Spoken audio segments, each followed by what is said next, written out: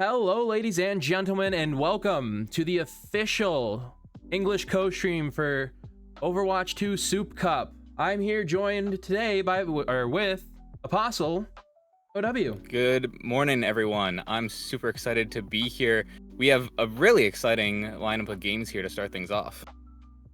Yeah, we got Vesta Crew versus Please No Hero Ban, and if you've been on X recently, I mean, you already know who's on Please No Hero Ban. We're gonna see some ball today, ladies and gentlemen. Yeah, this is a really interesting matchup, especially like just the matchups overall here on day one.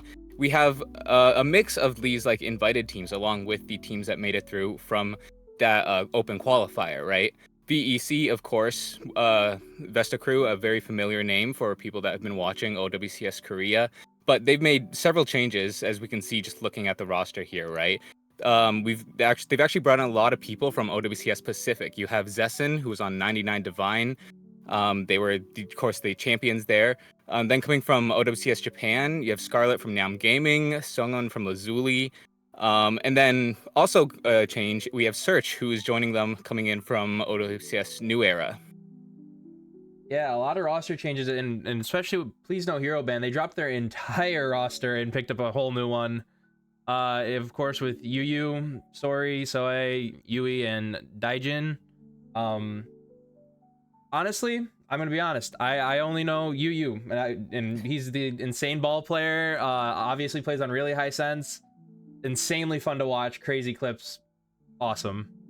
Absolutely. What's interesting about Please Not Hero is they have definitely revamped their whole roster. They've got rid of their Japanese players here to play in SOOP Cup, but I think we can definitely still expect to see them maintain that kind of core identity. Yu, of course, like you mentioned, still there, definitely going to be playing that ball most likely. But they have a bunch of other names that we've actually seen around the Korean scene for a good bit. In Melia, who is a tank player, and Aragaki Yui, who both these players, they formerly played for ODH, which is a team you may recognize from like 2023 contenders. And that was actually another one-trick team, right? So these guys, they've played together before. They're now reuniting here on Please Not Hero Ban. And you know, that one-trick identity is going to hold strong. I'm sure that they are not going to let anything Vesta has planned affect their game plan. Oh, and we got the coaches on stream right now. but neither of us know Korean, unfortunately.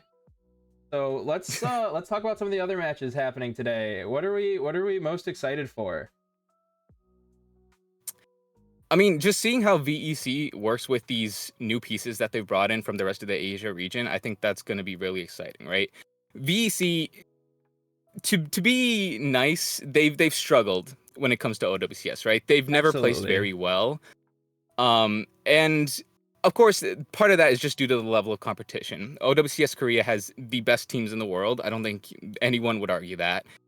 And when you're playing against the best like that, it is going to be hard to like look good, right? So you come into the Soup Cup here, you have like the big dogs kind of missing, right? You know, you don't have Falcons, you don't have Crazy Raccoon, you don't have Zeta.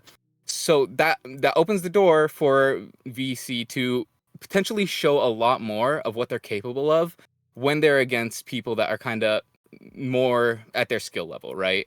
Yep. Against people who they have a much more realistic chance of kind of beating. And like I mentioned, they've pulled in a lot of talent from around the Asia region now. So it should be exciting to see how they're able to kind of take these new pieces and work to figure out how to beat what's is absolutely going to be some unorthodox gameplay coming out from Please Not Hero Ban. So I got a question for you. How do you think the NA and EU teams are going to stack up? It's definitely going to be interesting, because the NA and EU teams, they're coming in, and historically they've always struggled against the Korean region just as a whole, right? If I remember correctly, last year only like I think we can count the number of maps that were taken from the Korean region on one hand. Yep. It wasn't a great performance, but like I said, that is because the global tournaments that we did get usually had these really strong teams. And if we look at outside of OWCS last year, like the Esports World Cup, we saw a team like Nightmare, which is actually going to be making an appearance here in the Soup Cup. They were able to beat a team like Fnatic, I believe it was, right? Yep. So Nightmare has proven that when it comes to like these kind of mid-table Korean teams, they're definitely competitive, and I think Nightmare has only leveled up since then.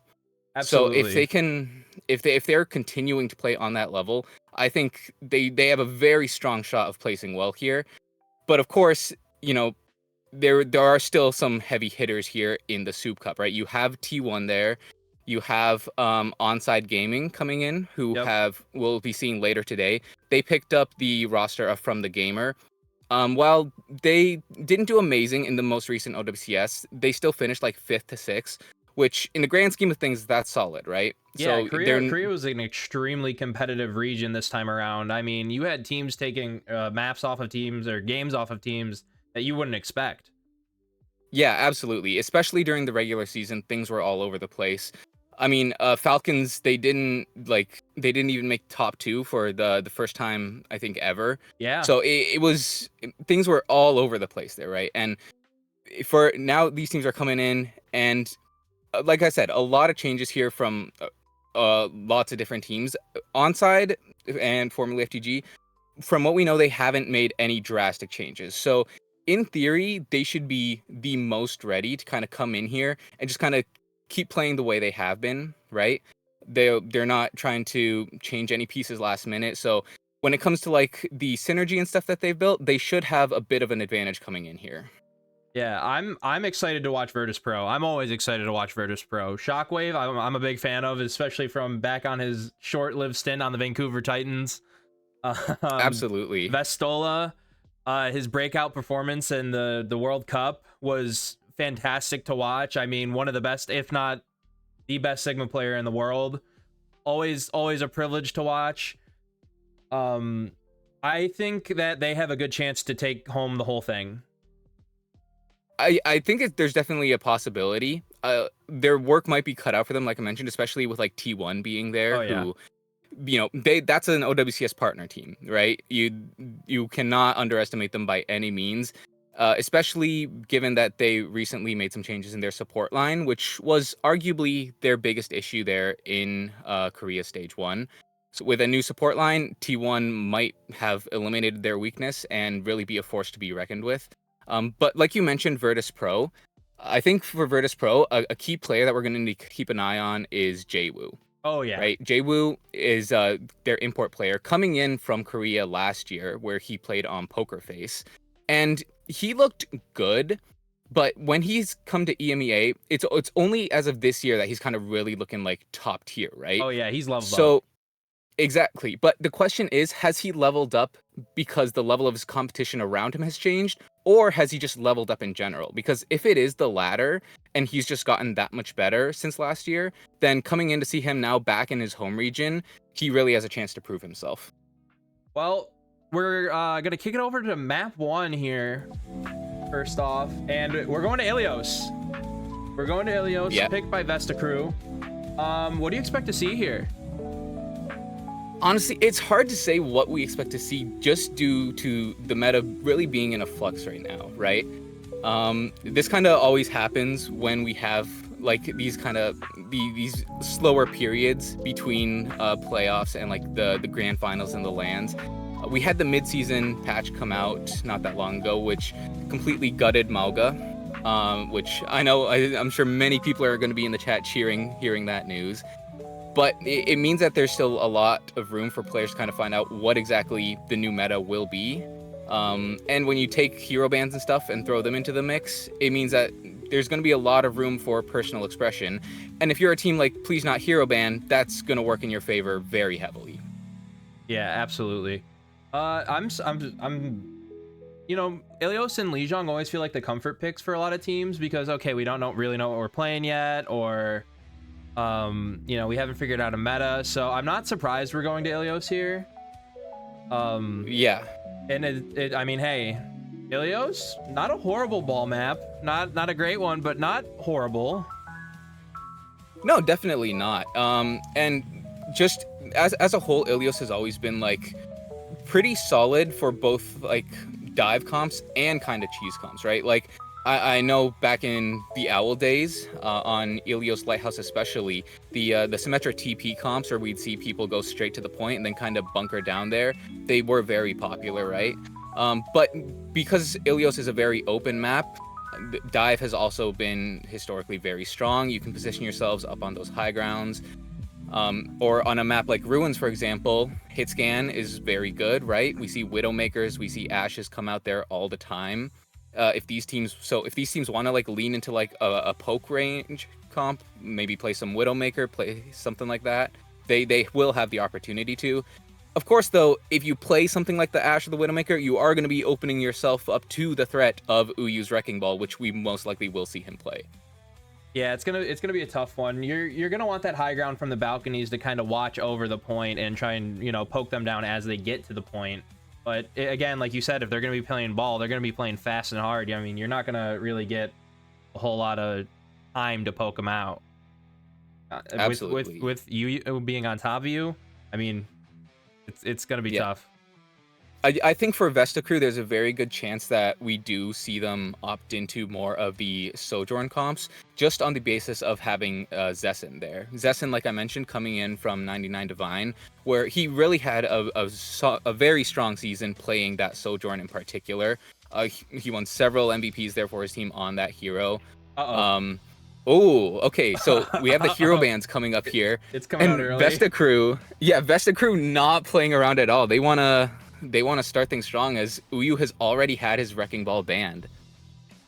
That's tough. That is rough. Yeah, and then Please Not Hero Ban following up with a hero ban onto Ana. The Ana ban is a bit interesting. If Vesta still had the ball on the table, then I could see the Ana ban would make sense, right? You don't want to be dealing with that groggy sleep dart.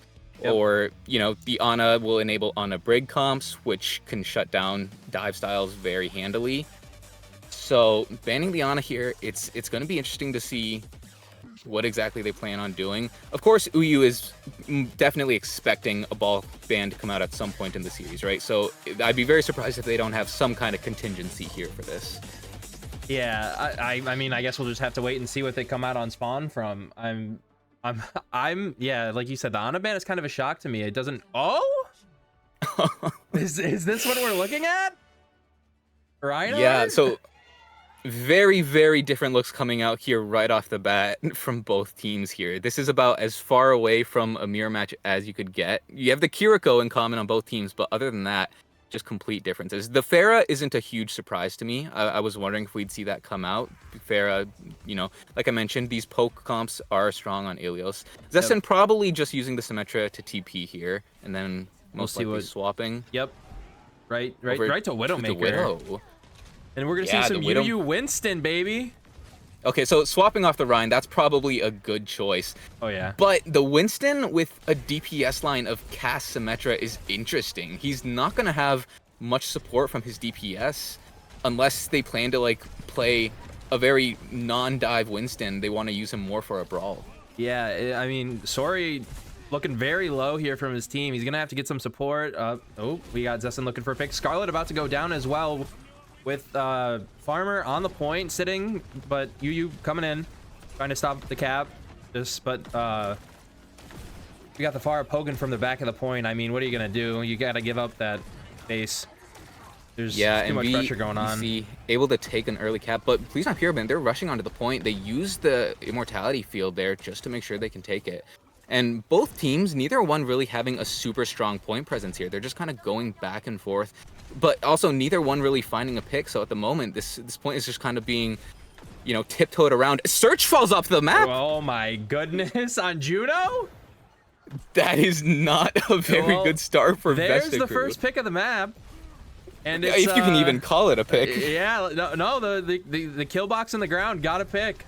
But now that Please No Hero Band have this point, it'll be so easy for them to keep, especially with the Symmetra. I mean, who are you walking in on point with besides Hazard? I mean, the Widowmaker and the Pharah, maybe. Your Juno's gone, so you've lost a lot of that sustain. You're coming up to a Kitsune Rush here, though. So we'll see if that gets used to kind of break through for Vesta Crew.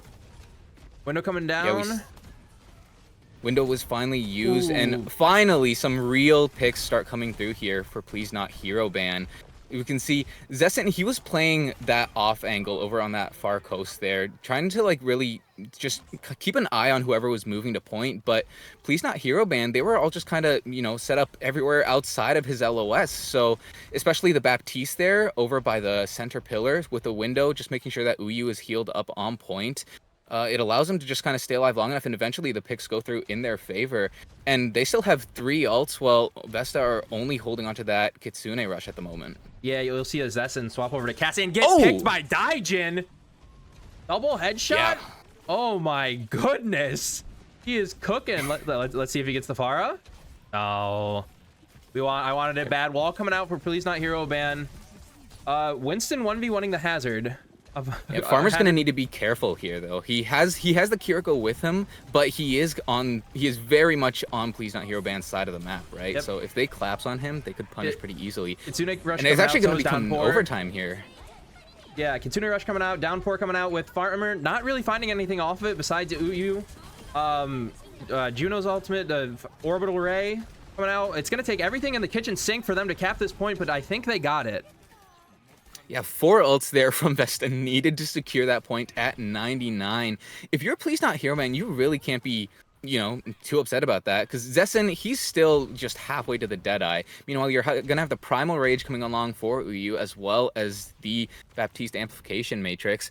They're probably gonna just be looking to kind of do the same thing they did, right? Set up on that high ground. Sorry, with an early pick onto Scarlet, and there's the window coming out. That's your go button.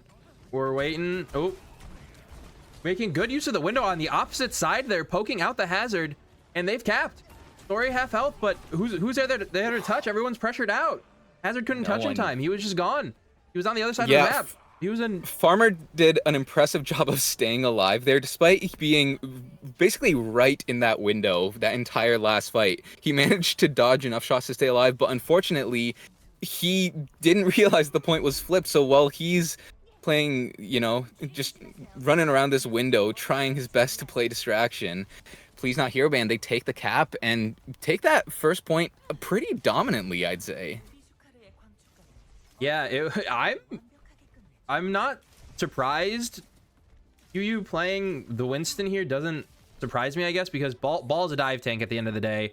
They are very different play styles, but I mean, hey, a dive, learn one dive take, maybe it correlates, correlation, causation, something like that.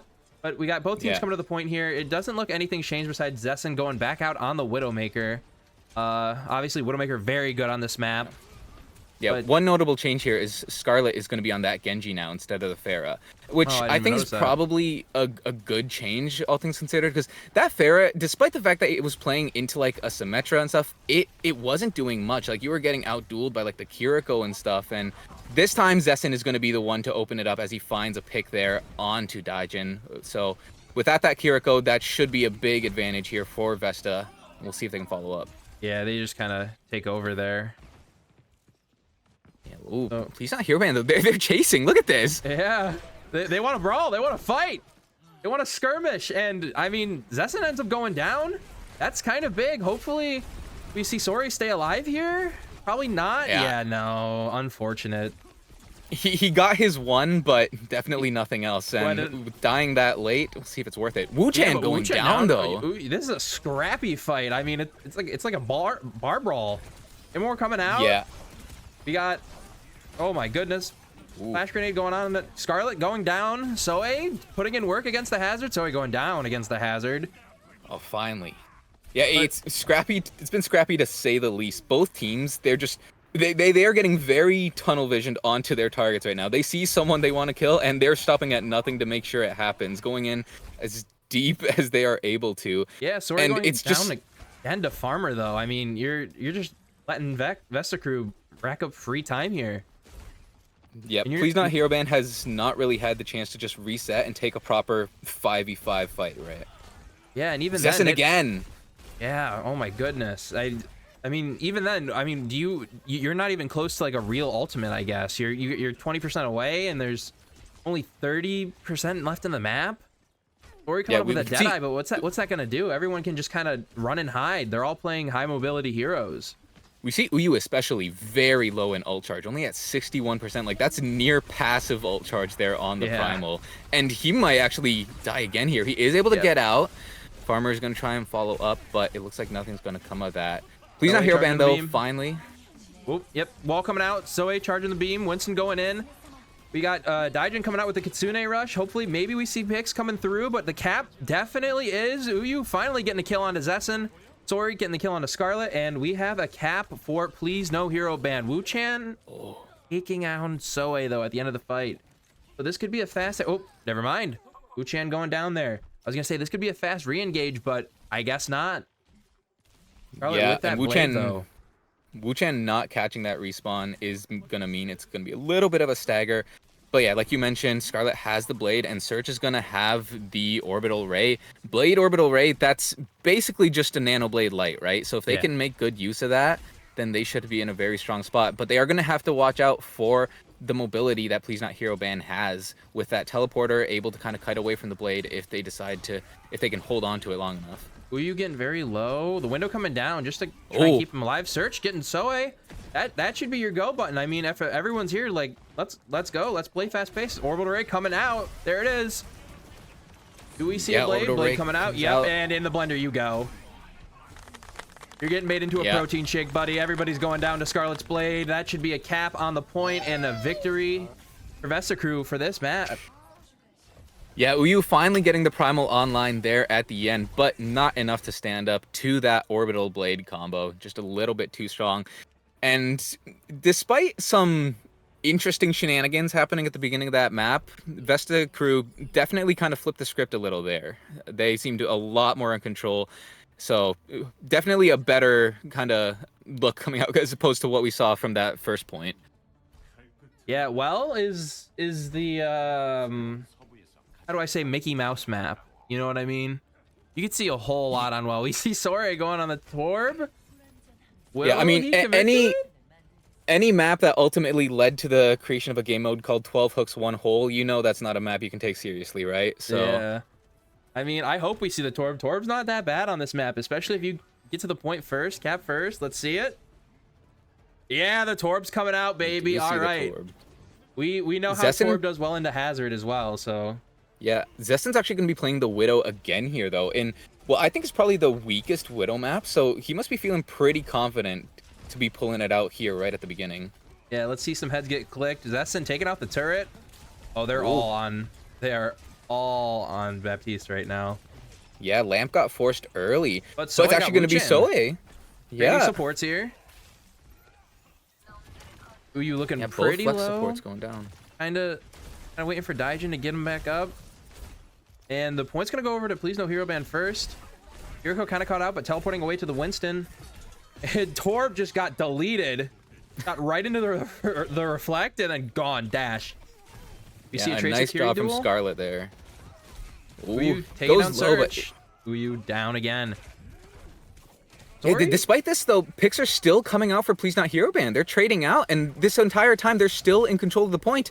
Wu-Chan might actually go down as well, and he does. Yeah. Despite the fact that VEC have had like the better map control, the picks are coming out for the side of Please Not Hero Band.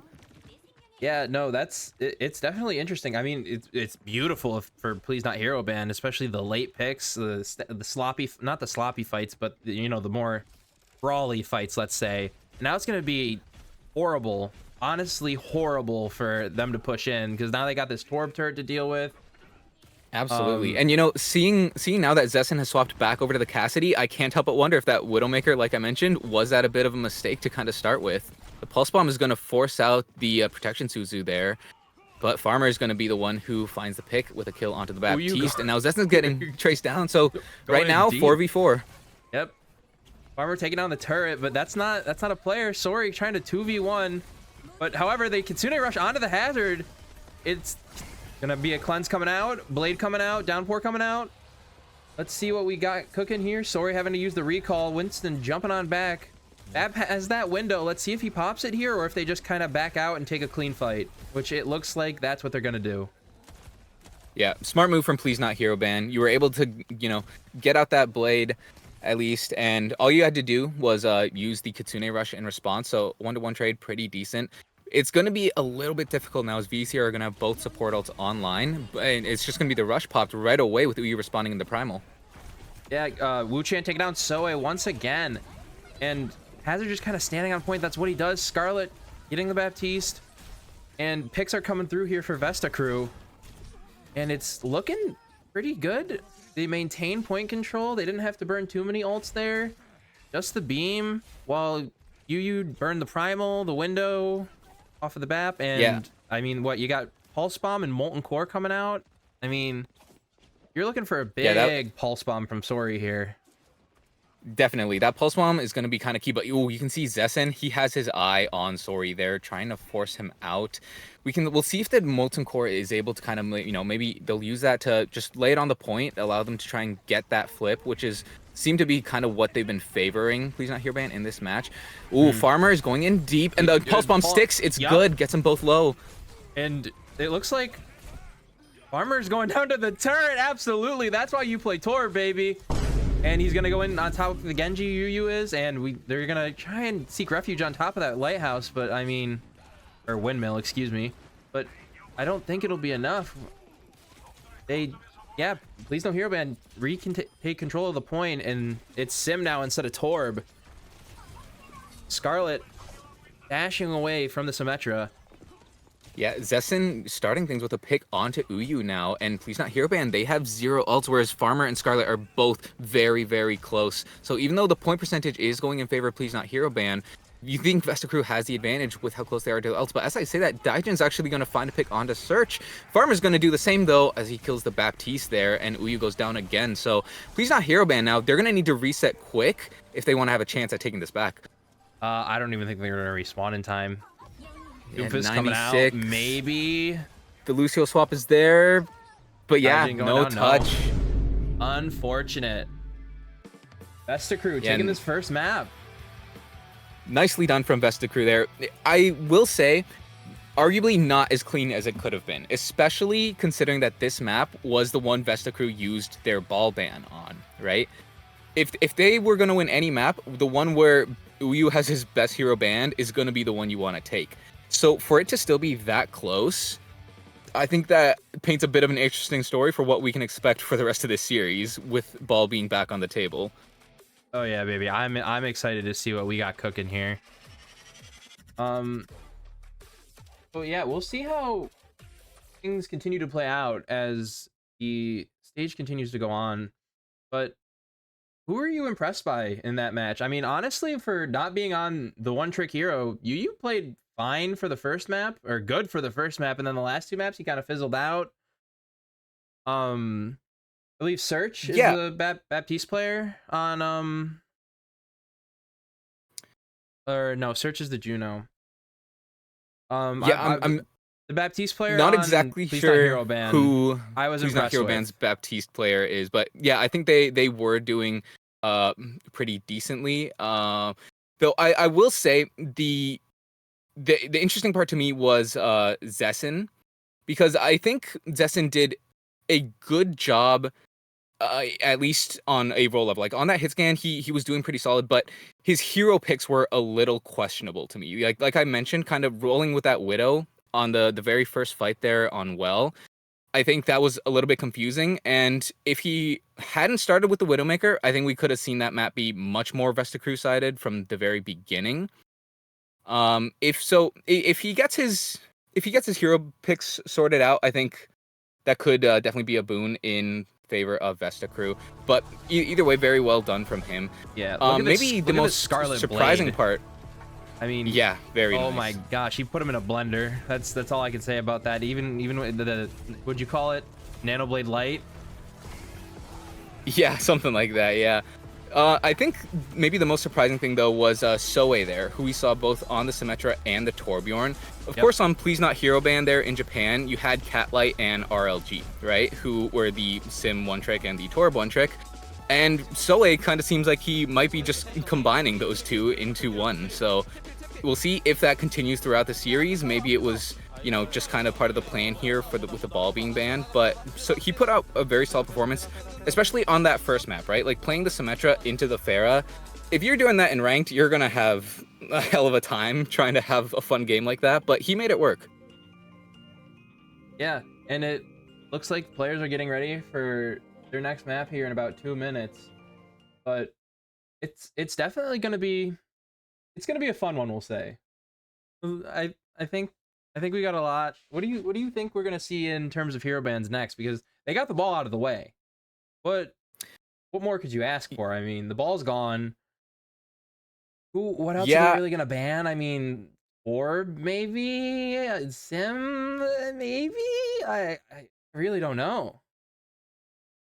see, it's hard to say because a few of these Please Not Hero Band players, right? Like while we know, while I am familiar with the fact that they've been on like one trick teams historically in the past, I don't know who exactly their one tricks are right now. Like we did see the Bap Kiriko run pretty much that entire map, right? Mm.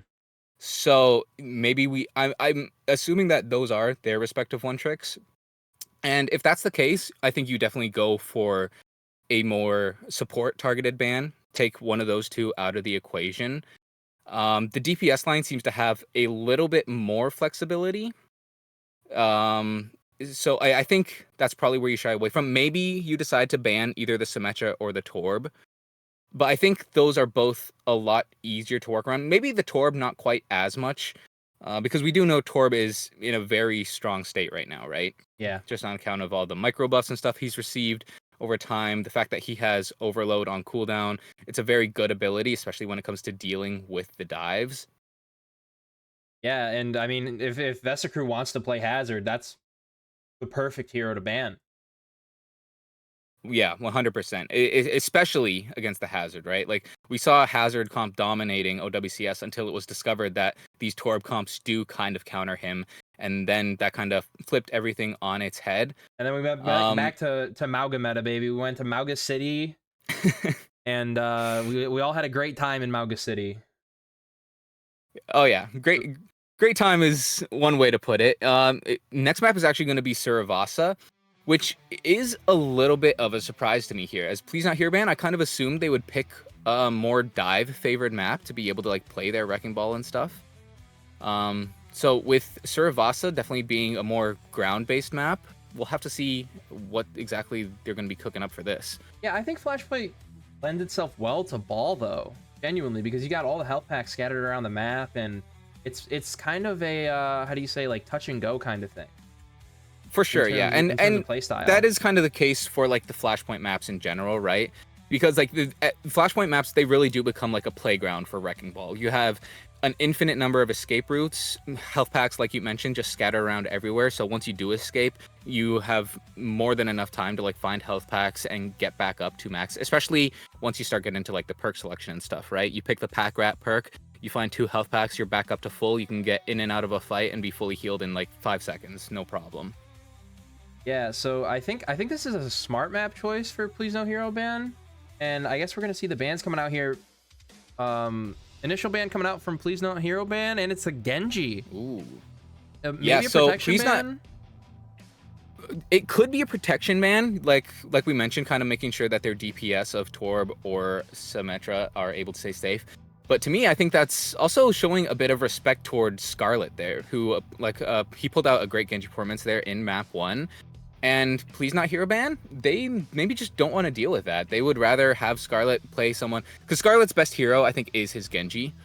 So by having that kind of removed, you're going to force Scarlet to play someone that I don't even know what he might play here. Like without the Genji, maybe we see like Tracer Sojourn or something played.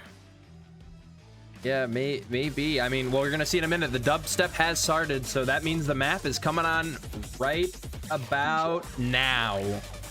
Yeah, you see that? See that? Perfect timing, baby. All right. Let's see what... I mean, you can never trust the spawn room selections. Farmer on the ball. You on the ball. We can trust that much. The Juno ban is also kind of interesting because, I mean, now you got the Ana coming through, but... Yeah, the Juno ban is especially interesting, given that Please Not Hero ban, they didn't really play that much Juno that first map. Like I said, they were favoring the Kiriko and the Baptiste more than anything. And you can't even really say it was a protect ban because VEC went second. So not sure what the Juno ban is going to accomplish here. But VEC is actually going to be looking to take a ball mirror. Yeah, this is going to be interesting. I mean, Zessen coming out on the cast now, which... And Scarlet coming out on the Tracer. So you asked what hero he's going to play. Tracer? We'll see how that goes. But we got the Duel of the Fates here happening over on the side of the map. And you running away, picking up that health pack. Let's, yeah. I mean, we could just watch this. Let's watch these two guys collide. Both the Wrecking Balls just playing their own game there on the side of the map. But while they're doing that, the point is going to open up. And Please Not Hero ban are the first ones to kind of set point on it. And they're going to take an early first cap. Yep, and with that Wrecking Ball sustainability, I mean, now you're just gonna sit there forever. It's gonna be a tough one. They got a sim to push into. Ooh. Ana taking down Wu Chan. Scarlet taking down the ball, though. As soon as I said that, it looks like they might have the advantage here in the fight.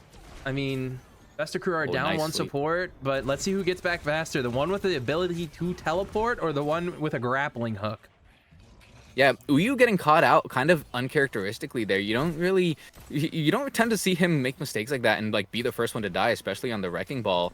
But despite that, Please Not Hero ban, they haven't missed a step. They've been able to hold strong on this point, and point control keeps ticking up in their favor, despite VEC able to find some picks. Scarlet threw out the Pulse Bomb there, but found nothing. So Please Not Hero ban, they're getting in a better state as the more this goes on, and it looks like Ana's going to be the next one to die. Deleted. Yep. Yeah, gone. Goodbye.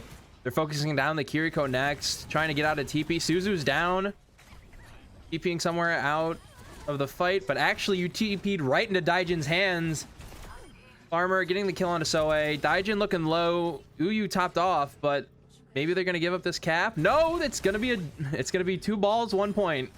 So let's see how this plays out. I guess you got Scarlet coming back Both on the Tracer. balls dueling here, but there. yeah, Uyu's team is nowhere to be seen, and he doesn't want to stagger himself unnecessarily. So you already got it to 99, so really there's no point in staying other than just feeding ult charge. Yeah, but that being said, Please Not Hero ban are coming up on 5 ults, whereas VC they're pretty close to the same.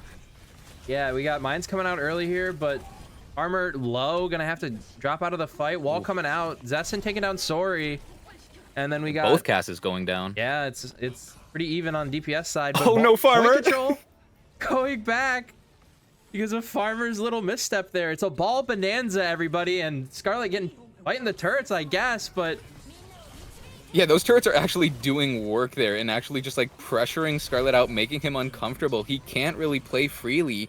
You know what? He's going to be looking for a pick onto the cast. Oh, but a Ooh. nice quick 180 shot from Sori is going to teach Scarlet a lesson he won't be soon forgetting. Yeah, and Zessin. Oh my goodness, Zessin picking up 2 kills there onto the Kiri and the, I mean, these fights are as scrappy as can be. Wu-Chan going down to Soe, and it looks like the point's gonna flip back on over to Please Not Hero Ban. And listen, the Cassidy players giveth and the Cassidy players taketh away. You have Sori find that pick, but he immediately gets diffed by Zessin. Zessin finds a second pick and then just tops it off by rolling into a mine, allowing Please Not Hero Ban to take the point. Yeah, it looks like Vesticrew have point control early here. He's trying to do the little tech, do the little wall bounce. Farmer. Yeah, he's just peeking. Oh, he Farmer might get. Walked into the blender. He walked into the blender. There's no other way you can put that. Despite that, though, Search with a nice nade is actually going to take out Soe. So right now, well, was 1-for-1, but Uyu followed up with a quick pit onto Scarlet, so it's back in Please Not Hero Band's favor now. But yeah, Farmer with a big misstep there, just rolling into 5 people. My Overwatch 1 brain is still active, but he got deleted. Yeah, your age is showing, my friend. I mean, I think we're the same age at least, but we got. Yeah, I know. Farmer kind of looking to target the Ana here, but the cast is he's doing it again. Bodyguard, and then you got 4 people coming on you. I mean, what are you gonna do? Yeah, I will say Farmer got a little bit lucky there as the Ana actually missed the sleep, so ended up saving his life. Zessin is actually going to be able to find the pick as both teams brawling up on this high ground here, but Sori putting down some nice shot, able to take out Zessin as the trades are coming back and forth. Missing the pulse. Oh, Sori going so low. And finally going down. We got, yeah, I mean, you're just gonna, if you're Please Not Hero Band, you're just gonna hold the point for as long as possible here, right? Oh, committing a wall, however? I mean, who's coming back? Hero Band, it looks like they do want to commit to this, and with Uyu playing Ring Around the Rosie here with Farmer, that you might just be able to do that. Yep. The Nano is gonna come out now. Nano Uyu, that's a force to be reckoned with. Yep, and he's just gonna keep spinning. He's just gonna keep spinning. Instead of being in the blender, he is the blender. Popping you up in the air. We got Wu-Chan taking down Soe once again. Wu-Chan is putting in work with these skills. Absolutely, but Wu-Chan finds another one there, and Zessin finds 2 of his own, just the Ana left. So Zessin and Wu-Chan both just putting on a strong performance here. Zessin finds a third to make it clean, and they're finally able to take point control, which might be, I think, the first time this map. Yeah, Farmer swapping over to the Winston. It is Winston Wednesday, everybody, and Sori has found that out very quickly. Yeah, swapped to the Winston and found immediate value. The Suzu also being forced out there from Wu-Chan. So right now, both teams just kind of trying to stabilize here as they look to set up for this next fight. Of course, Please Not Hero Band, they do have those mines online, but VC with a Nano and the Pulse Bomb. If Scarlet lands this Pulse Bomb, that could win them the fight right there. Oh, a nice engage there from the Nano Winston of Farmer is actually going to be able to take out both supports. Uyu ended up using the minefield, but it's not going to be near enough for them to win this fight. Yeah, no, it's whoever woke up the monkeys getting a stern talking to by the coach after this. Yeah, I think it actually might have been Daijin there, TPing in at the last second to try and save the Ana with the Suzu, but fired off a shot and hit the Winston at the same time. Were you gonna touch? Yeah, no, Uyu's pays for it. Yeah, no, absolutely not. But Farmer going down. Yeah, I was gonna say Vesticrew take the point, and we move on to our next flashpoint. Man, the Scarlet Kirikos blinks into a kunai. Yeah, I was gonna say the Kirikos are monstrous this map. Uyu, they're first with point. His team not too far behind, but you got to think Farmer, maybe Scarlet might try and cut him off. Yeah, I got to say, though, both of these tank players here, Farmer on the Winston and Uyu on the Wrecking Ball, they're both feeling the effects of Cassidy very heavily right now. That flashbang is being very punishing. And I think both of them kind of need to, like, think about their engages a little bit more, since we've seen multiple times they've gone in and they've gotten, just punished for it very heavily. So we need to see that come out, but both these casters are playing so smart. They're holding their abilities for these engages to come through, and now it's actually going to be the Nano Sori coming in. He's just going to be poking people down, and Vesta, they have to back away. Yeah, Please No Hero Ban. Just again sitting on point with the sim coming through, wall coming out, and we got that bubble charging up the Symmetra beam. I mean, Winston just has to get on out of there. Will he get one? A stick coming through from Scarlet. Very coming nice through stick on the from Deadeye. Scarlet. We saw a skull, didn't pop it. But Sorry trades though. yep, and Zessen. Oh, let's see the primal. Beautiful primal. Oh, From it's Farmer. Goujouet. It's Goujouet. Farmer's farming them. Coming out. Yeah, I mean he's picking crops right now.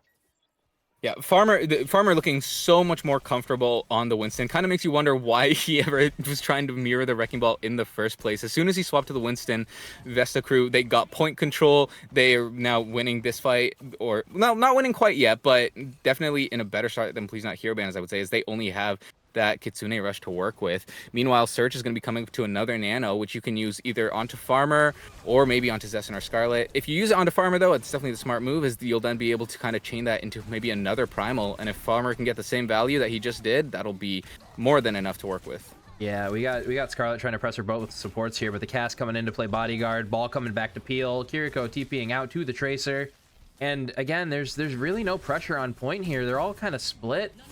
Coming on, Winston coming through, gonna take the TP onto the back of the point, but antied. Search goes down, Scarlet going down as well.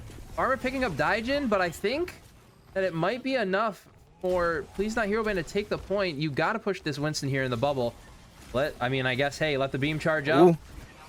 Yeah, but Zessen got to pick there on the side, and Wu-Chan getting so close to his Kitsune Rush. Oh, so low, and Scarlet is going to finish him off. So despite things getting a little dicey there for Vesta crew, they're actually able to hold this on, and they don't even need to use the Kitsune Rush. No, I think you get one more touch from Yu, maybe. Or they're as I say that, like, yeah, Scarlet. Yeah, Scarlet got the pick onto the Ana, and now we're moving forward. The point flip actually came through. Bought Please Not Hero Band a little bit more time. Oh, there it is though. The flashbang's gonna keep Daijin from getting out. Yeah. Now, something interesting I want to point out here is you look at Farmer, he's actually opted to pick his barrier buff as opposed to the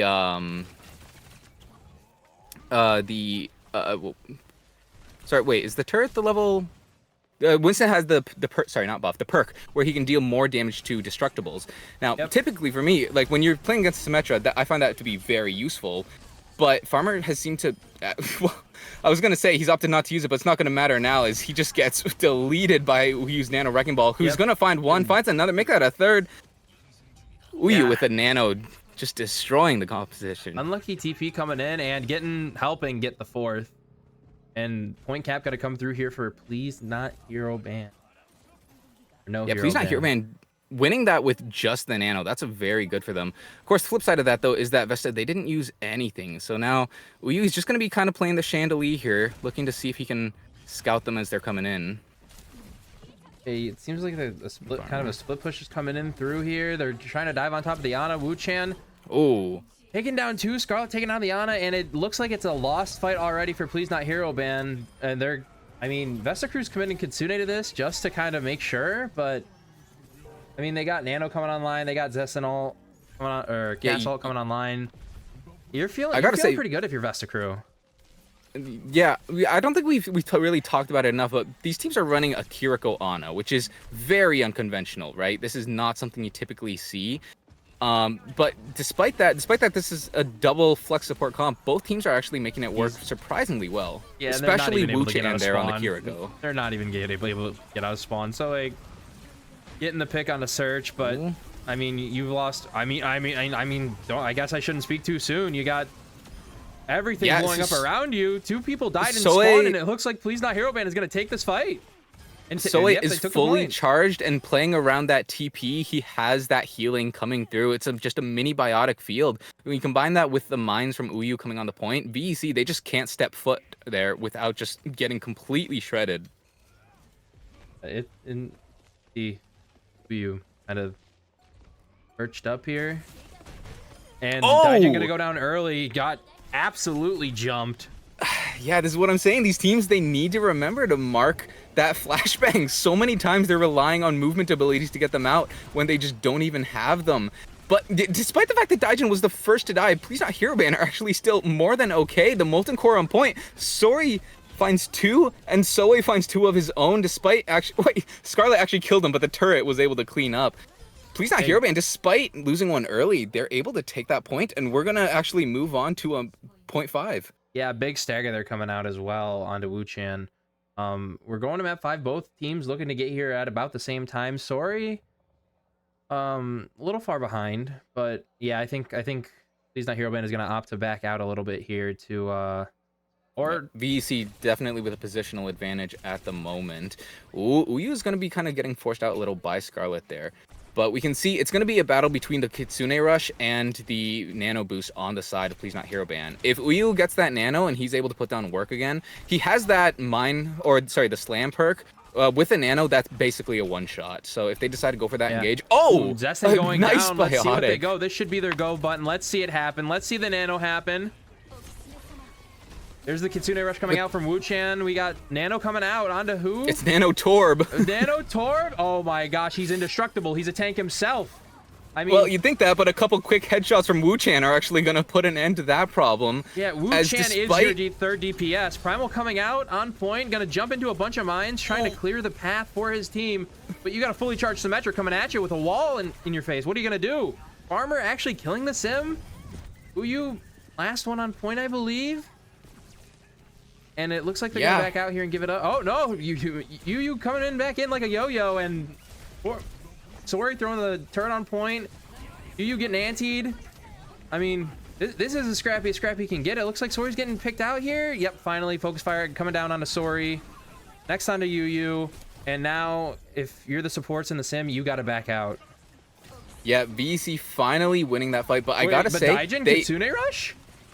Okay, yeah, Please Not Hero Band just immediately with a reversal going for a full commitment to try and hold on to this. So he goes onto that back high ground just to try and put pressure there. Yeah, but Vesta Crew have the point. And Soi's just goes down.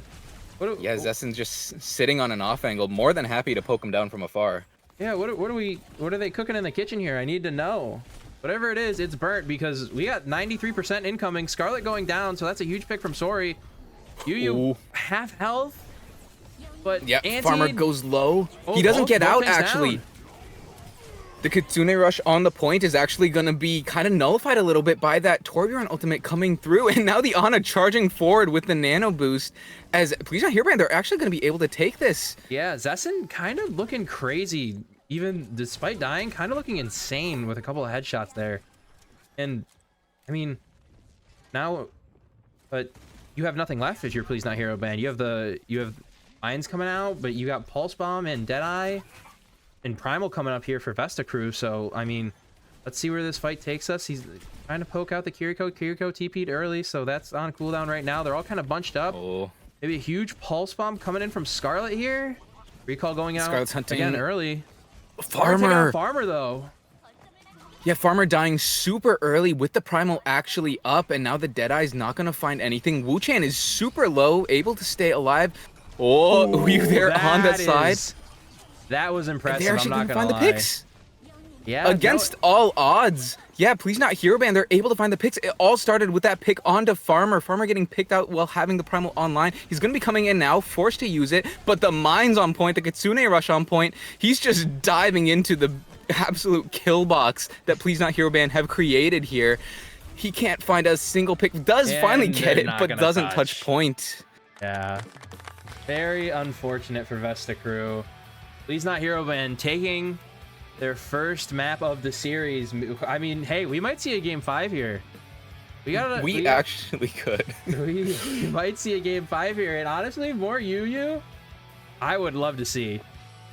Yeah, so fun to watch. That Primal from Farmer was impressive. I mean, I know they were all already in the tight room, but just kind of guiding them in there. And then as a Winston player watching that happen, it was nice. It was absolutely beautiful. That Primal was beautiful, but I'm not gonna lie, things kind of went downhill for Farmer on that last point, right? Oh yeah. There were 2 times when Vesta Crew had an opportunity to close out, and both times Farmer was kind of the linchpin that Please Not Hero Band were able to find that kind of led to Vesta Crew falling apart. That first time as he got slept by the Ana and then ended up getting picked shortly after, trying to get back to the point. And then the second time, he just gets picked out of nowhere with the Primal not being used, getting sent back to the spawn room in that do or die scenario. That's about the worst thing that could happen. Yeah, and the Ana for the side of Please No Hero Band is named Yui. Sorry for all of the just calling you Anna or whatever hero you're playing, but unfortunately I cannot read Korean, and I don't. Okay, so that is Aragaki Yui. Yeah. Okay, that is the player I mentioned before who was formerly on ODH. Who so he's played with Uyu before. Yep. They have that experience as the one-trick teams together. So yeah, so you got some synergy going on there, and I mean that would explain Nano on ball and them just kind of rushing in together. But ooh, yeah, and honestly, I'm most impressed with the backlines of both of these two teams. Wu-Chan and Daijin have been insane in taking some of these duels and just getting out and living. 100%, yeah. And like I kind of mentioned during the match, right? The fact that these teams were able to like just flex over to that double flex support, I think Please Not Hero Band probably a little bit more comfortable in it, you know, as they are the one tricks. They're not really the traditional main support player like you might expect. But Vesta Crew, they had no trouble flexing over either, right? So yeah, I think this is just going to be an interesting game in general. And here's that beautiful primal. Just locked them up. Yeah, just oh man, I love watching some Winston. I'm gonna be honest, I hope we see more Winston. Somebody better get ready to learn Winston, buddy, because we're in Korea now. Yep. Another thing.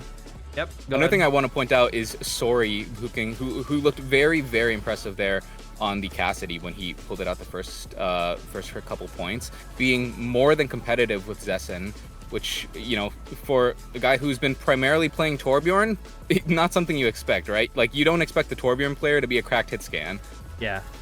And honestly, Yui with a lot of these Bionades have been openers for these team fights. Just kind of getting a Bionade onto someone and then it's go.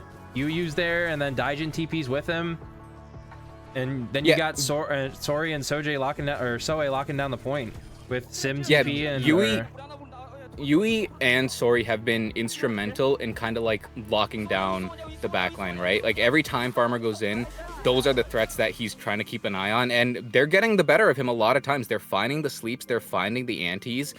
And what's interesting, Please Not Hero Band is actually the antis are being very, very effective because Please Not Hero Band is doing a great job at forcing out Vesta Cruz Suzu very early, both with Uyu going in and, you know, being aggressive with the dives like you'd expect any Wrecking Ball to do, but also with Soe on the Symmetra. He's taking a lot of very aggressive kind of TPs, right? Like we saw on that last point, he put a TP up onto that far high ground there, kind of at the top of the building. Yep. I was just kind of spamming down damage, and like right away that start putting pressure on the Kiriko, right? And while there is a world where like the Kiriko might just be able to like, you know, ignore it and survive, just having that pressure, you're immediately like for the Kiriko, you're immediately starting to think, oh, okay, I'm getting pressured from multiple angles now. I need to have my Suzu ready to make sure that I don't die here. So they're playing a lot more liberally with that Suzu, using it to try and make sure they can stay alive, maybe earlier than they need to. And when that happens, it means that, like I said, Farmer, he's getting punished a lot more than maybe he should be, right? He might be expecting these Suzus to come in, but they are just not there. Yeah, and you said it earlier, the Casses have done an absolutely stunning job with stunning these players with their movement abilities, kind of locking them out, because again, you see the Kiriko, you see the ball trying to get out with these movement abilities, and then Cass is just there to go, nope, you're here now, sorry, you're staying, and you're dead. Yeah, 100%. And another interesting thing about that, though, is that the Symmetra, she can kind of ignore that movement denial, right? The teleporter doesn't have those restrictions when it comes to, like, you know, being able to be denied. The only way to deny it is to actually destroy the teleporter itself. But because of the way that Please Not Hero Band is playing, like, that's very difficult. Like I said, putting the teleporter up on that high ground there, like, Farmer is really the only one who can realistically contest that, unless you want to have the Kiriko climb up there and try and take the duel. But then you open up the chance to, like, just get right clicked the moment you come up over the wall, or if there's any turrets up there, you know, like trying to go up there as the Kiriko, that's just like kind of playing an insane gamble, which I'm sure neither team would ever want to do. So it's on screen now. We're going to Circuit Royale, picked by Vesta Crew, and we know Vesta Crew wants to play that Widow. He tried it on Ilios. Absolutely. Zessen has been itching for a chance to play Widow. He has just been waiting for an opportunity, picking it in, like I mentioned, suboptimal positions. But if now he's gonna have the chance to just lock in. If he doesn't, pull some insane highlights here, I'm gonna be very disappointed with how much he's been trying to pick the Widowmaker. Yeah, that's been what he's been wanting to play. It's time, Zessen, but and they get a protection ban. They can ban a DPS here, so Widow can't get banned, I believe, because Yeah. they lost last map, so they get a protection ban. They could pick whoever they could And DPS like speaking May or of something. I don't know. Yeah, and speaking of the bans, I do gotta shout out Please Not Hero ban for that the Genji ban they had, right? Like you Yeah. mentioned how it might have been a protect ban, and we discussed whether it was a protect or whether it was just kind of trying to focus on Scarlet there. And looking at it, I think it might have been the latter. As Scarlet, I think really would have wanted to play the Genji, especially into the cast, right? Being able Yep. to like deflect to the hinder. I think that would have been very valuable. Not being able to do that, I think it ended up paying off for Please Not Hero ban for sure. Yeah, But it's actually going to be a sub coming in for the side of Vesta Crew, as Songon coming in from Lazuli Gaming is going to be subbing in for Farmer. this is interesting. I guess we're probably gonna expect some Sigma here, and for Circuit Royale, the Sigma map. Absolutely. Or we could expect something crazy like a brawl, I guess, but I doubt it, especially if they're trying to play Widowmaker. Um, it's Yeah, it's the bands are it's gonna going to be be interesting hard. here. It's going to be hard to play a brawl comp when you're going up against Please Not Hero ban with Yeah. the ball and the Symmetra in particular, right? Because any distance you close, Please Not Hero ban should just be able to like TP away from effective range, and then you kind of just get into a game of just going back and forth across the map, right? Yeah. And for Uyu, Ball is very good at disrupting these kind of brawl comps, right? He can roll through, he can slam. Oh, but okay, like I just mentioned, the Symmetra, that's actually not going to be available. And they ban the Sig. So What? the two heroes we specifically called out. Goodness. Yeah, I was gonna say Scarlet was doing great on the get, like you mentioned. I do think now watching that second map back, the Genji ban was definitely towards Scarlet, because Scarlet, even with the Torben Sim, was absolutely tearing holes through Please Not Hero ban. So, I mean, they got no Sim, they got no Sig. What are we gonna see here? What are we gonna see come out from Vesta Crew? I'm predicting the Widowmaker, but I mean, you protect the Widowmaker there, but you lose your Sigma.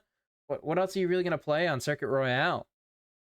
Yeah, I could see some Diva being played here from Songon, but I think there's also a chance that maybe we see something like Ramatra or even potentially an Orisa, as Orisa with that perk does become a shield tank once again, right? Yep. Back in Overwatch 1, Orisa was like right there alongside Sigma, Wait, hold proponent on. of the famous. Let her play. Oh.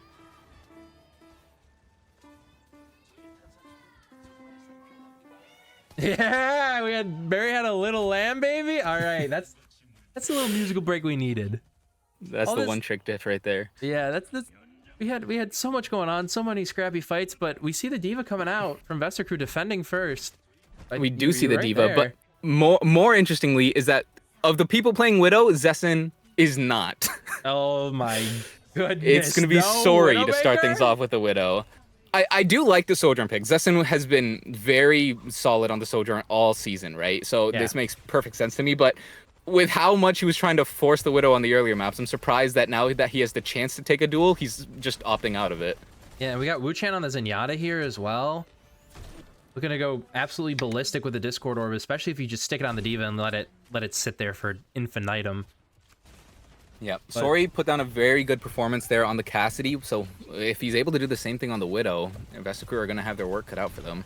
Yeah, I guess we're gonna see how this cooks. We got the Hyper Ring coming out, so they can kind of engage and disengage freely, but as we all know, Circuit Royale is going to be a long map to find this first pick, especially if you're playing around this first corner. Scarlet deflecting right into the Widowmaker's face and then getting right on out of there. Yeah, but Uyu is having a really hard time engaging purely because of the Discord of Wu-Chan, right? Like every time he goes in, the Discord is there. He gets close, like he's going for the slam, but he already gets taken down to half health. He has to disengage. Yeah, this is gonna be a tough one. I mean, we're basically just waiting for either a Zessen pick or a Sori pick here. Because the Yeah. turret keeps I do going wanna down, point but, out like, what is it? What? Both Yui and Search, Yui actually uses the amplification matrix immediately, and it's gonna It's a pay diva. off right away. Yeah. Diva out of mech. Scarlet trying to make something happen here, but it looks like nothing's going on. Getting booped. Oh, I was gonna say getting booped off the map, maybe. But Yui finding the final shot, going up and over. We got the Sojourn in the back line there as Please Not Hero Band probably get first point. Maybe knock on a Diva. Booping her actually down to point. And now we got The Orbital Ray. Orbital Ray coming out. Zessen at 100 charge here. Misses the Zen. I mean, saving your overclock here. Maybe to make something happen if they got... I mean, what else we got coming online? We got Trank coming online. Molten Core coming out. And... oh my goodness. Overclock coming online specifically for UU. And now, I mean... if you're Please Not Hero Band, you're just kind of stuck there. Zessen going low. Oh, Zessen, he just had a does nothing and dies moment. Yeah, that's unfortunate. No picks coming out. Tried to get the ball down, but like I said, that Discord orb on the Diva is huge. Once you get her armor down, she is just free to shred. Soe with the cleanup. Juno not doing too much besides, you know, biding a little bit of time. A 4-minute cap on first point. I'm gonna be honest. That Please first Not Hero Band point looking very good. I love the payload. Look at those goofy eyes on the tires. Yeah, look at that look first at the turret. point. Yeah, that first point was an ult charge diff, 100%. Yui able to get the amplification matrix as the first ult online, and then immediately them finding a pick through that. VC was able to like respond with the Juno ult coming back, but unfortunately at that point, Please Not Hero Band, they were pretty lock solid on that corner. But now Scarlet's gonna engage with the blade. He needs to be careful of the mines. It's one. Wu-Chan going down in the tiny room. Mei walled off the blade, and I mean, Diva Bomb going in there too. Oh my gosh, what is happening in that room? Yeah, we just decided to get tiny Overwatch going here. Fortunately, though, when the smoke clears, Vestacruz standing at the top of there. And Sori, he actually swapped off the Widowmaker, is playing the Mei now. So the Mei Torb comp here on second point of Circuit Royale. I mean, Mei's a long-range hero if you just use right clicks, right? And I mean, you also put pressure down on the Diva, I guess. It's not a horrible pick, but I mean, if you wanted to come out on that Widowmaker, you get nothing done. You gotta make a swap somewhere, right? Yeah, definitely not horrible, and you know, I think that's being run to try and punish Songun a little bit more heavily, possibly Scarlet as well. But it's not going to work out as Scarlet goes in, finds one, finds a second. The wall does trap him, but the damage is done. Yeah, you're gonna have to back out here. Bap also gonna go down. Yui deleted, and Yu running back to spawn. Daijin coming up with a Trank here, and we got Soe with the Molten Core. Maybe that can make something happen. We got a Blizzard online. Maybe the Diva dives in, drop it down, but again, this is kind of a tough position to be in, because you just have that Sojourn with free poke on top, all over you guys. I mean, look at this sightline. She can just do whatever she wants. Yeah, and especially here on that second point. Ooh, oh, okay. Well, I was going to say soon. Zessen is going to have a lot more freedom, but you don't have freedom when you take 5 orbs to the head. Sorry, buddy, you're going to jail. Search coming in onto Daijin with getting 2, maybe a third onto Yui. And then Scarlet with the cleanup, and ball never dies. So you're not going to get that 5k. You're not going to get that team kill. Sorry. You just going right back to spawn.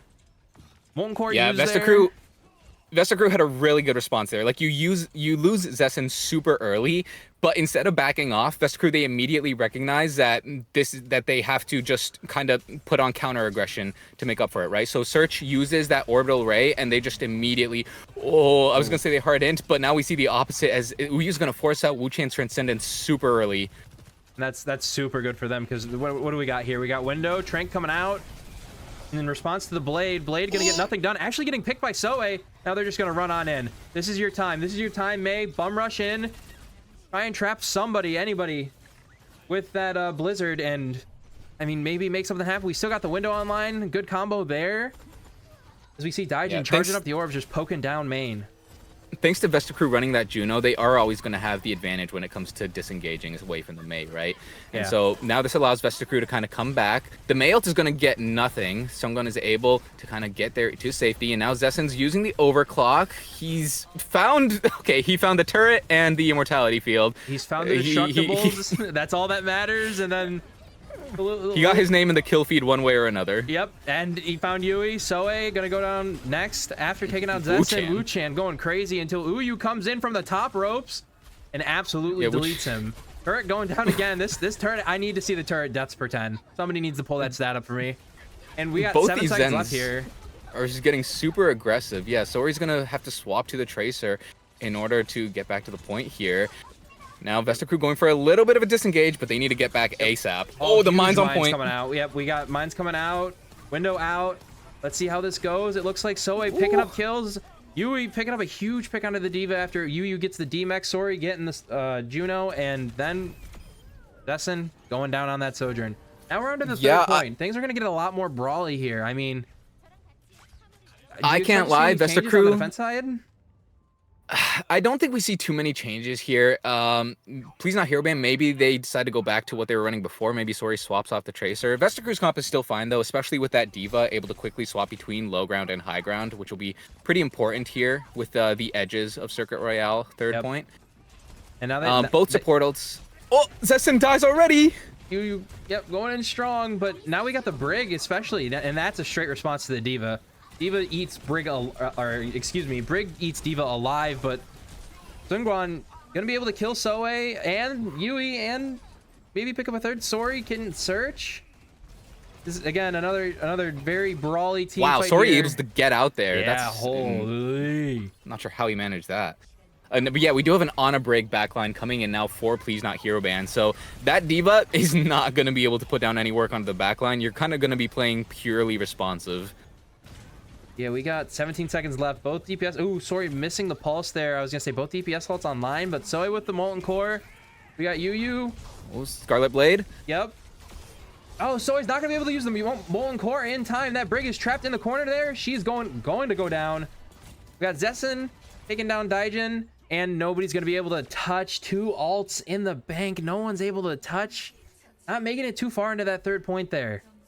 Yeah, Please Not Hero Band. I'm not gonna. I think they had I think they thought they had a lot more time than they did. Like they finished that with both the Molten Core and the Wrecking Ball mines still in the bank. I'd have to go back and check. Maybe they didn't have it yet. Maybe they were just like 99 when they died or something. But if they did have that like fully online. Molten Core and mines were both online. No, this is just when Search went absolutely ballistic. Oh, okay, this is just general highlights, I guess. Yeah, I mean, yeah, you could see Soe had the Molten Core online. Okay, so Soe, yeah. He had that online. Uyu has an excuse. Uyu has an excuse. He didn't have it online quite yet. Maybe you could make the argument that he should have played a bit more aggressively to secure that ult charge for that last fight. And this is what we wanted to see here. This is what we wanted to see here. Yeah, Zessen finally going for the Widowmaker. I gotta say though, Zessen, here's the thing. I'm a big Zessen fan, right? Like I mentioned many times, he was on 99 Divine, who just came off a great season there in Pacific. And in the Asia main event, they actually beat Vortex Wolf pretty dominantly. So proving that the #1 of Pacific is actually better than the #2 of Japan. So, you know, Zessen is riding high right now. But I'm not going to lie, this has been a bit of a rough map for him. He's been getting picked first quite a lot. It's been a little bit of a pay point for Vesta Crew. Yeah, we got the Wrecking Ball perched on top of the chapel here. Let's see how this goes. Let's see a little slam here. They don't know. Do they know? They don't know. Coming on down. Oh, nope, not coming on down. Not committing to the slam. Getting right on out of there. They found him out. Yeah, meanwhile, Zessen's just going to be sitting here on that far back high ground. And like is the case so many times, this kind of entire area has already been cleared just solely on the threat of Widowmaker, right? Everyone is already playing behind that back corner. Oh, sorry, getting very low. Misses the disruptor shot. Yeah. Hey, that pillar was a threat. And, Zessen. We talked about it earlier in the series. I mean, Yu just going to jump on top of that Widowmaker every single time he gets the chance. Yeah, and we can Zen gone. We can see that jittery aim every time he just starts shooting someone after the slam. You know that one? Have you ever spectated a bot on hard mode in Overwatch? That's what it looks like, except it looks so much better. Yeah, maybe that's the secret. The bots, they're no different than any of the other ones. They just have the sensitivity turned up 100 times. I'll ask the question once again. Do they know? Do they know what's going on? They know. Even if they don't know exactly where he is, they're definitely expecting it, right? Any Wrecking Ball player worth his salt is going to be looking for opportunities to play that Chandelier, whether for scouting purposes or engagement purposes. Yeah, we got another long poke fight coming in, but however, Please Not Hero Band looking very low. Wu Chang taking out Zoe's turret, but we got, I mean, who's closest to ult here? Zessen. Oh. Come on, and Sori's gonna take down Wu Chan, but Yu applying the pressure, trying to keep that up, coming close to mines here, and then gonna get right back out again. Yu kind of again applying the pressure, pushing them back out. That first pick came through, and then it was all right. Let's put our foot on the gas and push them out. Wu Chan kind of forgot who he was playing against there. He went out from under the bridge and immediately was punished by a slam from Uyu, followed up by the shot coming in from Sori. Yep. And now it's going to be the mines placed on cart. Not going to do much, but it is going to just force Vesta Crew back a little bit, force him to play a little slow. It's going to block which that could be good for as Please Not well. Hero Ban, as it gives it time to charge up the Transcendence. Yeah. It blocked that Hyper Ring. Hyper Ring coming back out. It looks like they want to rush in through Yu very so low. We're going to have to see an ult here come out. One of the support ults. Sori taking down Search. Yu going down. Soe going down. Sori going down. Everybody going down. Zessen hit a nasty shot there. We didn't see his point of view, but we could tell just from Sori diving in there. And I'm pretty sure he did a 180 to avoid the headshot, but it still wasn't quite enough. Vesta Crew, it looked a little bit dicey for them there, as Search was actually the first one to get taken down, but they end up trading out at every possible opportunity, and they end up winning without really using an ult. Yeah, I mean, it's unfortunate. Oh, Zessen! Once again, onto the Sori. You got both support ults in the bank there, especially on that last point, and I mean, they're coming in with a little bit less time, 20 seconds less time than He's Not Hero Ban had. But I mean, you got 4 ults here if you're Vesta Crew. Absolutely. It's gonna be a cute fight. And Zessen's getting close to one of his own as well. Oh, Daijin's just gonna die. The blade almost not even being necessary. They're committing the Transcendence as well. Arguably a bit of an overcommitment here, but well, maybe not, as Sori's actually gonna go to the back line, finds Zessen, finds Scarlet, is gonna be looking for a third, but no, Vesta Crew, they're able to kind of hold on to this. And it's just going to be Uyu here with that Discord, dueling the Zenyatta, able to win, thankfully. Yeah, but he's going to be... Oh, no, he's going in. I was going to say, maybe he goes out, waits for his team to regroup, but Uyu's playing an aggressive style here, stopping any progress. Because, I mean, every inch matters, right? Or every meter matters. Yep. So Zessen with the infra sight, he's going to be looking for a pick, just shooting the ball right now, which arguably isn't the highest value target. But the rest of Vesta Crew are going to be seeing if they can force targets in. This flying Zenyatta's there. Yep, Molten Core coming out, and Uyu just trying to distract this Widowmaker from doing anything. Daijin spamming down main, as you do as a Zenyatta on this map. Yeah, so many ults coming out from both sides, but no picks being found yet. Oh, an aggressive engagement from Uyu, places the mines there. He's going to try, seeing if that can maybe, like, cut off a retreat, but Vesta Crew, they're not really retreating, so those mines aren't doing much of anything. Yeah, you don't shoot till you see the whites of their eyes, brother, and we got... Oh, maybe spotting out the Genji there, but, I mean, they're just going to rotate around into that room. They're hiding by that pagoda there, but it looks like Swengon... very kind of difficult to, you know, advance over to the pagoda. I mean, you got everybody camping there. Yeah, Zessen looking for a cheeky shot there as he grappled off the tree after being hit by Uyu. And Zessen finally, that's the pick that you needed from the Widowmaker, right? Like, it's been a little bit since he was able to find those picks, but if you're able to, then that is what opens up the fight. A nice reflect from Scarlet, and the Transcendence should be more than enough to kind of end this as Uyu goes down. The cap's definitely gonna come through here. You gotta regroup fast if you're Please No Hero Ban. Or not Hero Ban, because, I mean, these staggers here are horrible. I mean, and what else are you gonna do? This is the thing with Please Not Hero Ban's comp, right? Or, sorry, with Vesta Crew's comp. When you're running the Widowmaker, you live and die by that hero. Like, Please Not Hero Ban, they have the Juno, they have the Torbjorn, so engaging onto that when you have like just the D.Va and the Genji, it is very difficult. So you're really relying on Zessen to be the one to kind of find these opening picks on like the people who are peeking and looking for the spam damage. So if he's able to keep doing that, then this will be in Vesta Crew's favor. But if Please Not Hero Ban are able to shut him down, as a Widowmaker dying to a Torb turret is not something you see often. No, not at all. Like I said when they were sitting by that pagoda, as long as they have a strong position, yeah, this D.Va is just going to get deleted. But the Dragon Blade coming through. Yui goes down. Can he find another?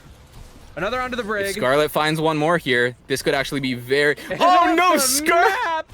Uyu! That was a boop from Uyu. I thought he missed his dash, but no, it's Uyu coming in clutch as he finds a third. Oh man, Uyu actually clutching up for his team when they need it most. I think he booped him while he was dashing and just sent him into hyperspace. I mean, there's no other way to describe that. Into the void you go. Diva's still putting on pressure, and the Wrecking Ball does have the Orb of Discord on it. He's waiting to drop them mines, but is he going to be able to? Yep, full health. Sorry. On the search. Yeah, a huge stick. That's going to be exactly what Please Not Hero Band need to kind of stabilize here. Wu-Chan is low. We'll see if Uyu... Oh, Uyu, no! My goodness. Walked right into 5 Zenyatta orbs. Zessen looking for a pick. Molten Core coming out. You still got those mines on point. And you got that defensive core just sitting on cart. I mean, Soe going low. Yeah, at this point, you're playing to stall. You're just hoping your Wrecking Ball can get back in time to kind of give you the peace of mind that you need to be able to play on this cart. As right now, Zessen is sitting in the back just free-firing. Daijin is going to be using the rally. It's going to be enough to take out Scarlet, but he's going low. A quick bash away is going to get him to safety. As Uyu is finally back, he's going to be looking for the pick onto the Juno, but the Wrecking Ball is going to be able to hide from the Diva Bomb as point control is still being fought over here. But now Scarlet coming back, so Vestercrew having a slight advantage. Sori has swapped over. Oh, Uyu goes down. It's not going to be enough. Right now, Vestercrew, they're taking all the angles. They're surrounding Please Not Hero Ban. Yeah, there's not a whole lot you can do here. I mean, unless Sori stalls on the Tracer, nope, all 5 go down, and that is going to be our map. A scrappy last fight. Yeah, that was impressive. That was an impressive hold, but it wasn't enough. Yeah, Zessen, he was kind of, you know, hot and cold on the Widowmaker there a couple times where he found some very clean picks, and other times where we went several minutes where he was just kind of not finding anything. But the thing about the attacking team is, like, you only need to win a handful of fights, right? Yeah. It doesn't matter if you lose, you know, 10 fights. As long as you win, like, 3, you're probably going to cap point. Yeah, and especially when you have so many ultimates. Like I said, when Please Not Hero Band had all those ults at the start of first point, and they just did not use them because they were split up. That's plain and simple. They were split up. They didn't really have that defensive backline just yet. And Uyu was in his own world playing his own game, which is what Wrecking Ball is supposed to do. When he really going to get the chance to use them, and then it came down to second point, and then by that time, Vestercrew had all 4 ults themselves. So at that point, it's a Q fight, and whoever's Qs are better come out on top. But yeah, we're just looking at some beautiful highlights here. I mean, and I gotta say, the Zenyatta ended up proving very effective for both teams, but Vestercrew definitely got the better end of that deal when it comes to the Discord Orb on the Wrecking Ball. That's just, you're really just limiting his value so much. Like, we saw, especially in that last point, how many times Uyu tried to, like, go in and engage onto the backline, but the Discord Orb just changes so many breakpoints that he ended up, like, just being caught out in times when he really shouldn't have been. Yeah, Diva just has so much more armor as well. I mean, to sustain through that Discord Orb, it's still not great for her, but just having that little bit more armor gives you a little bit more survivability. And I mean, the dives, straight up, once they had a coordinated dive going, I mean, there was no stopping them. I was really impressed with Daijin getting out on one of those last fights on the Brig with the rally. Absolutely insane whip shot into the dash out, allowing He's Not Hero Band to survive a little bit longer.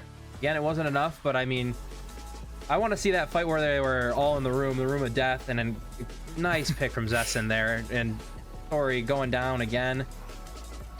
Wu-Chan in the back here. Yeah, both these Zenyatas, they were getting very greedy at times, which arguably, like, on Zen, like, isn't the worst thing, right? Like, you are the DPS support. Like, Zen players is where we got the original meme of bloodthirsty support back in the day, right? So it's not the worst thing, but, like, the game has changed so much since then, and it's so easy to there's the boop again.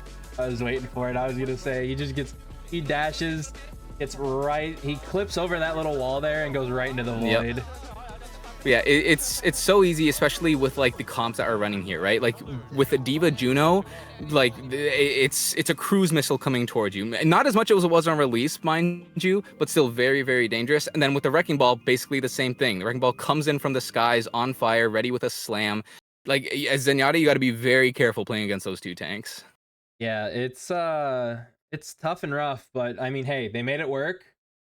Both teams made it work to an extent, but eventually swapping over to the Brig I think was the better decision, especially on Please Not Hero Band's part. It's in those tight corridors.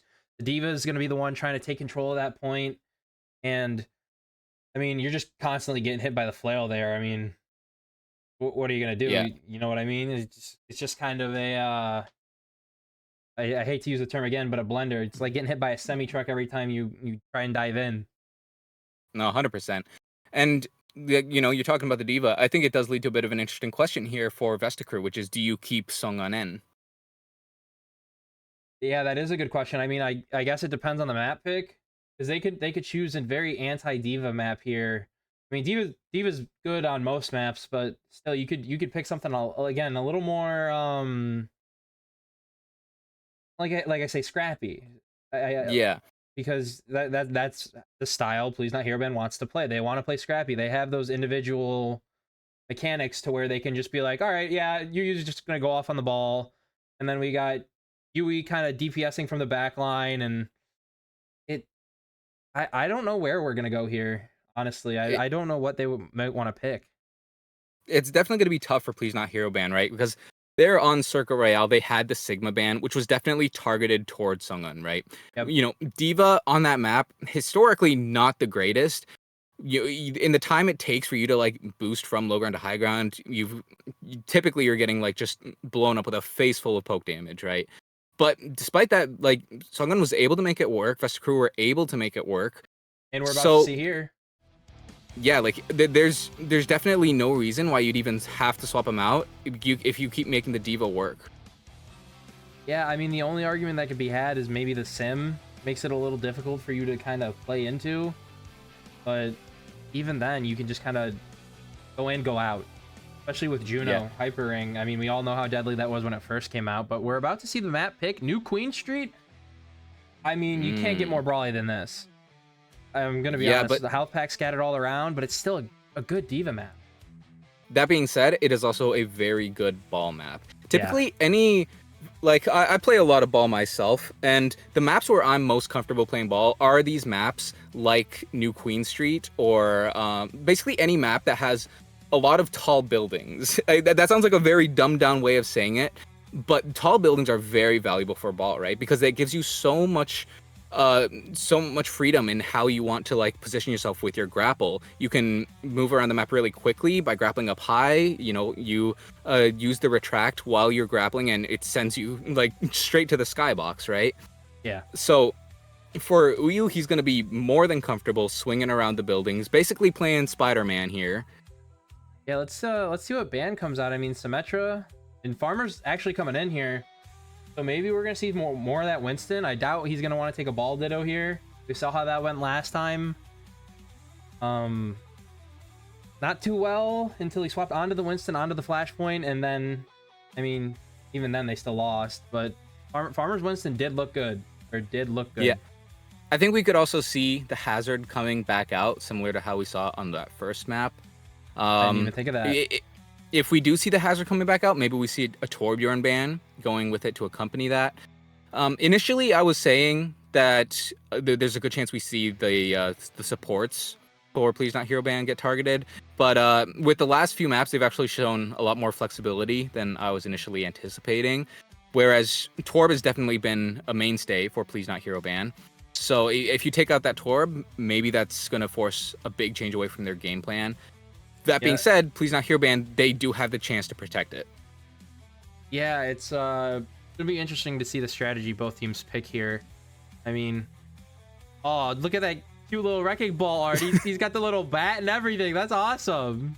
He's cool. ready to swing for the fences. I mean, I guess that's what wrecking ball does. He does swing. Yeah, I didn't quite see the link between baseball and wrecking ball until you mentioned it, but yeah, swinging around makes sense. Good to see that Uyu is building up a strong fan base for himself as he becomes the wrecking ball specialist of Korea. Yeah, absolutely. I mean, absolutely.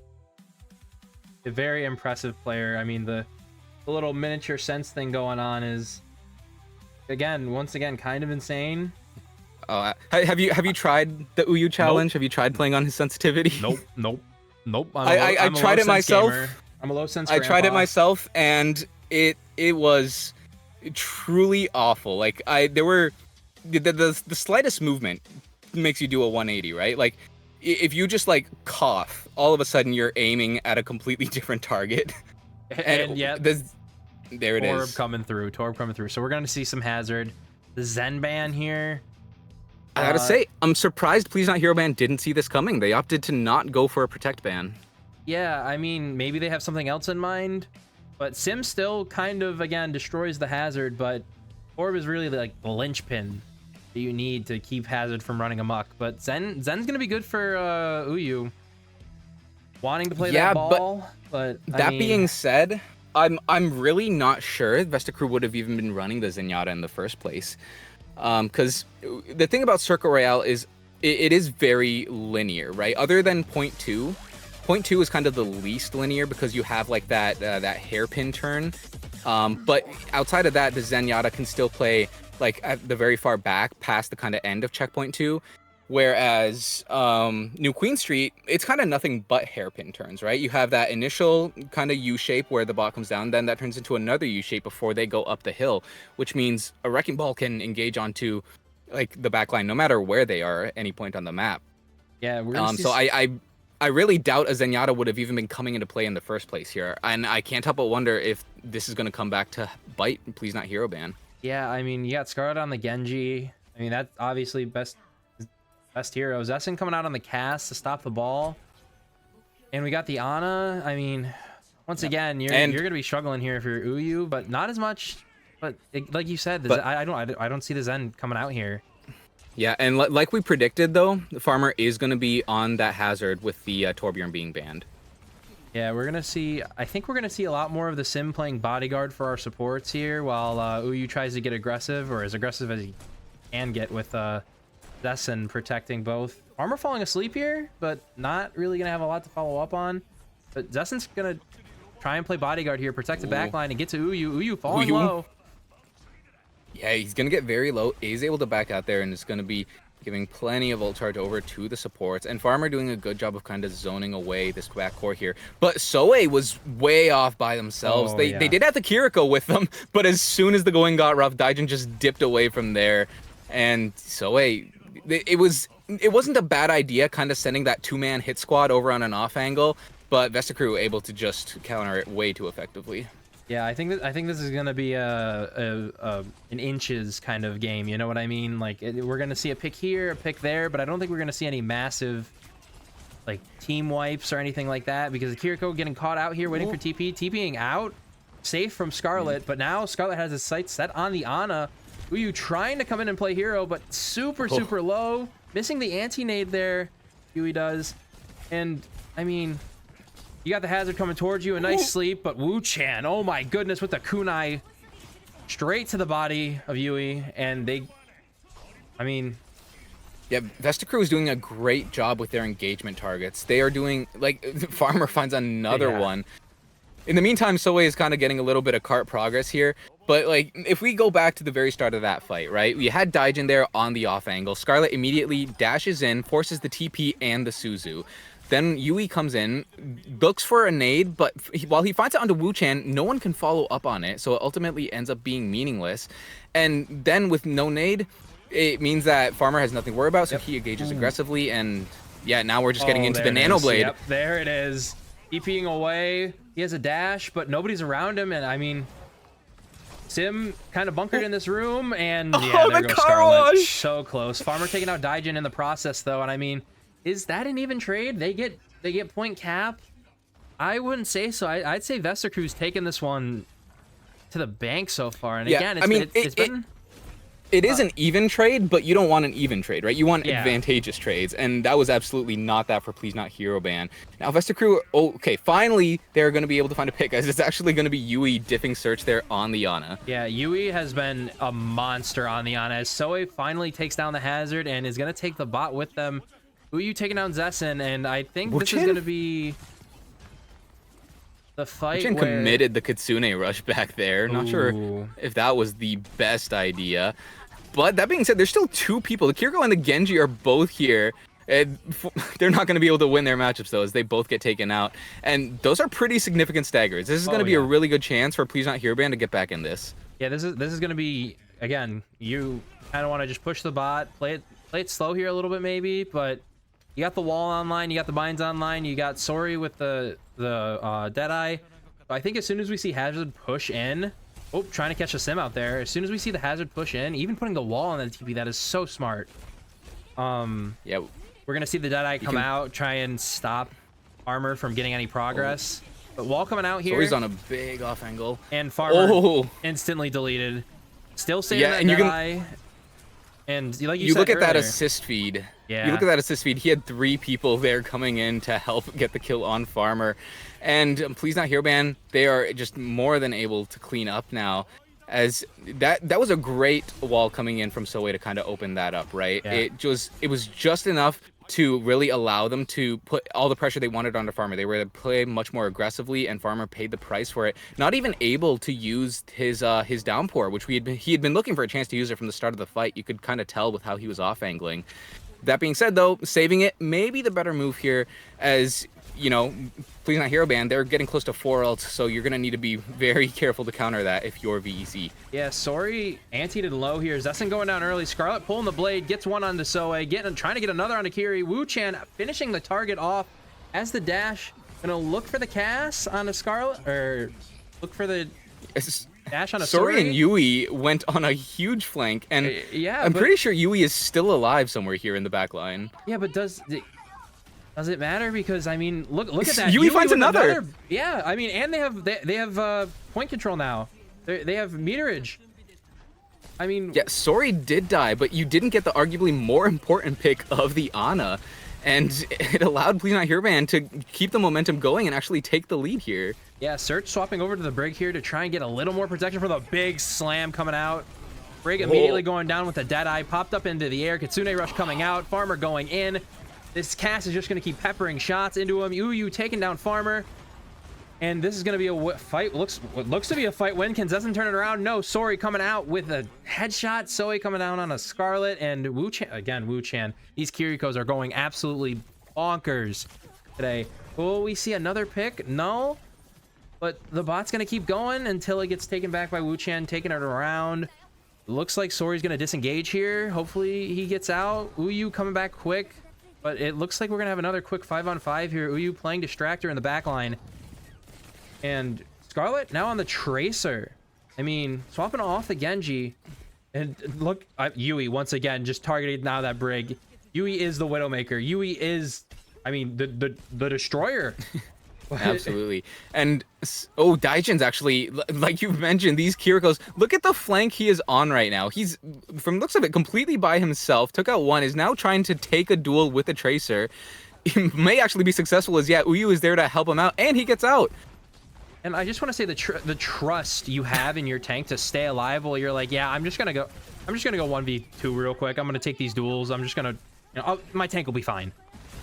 Trusting Uyu like that's huge. As we mentioned before, Yui and Uyu have played on the same team before. I'm not sure if Daijin and Uyu have, but it looks like finally Vesta Crew's gonna get a fight win here and take it back to midfield and maybe disable forward spawn, and that's if Uyu doesn't get there to stop them. Yeah.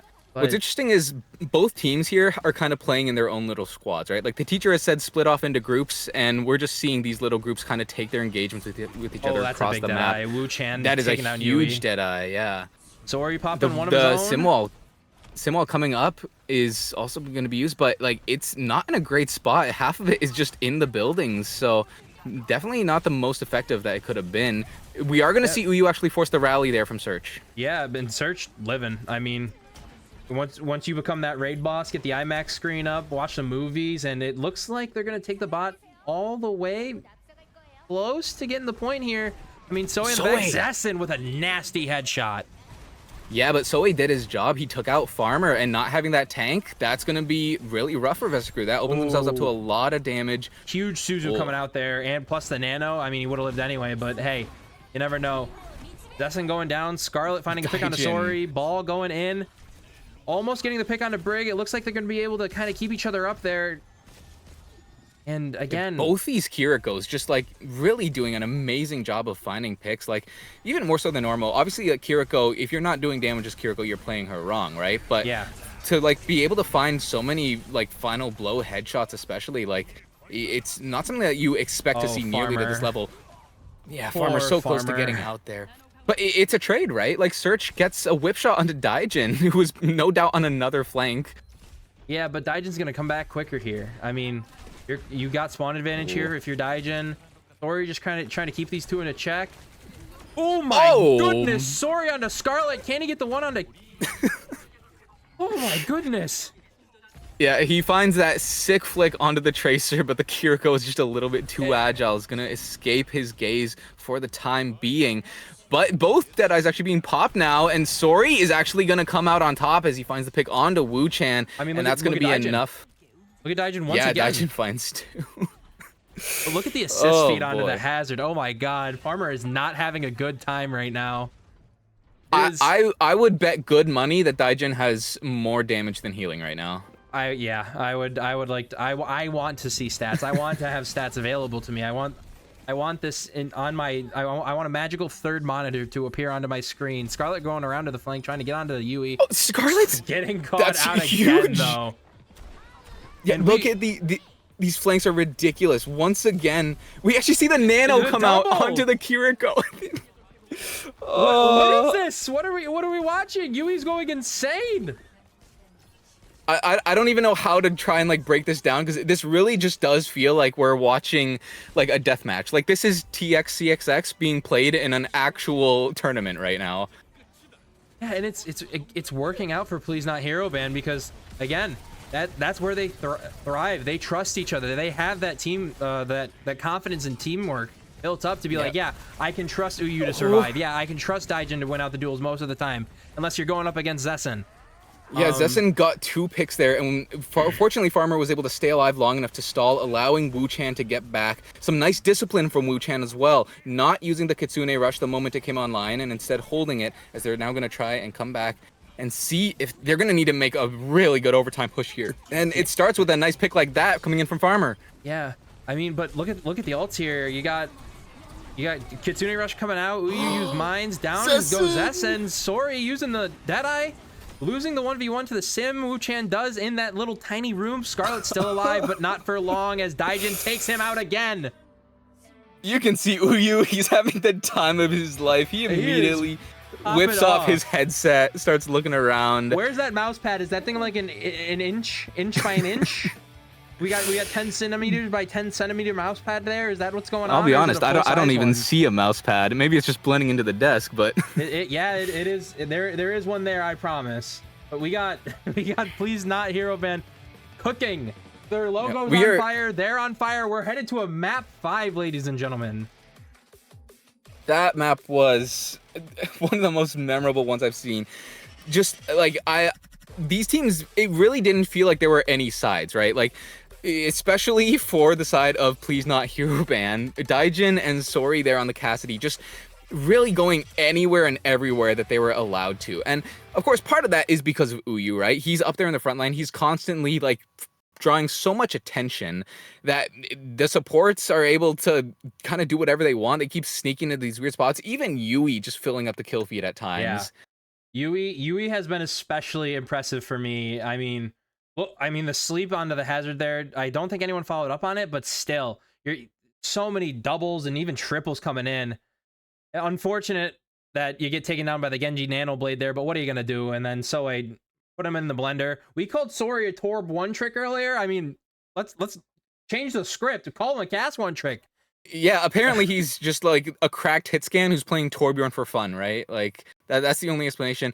It's really interesting to see how this map kind of progressed. Like at the beginning of this map, I think it was like all Vesta Crew's favor. They were finding the isolated targets, finding the picks, and something changed like halfway through. They were able to take out these squads, but all of a sudden the squads started winning their matchups, and the points were just being completely flipped in favor of Please Not Hero Band the farther we went on. Yeah, I like I said before, I really want to point out Please Not Hero Band support line really putting a lot of trust into their tank, because especially especially on your ranked ladder games, ladies and gentlemen, you're not going to be trusting your ball to go out on 1 HP and then get back out. You know what I mean? It's tough to trust someone you don't know. And as we've said before, Yui and Uyu have the synergy. There's the double coming through, but I mean, Yui landing these sleeps onto Farmer, the slam onto Zessen. Yeah, that was really what started things. So excited. That was really what started things there for the side. Well, not started, more like just like put the nail in the coffin for Vesta Crew there. Zessen, he had the Deadeye, right? If he pulled that Deadeye, I think that gives enough time for Farmer to stabilize and get his downpour. If we see that downpour come out, who knows how we see that end up, but yeah, a nice, like, Uyu just being able to identify Cass is alone in a hallway, and he's going to turn that into an Inception fight scene as he's just going to get destroyed and thrown all over the place. You're getting flattened into a pancake, buddy. You're getting cooked up for breakfast. Now, I guess, what are we going to see here? They've banned out the ball. They didn't save the ball for their last pick here. So they've banned out the Sim. They've banned out the Sim. They've banned out the Torb. What are we gonna see here? What can you see here? Maybe take away Yui's Ana, but yeah, I think Vesta Crew have definitely been doing targeted bans pretty much this entire match, right? Yeah. And the thing is though, now like you said, as we get into the map 5, you're starting to run out of targets. Though, like you said, with Please Not Hero ban, after that dominant performance from the Ana Kiriko, I think you got to be looking toward one of those two.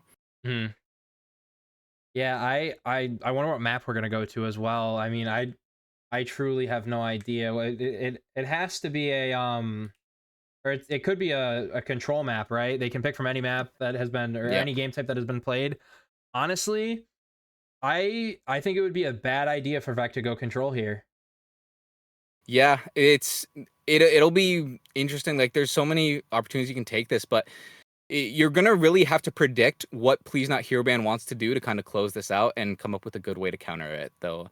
Yeah. Real quick though, before we finish our intermission here, we do want to quickly remind everybody to make an account here on SOOP if you haven't already. Make sure to follow us as well as Overwatch Esports Korea. That's at OW Esports_KR. Make sure you follow, join the chat, and stay tuned for, more great Overwatch coming here from this region. Oh yeah, we got plenty more content coming on Ex Oblivione side for all 4 days of coverage. We got some special guests coming on later in the week and next weekend. Me and Apostle will be here tomorrow, and then we got some special guests coming in, especially for grand finals. And I was gonna say, don't take them to Blizzard World. Blizzard World's a bad idea, but they took them to Blizzard World. I mean, Blizzard World, I in my opinion, a great ball map until you get to the end there. First point's a little tough, but once you get to that second point, if they can make it, I mean, come on, what? That's just Ball City. Vesta Crew is definitely gonna have their work cut out for them here as they go on to Blizzard World. A lot of it will come down to, I think, whether you attack or defend first. I think defending is probably going to be easier here for Vesta Crew. I think absolutely Songun's actually coming back in for Farmer, so that does indicate we'll likely be seeing the Diva again, right? But like, Please Not Hero Ban's defense, that's definitely something you're going to need to be careful of, because there's so many good chokes for Ball to kind of chandelier here on this map. He can just be ready to engage at any given time. And you have the Torbjorn who can set up turrets on the high ground and stuff, especially if we see Sori pick the what is it, like Lugnuts perk or something, the one that allows you to kind of throw the turrets onto the wall, whatever it's called. Yeah, like that perk, especially on this map. Spider turret, that's what it's community dubbed, yeah. Spider turret, you know what I mean? But as we get over to the hero bans here soon, Ass coming out from Vesta Crew, that's interesting. On one hand, I kind of get it. Sori has been Diva. Yeah. Oh. Sori has been proving to be a menace on the Cassidy. So on one hand, it's not that surprising, but on the other, like I mentioned, right, the Ana and the Kiriko, like especially the Kiriko, I think, like Sori knowing that at any point his Kiriko can TP through a wall and just be right there with him, that's what's giving him the confidence to be able to go on these flanks, right? So if you ban the Cassidy, you're sure, you're kind of mitigating that problem, but you're not really targeting the core cause of that problem, which I think is that Kiriko. Yeah, and plus you're disabling like a counter to the ball. The flashbang has been a big thing stopping Uyu. That's the other thing, right? Like, yeah. Zessen has been very comfortable playing the Cassidy, trying to take that mirror. I think the fact that the Cassidy is banned means Zessen is going to be playing a lot of Sojourn here. I was gonna say maybe even Widowmaker on second. Maybe Possibly, Sojourn on first, yeah. Widowmaker on second. Widowmaker's good on this map second point, but yeah, Zessen already locked in on the Widowmaker. Soe on the Bastion in the spawn room, but we'll see what that turns into. As well as a Moira from Yui. I was gonna say a big thing that could open up a lot of dive potential here are those antis from Yui.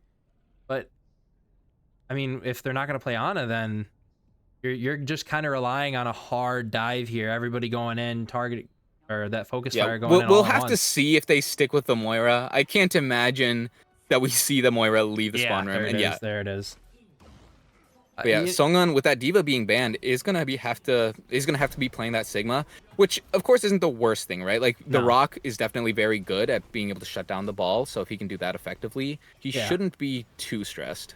As a Sigma player, first point on Sigma isn't that bad on this map either. I mean, you kind of just bunker down first point and you're able to do what you do. The issue is going to be your supports want to play on the back of that high ground like they are right now, getting pushed off by Uyu immediately.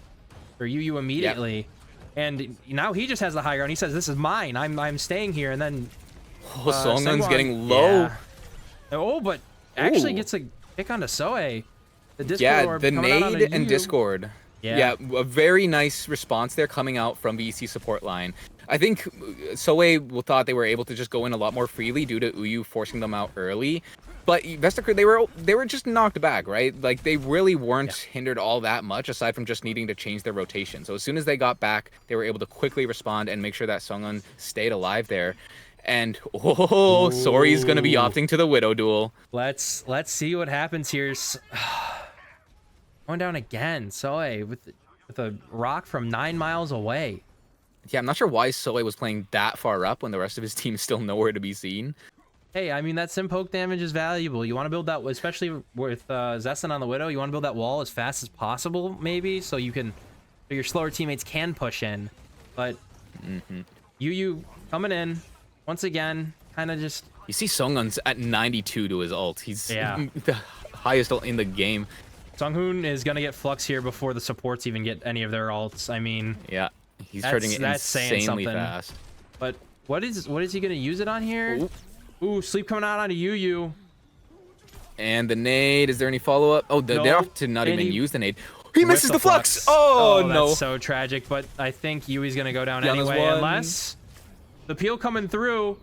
They're not going to do it. Sunghoon in the room together. Scarlet getting the pick onto Sori. Soe getting the pick onto Search, however. I mean, it's a 3v5. Let's keep it going here.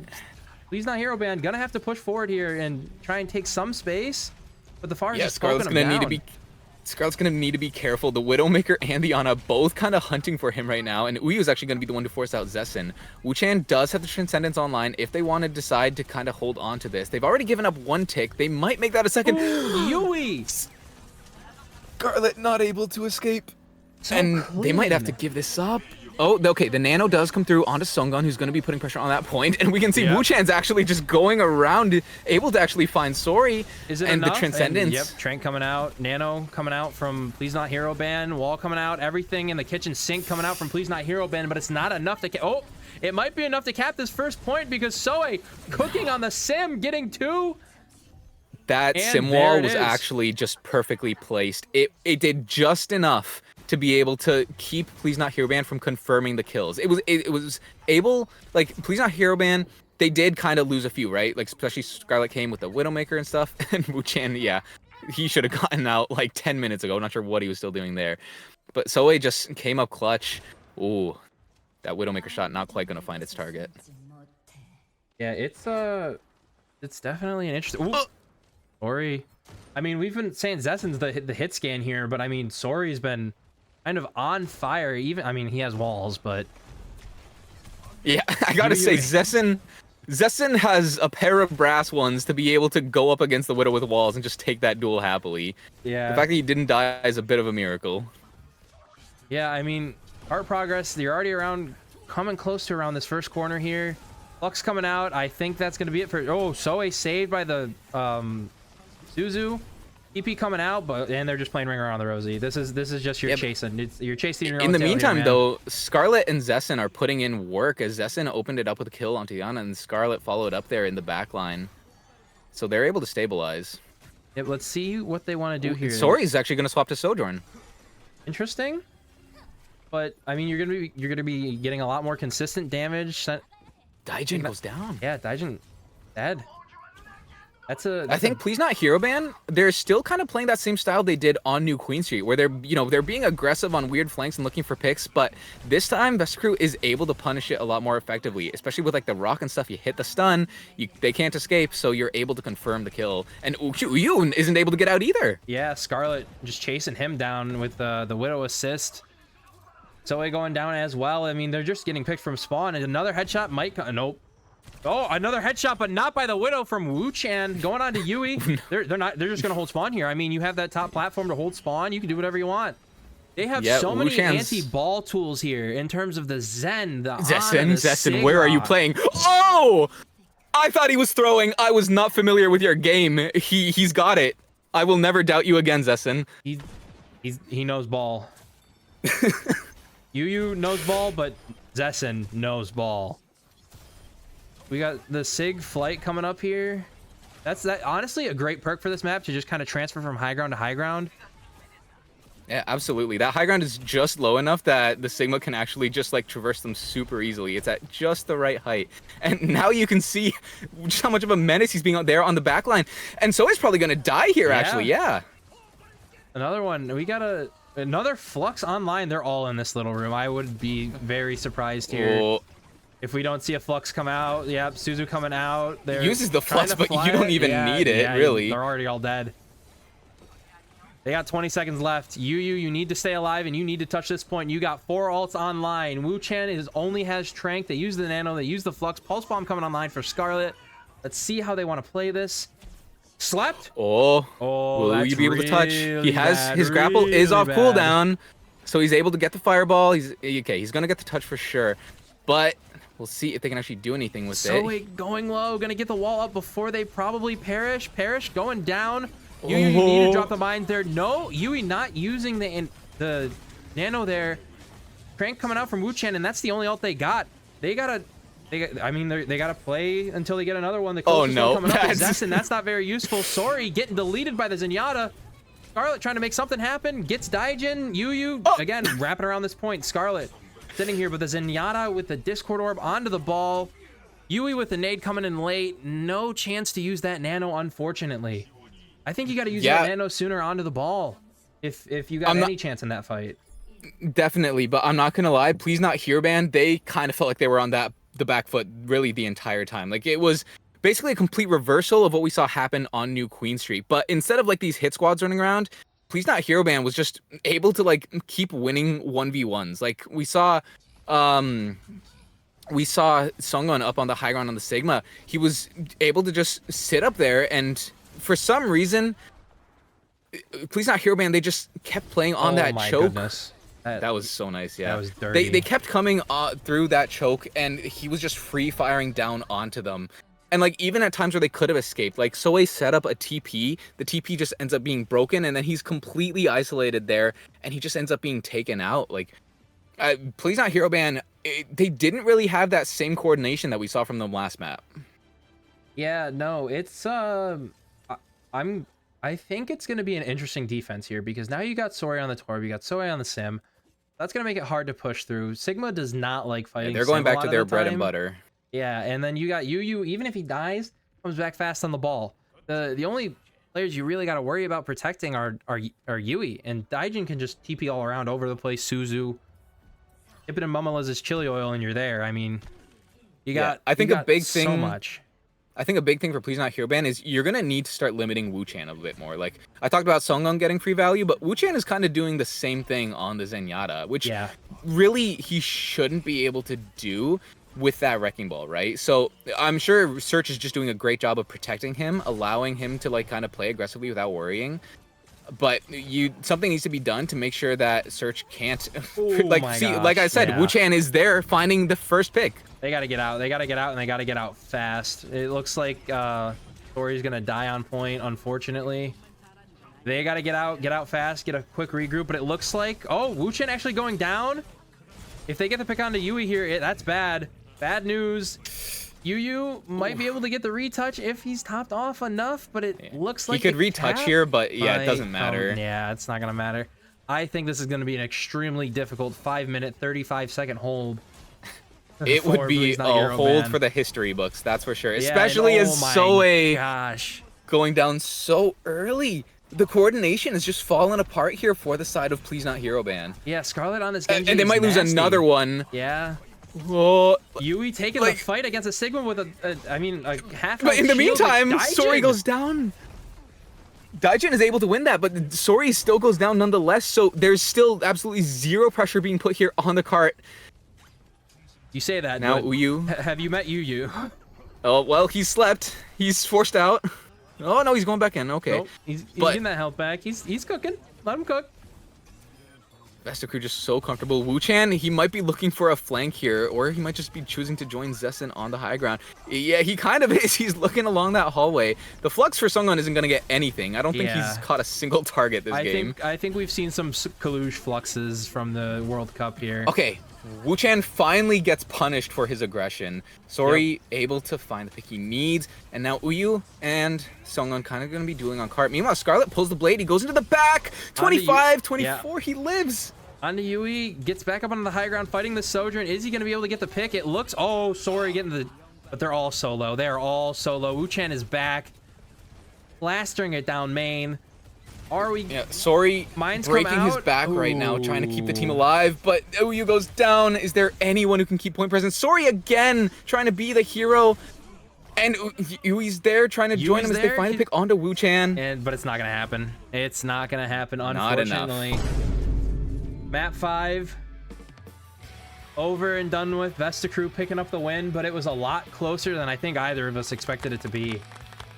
Phenomenal, 100%. Phenomenal performance from Please Not Hero Band's backline. I cannot stress that enough. They are insane. When they were on, they were on.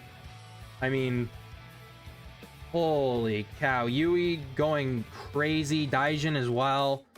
And then the backline for Vestakroo, also very impressive. Search and Wu-Chan. Wu-Chan really hammering the nail in the coffin on that last map. Wu-Chan might be my personal MVP for the series. That guy was putting in so much work for every single map, whether it was on the Kiriko, whether it was on the Zenyatta. He was lighting up the kill feed time and time again, and like a single support really shouldn't be able to draw as much attention as like a Tracer or a Genji, but he was. Yeah, let's see if they agree with you here. Player of the match actually gonna go to Scarlet here. I think that is also fair. Scarlet was putting down work. On the Genji especially, as you said, his kind of his signature hero, absolutely beautiful. I mean, what else can you say? Some of these blades were... It was like a tornado running through the Midwest US. I mean, come on. Absolute I think it is pretty telling. I think it is pretty telling that the two maps Please Not Hero Ban won were actually times where Scarlet was forced off the Genji, right? One time when it was banned, of course, but the other there on New Queen Street, like we did see he was actually favoring the Tracer more so than the Genji. But like when he was on the Genji, he was locked in. He was also putting down a pretty good performance on the Pharah as well.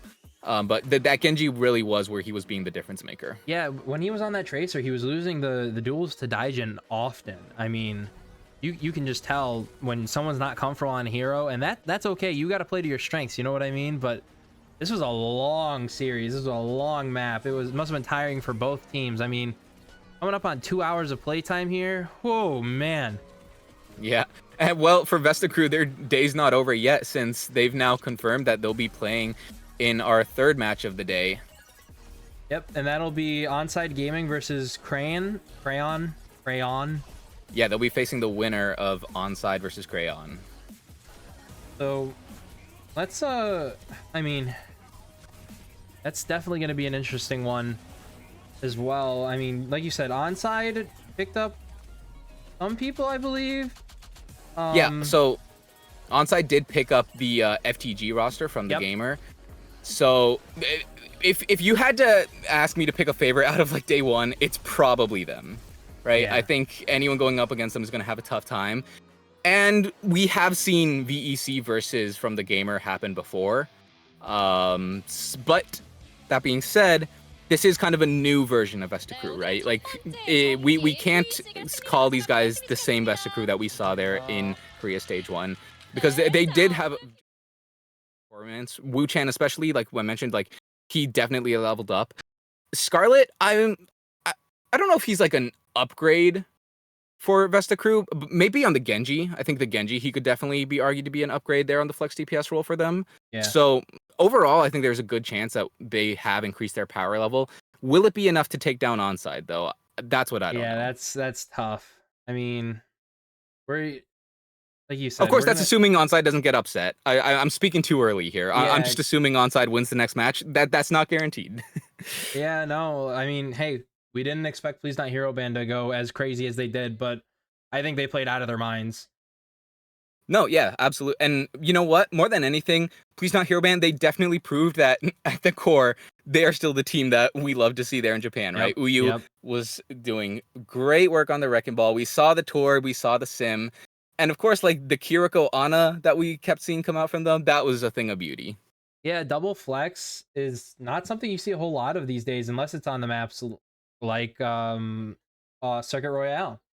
Yeah, we But saw double flex nearly this entire series. Like, we saw Brig get played, and I think that's it. Like, that was towards the end of New did we Queen see any Street. Lucio gameplay? Yes, it came out on the end of New Queen Street as well, just to get back to the point, and then they ended up losing. Okay. So it wasn't a whole lot of Lucio playtime. It was mainly just the Brig Lucio on New Queen Street, and then we saw some Brig on Circuit Royale as well towards the end of that. Yeah. Just to kind of again bunker down and make sure your backline is safe. But yeah, it really did feel though that like by the end on Blizzard World, Vesta Crew they'd kind of gotten the download on Please Not Hero Band style, right? And they were just really just pressuring them out from all angles and finding picks every single fight. Like it was a little rough. Like it felt like just Please Not Hero Band, they didn't really get the chance to make a good engagement ever. They just kept on taking too much damage in like that kind of setup phase while they were staging, and Vesta Crew doing a great job of taking advantage of that. yeah, they were playing super aggressive, especially in that last map, and you could tell with the Zenyatta just kind of laying down shots every time he saw the ball. Boom, Discord. Boom, Discord. I mean, like we said earlier, as a ball, what are you really gonna do? And you don't really have the dive to follow up with when you're playing. I mean, what were they playing towards the end? They had the Torb Sim to start, and then maybe they swapped over to the Sojourn or Cass, or not Cass. Cass was banned, but the Sojourn. So, and even on the Widow duel, I mean, wasn't getting a whole lot done. Yeah, 100%. And I do gotta say though, like Zessen, maybe not like the hottest start compared to like what I was expecting coming from like a Pacific champion, right? Yeah. I was expecting maybe it to be a little more flashy, but like he definitely had his moments, especially there on the Blizzard World, I think, right? Like that one clip in particular that stands out is when he was literally going back toward the first attacker's spawn room, and Sori, I think, was on the Tracer trying to chase him down. He just hit that flick like insane. Really, a Widowmaker, like that's not something you're expecting. Like you see a Widowmaker do that. Like if that was a Guess My SR clip and I saw a Widowmaker position there, I'd be thinking, oh, we're in the depths with this one. Yeah, we're down in bronze, buddy. Yeah, Zessen makes it work. Yeah, it was impressive. And I mean, another player I want to talk about, Sori, because we expected him being a Tor one trick coming into this, and he excelled on the hit scan when he played the Cass. I feel like that Cass target ban was towards him towards the on Blizzard World on that final point. Yeah, absolutely. Oh, like definitely showing a lot more flexibility than I think any of us expected. But either way, we are going to be throwing to a quick break here while the next game gets set up. Of course, that is going to be Onside Gaming versus Crayon. In the meantime, make sure you make your account here on SOOP if you haven't already. Give us a follow at Ex Oblivione, as well as making sure you follow OW Esports Korea. And yeah, Anything you want to say before we head off to the break, Rox? No, I think that's it. Just, yeah, Soup, thank you for letting us host this so far. It's been a lot of fun. And again, we'll be here all weekend. Tomorrow it'll be me and Apostle again. And I think we're going to throw it to a quick break. Not sure how long that's going to be, but we'll be back soon. Don't you worry.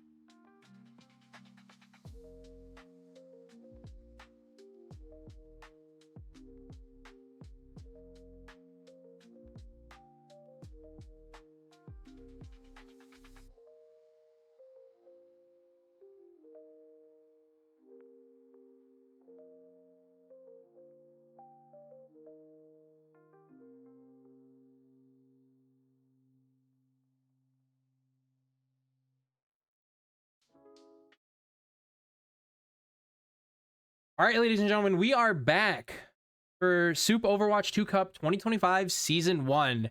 And we have an interesting matchup here, to say the least, with Onside Gaming, formerly the FTG Core, going up against Crayon. Apostle, Yeah, looking to you for 100%. insight here. Well, here's the thing. FTG, they're a well-known factor, right? They've been around since last year. We've seen them, be competitive with some of the better names there in Korea. Whereas Crayon, they are they are a complete wild card, really. They came in through the open qualifiers.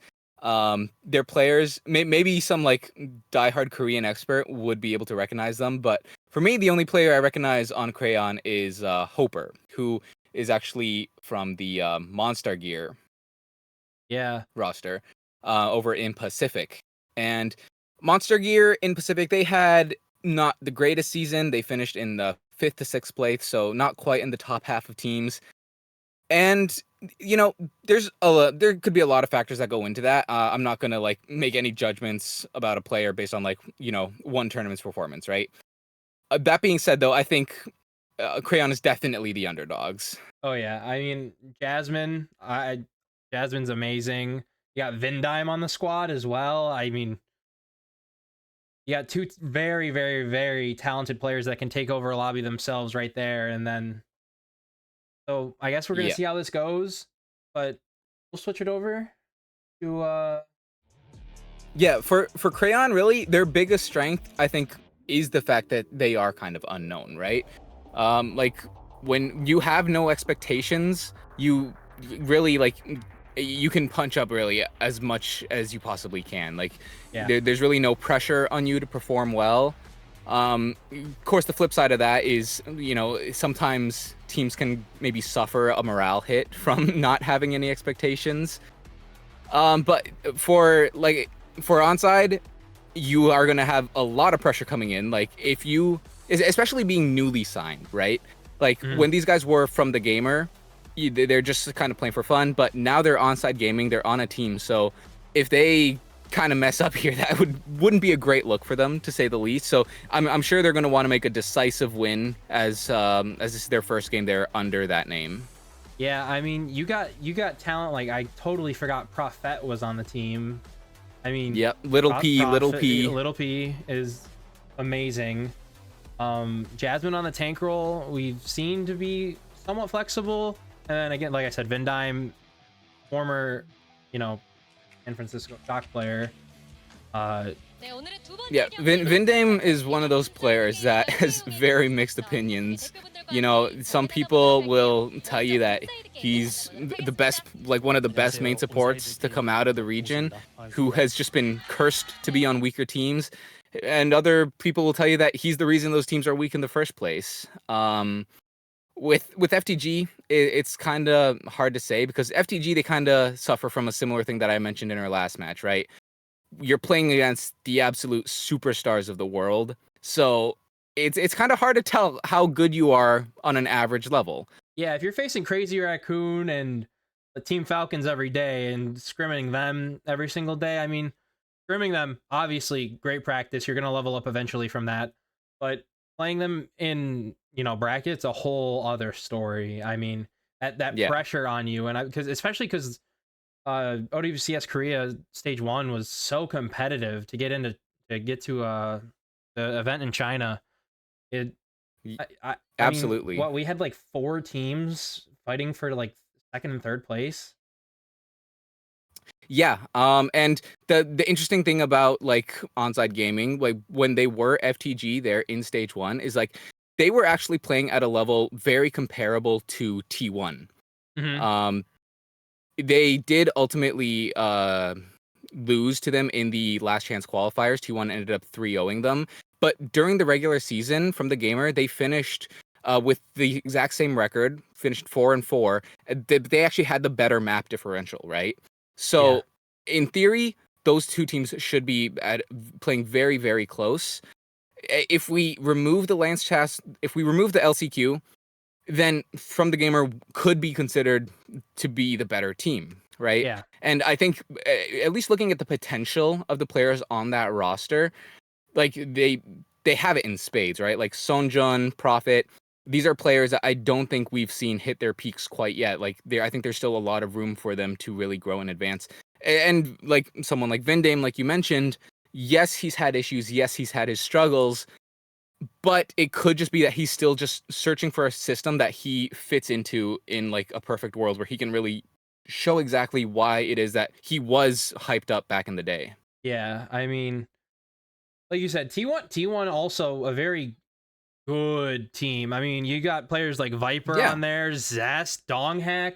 I mean, the Atlanta Reign in the last season of the Overwatch League were completely dominant until, you know, Gator went and had a coffee instead of coaching the team. Yeah. No No, shots yeah, at like Gator. He has a wonderful mustache, but yeah, um make no mistake, like T1, they're not like yeah, sure, maybe they're not quite on the top four. Like yeah, they were the first partner team to get knocked out of a tournament, right? Like yeah. I acknowledge that happened. They are still very good. It's just like being good can often look not so good when you're playing against the greats. Yeah. So for FTG being good, it might be more than enough to now carry them to victory here as onside. So a player I'm actually looking forward to watching in this tournament is Viper.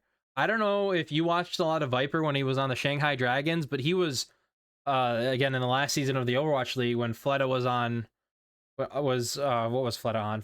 Fleta was on tank and then coaching for Mhm. a little bit. Um Yeah.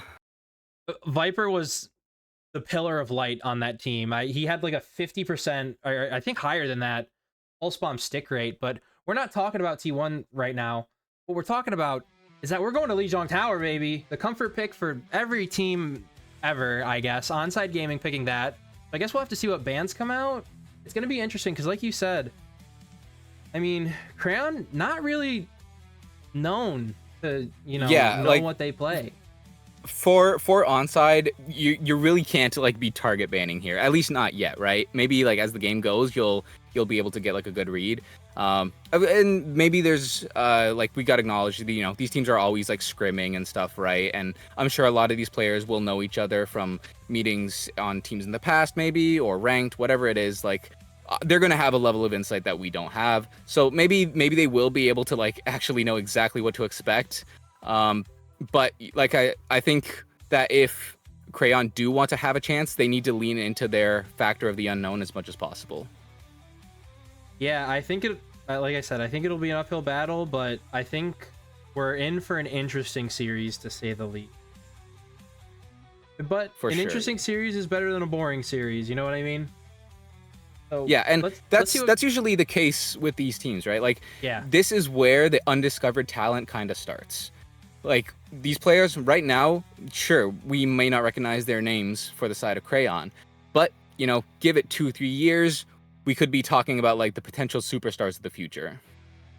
Yeah, I mean, like you said, it's always the breakout performances that happen. I mean, I'm thinking of MN3 on New Queen Street.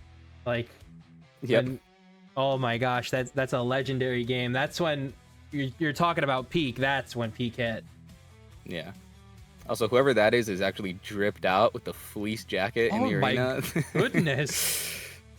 I let me tell you, living in a very, very cold state where it got down to like -15 sometimes, I have a nice jacket like that. Oh, they are to die for. Yeah, I have heard that it's cold in these arenas.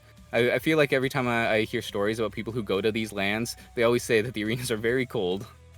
Yeah, in my experience, for most lands I've been to, it's actually very hot.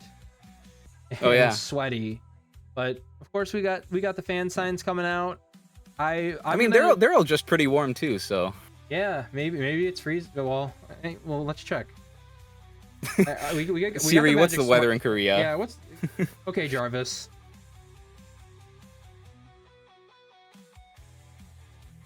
Match prediction.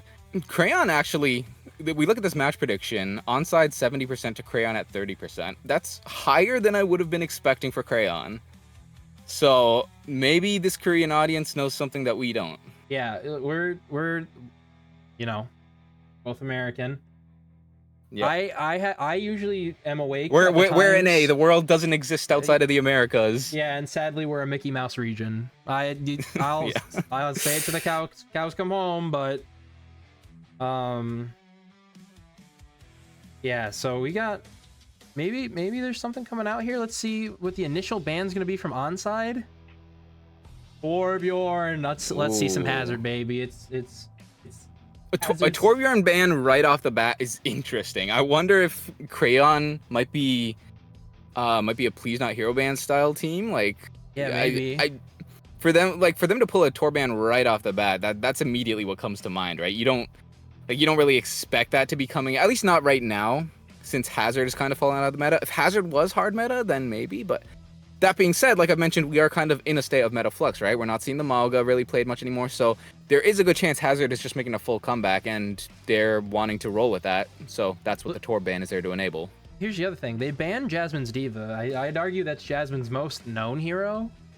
Banning that right out the gate on Lijiang, and Diva's like we said, Diva's kind of good on every map, but at the same time, Diva also isn't something you normally see on Lijiang Tower. So I'm interesting to see, or I'm going to be interested to see. No shot, Jasmine plays Hog here. If I see Jasmine roll out on Hog, I will eat my hat.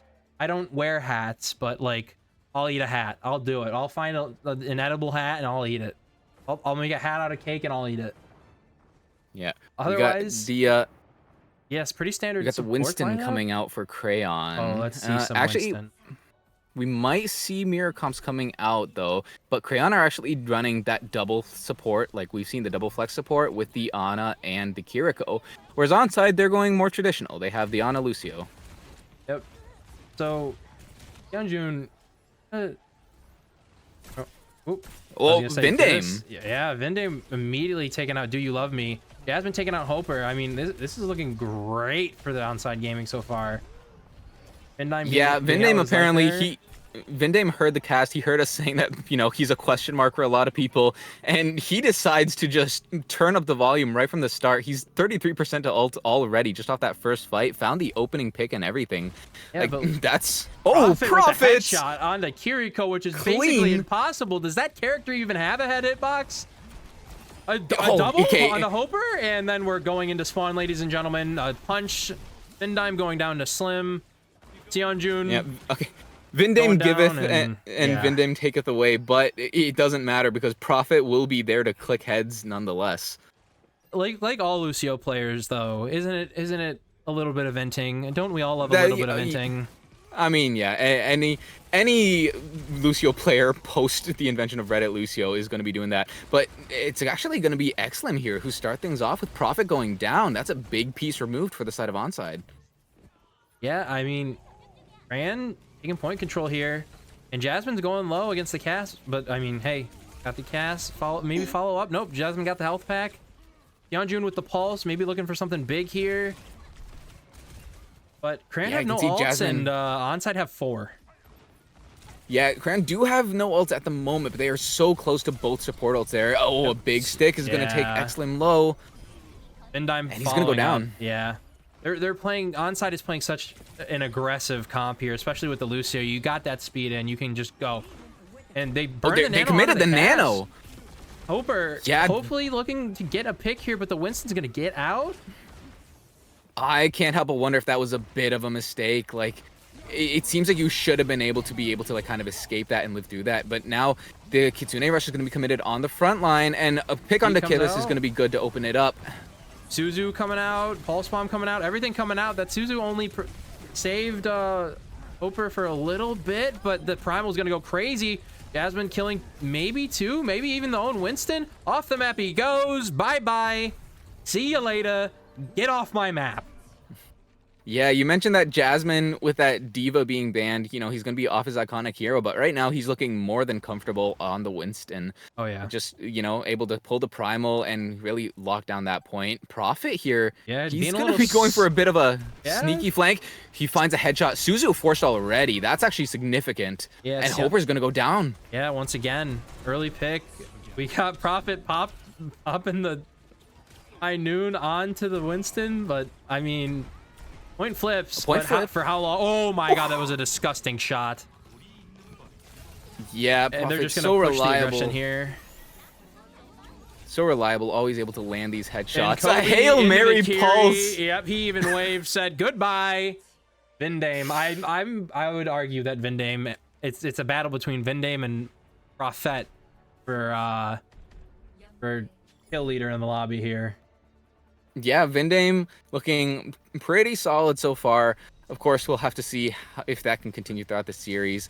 Crayon, I think they don't look super comfortable on the dive. I'll go ahead and say right now, I think Onside were definitely the better team when it came to that. So a more brawl-focused comp, maybe we'll see if that plays to their strengths a little bit more.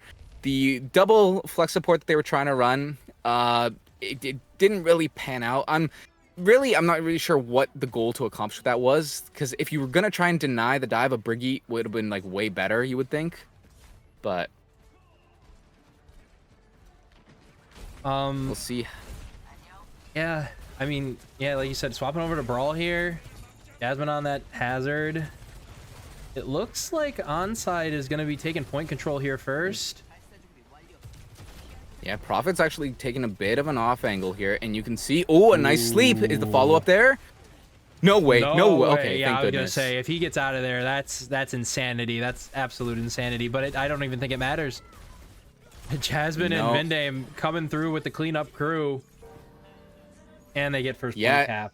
Despite a nice sleep coming through there from Do You Love Me, it really, like, the fact that he was even able to slide out in the first place, I think that's already a mistake. Like, yes, you get the kill, but if you don't get the kill while they're still on the ground when you have 3 people looking at them, you think you're doing something wrong. And for Onside, look at their ult charge. They almost have the downpour, and they're just going to roll right into this. Yeah, ooh, a dirty kill from Seonjun. And then Vindame, or not Vindame, Pardon, fighting back, though, pushing him back for his Ana, but they leave Exlim kind of just alone there. Jasmine getting the kill onto that. Seonjun 10 health, Antied will, yep, may follow up there. All right, now we're playing in spawn. Let's see if we can get anything going here. Prophet going down a little low, but again, with that rail charge, you got to be careful. Peeking around corner, maybe getting a pick here. Looking for it. Nothing going to be able to happen. Crayon, they do have the nano boost and the annihilation, so like really this is going to be their fight to win. The Vindame is probably going to be using that beat to try and counter it, but with the ults that Crayon has, they should be able to find something there. Vindame is actually using an aggressive beat. Yep, into the blizzard. Who gets caught in the blizzard? I mean, nobody downpour came out as well. It's looking the sleep reflected. Yeah, tough. Nothing. Yeah, Seonjun getting the kill onto the Mei there. Prophet onto the Lucio. Kiri finding another headshot onto Do You Love Me. Yeah. Kivas cleaning it up for a team kill, 77%, and that's everything. That's everything. It's very rough for Crayon, right? I mean, like you used so much there, and Onside were able to counter it with nothing more than a beat. And now look at the aggression. They're just pushing straight to the spawn. Touch the spawn door. Challenge completed. That was basically 3. Let's give him 3. Seonjun with a 3K there. Prophet with the overclock. Exlim alone, helpless, has the annihilation, but it's not going to do anything. Let's see. No one's going to be able to touch in time. Prophet with the overclock, gatekeeping that door. And there we go. That's map 1 in the books. Yeah, maybe I spoke too soon. Maybe dive is actually their better style, and maybe they should be sticking to that. there at least they were able to like find some picks and stuff, but I think like that final point, outside of the initial kill they got off the back of the sleep, and the other kill that came on to the Genji from the Mei there later on, it really just, I don't think Crayon got a single pick there outside of those two. So definitely not like the hottest start for Crayon there, but you know, still a lot of time left in the series, still time for them to like kind of figure something out. Yeah, it's gonna be interesting. They have map pick and they have first hero ban, so let's see where they go with that. Obviously the coaches are gonna be conferring with their team, seeing what they want to do. And again, Crayon, a bit of an unknown here. Onside Gaming probably gonna want to stick to the more diva centric maps. I believe Numbani is in the hero pool, or not the hero pool, the map pool. No, it's Kings Row, actually. I'm sorry about that. It's Kings Row and Blizzard World, which Blizzard World's, again, not a bad diva map. But we're looking to where do you want to go if you're Crayon here? You got New Queen Street on Esperanza and Runasapi. I'd argue, really? if anything, you want to go to Runasapi, or not Runasapi, I'm sorry. You want to go to a Flashpoint map on Servasa. That's the only available one for maybe a little more deathmatchy style thing. But again, look at the Kobe and the Wave. He already knew it was toast. Really, it all depends on what exactly Crayon's strengths are. I think right now, like I said, we're still kind of trying to determine what exactly that is. Brawl, I think, definitely didn't seem to be it. Like, you can see that Blizzard got nothing. The Nano Boost ended up getting nothing. The dive, like, they were at least able to like find some picks and stuff, right? Like, we saw them isolate a couple targets. We saw them able to actually, like, you know, take point control at one point. So maybe that is what you want to be going for. Have Exlin be playing that Winston, and maybe that'll, if he can find the opportunities like he was kind of doing on that first point, maybe they can build something off that. Yeah, in my head, right? Let me cook. Let me like activate the neurons are firing in my brain right now, right? I got nothing, actually. Never mind. I was gonna say maybe you go to, because you said they were good with a dive, but I'd argue Onside's even better with a dive. I don't know. I really don't know what you want to take, because you got Onside, obviously the stronger team here. Crayon, I think what they're lacking in most is coordination. You saw when that Sojourn got slept in the beginning of the fight, three people on that Sojourn, and it took a long time. She was for still her to able die. to slide away, which that shouldn't be happening. Like, you have a Mei, an Ana, I think it was Mei, Ana, Lucio, all looking at her. A single Mei headshot plus an Ana hitting a shot, that should kill. That's all you need, right? So I remembered what the neurons were firing for. I'm having a brain blast here. Again, maybe you want to go to like an individual performance map like the Servasta or even Junkertown, maybe, if Crayon's comfortable playing Widow, because like you said, in a lot of those maps like Escort or Servasta, you need those individual mechanics to be able to go play on your own instead of kind of playing as a team, if that makes sense. Because a lot of the time you're taking 1v1s on again, for example, in Servasa, you're taking a lot of those 1v1s. New Queen Street, you're taking a lot of those 1v1s, 2v2s. You got to be able to rely on your team. You got to have that communication. You got to have that mesh to if you can't coordinate as one, you got to be able to coordinate in pairs. Like you said, it's a group project, kind of splitting off into their own things. Yeah, do it like we saw so many times in the match just prior, right? Like, send these hit squads out to hunt down and find the kills. I think we're gonna see Servasa here. That's my guess. I would not be surprised for a push map either, though. Again, those game modes are a little more deathmatchy and a lot less. How do you say? You know, once you get stopped and stuck, it's kind of stuck. Yeah. But actually, they're going to Kings Row. Okay, so we're going classic here for the side of Crayon. And, you know, really, we could see anything come out here from these guys. Like, I'm not ruling anything off the table. There's a chance we see, like, an old school Reinhardt Mei sim comp, right? Like, that is on the table right now. maybe we see something a little bit more common in the current era. Like if you can like King's Row has undergone a bit of an interesting evolution, right? In the early days, it was the brawl map. Yep. And these days, I think people have been finding that dive is actually very effective, especially on the first point, right? For controlling those high ground areas, overlooking the point. Okay, onside throwing away a ban. Yeah. It's not a protect ban because it was a follow-up, and I really sincerely doubt Crayon were planning on running Hog seriously, so I think onside might be just having a little fun with it. Yeah, more protect banning a support maybe. I don't know. Let them cook. Let them cook. They're in the kitchen. Let them cook. Absolutely, yeah. So anyway, like I was saying though, if that does mean that Crayon do want to like lean into more of the dive style, also I believe we actually got our translation. Jamil Gong, he was the one with the Korean name there in the lobby, as it showed there on the screen. So yep, I got confirmation for they're called Gonju. They're referred to as Gonju or just Mercy Princess.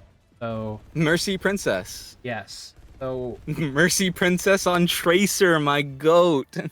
So I think we're gonna be going with the I like it more option of Mercy Princess. I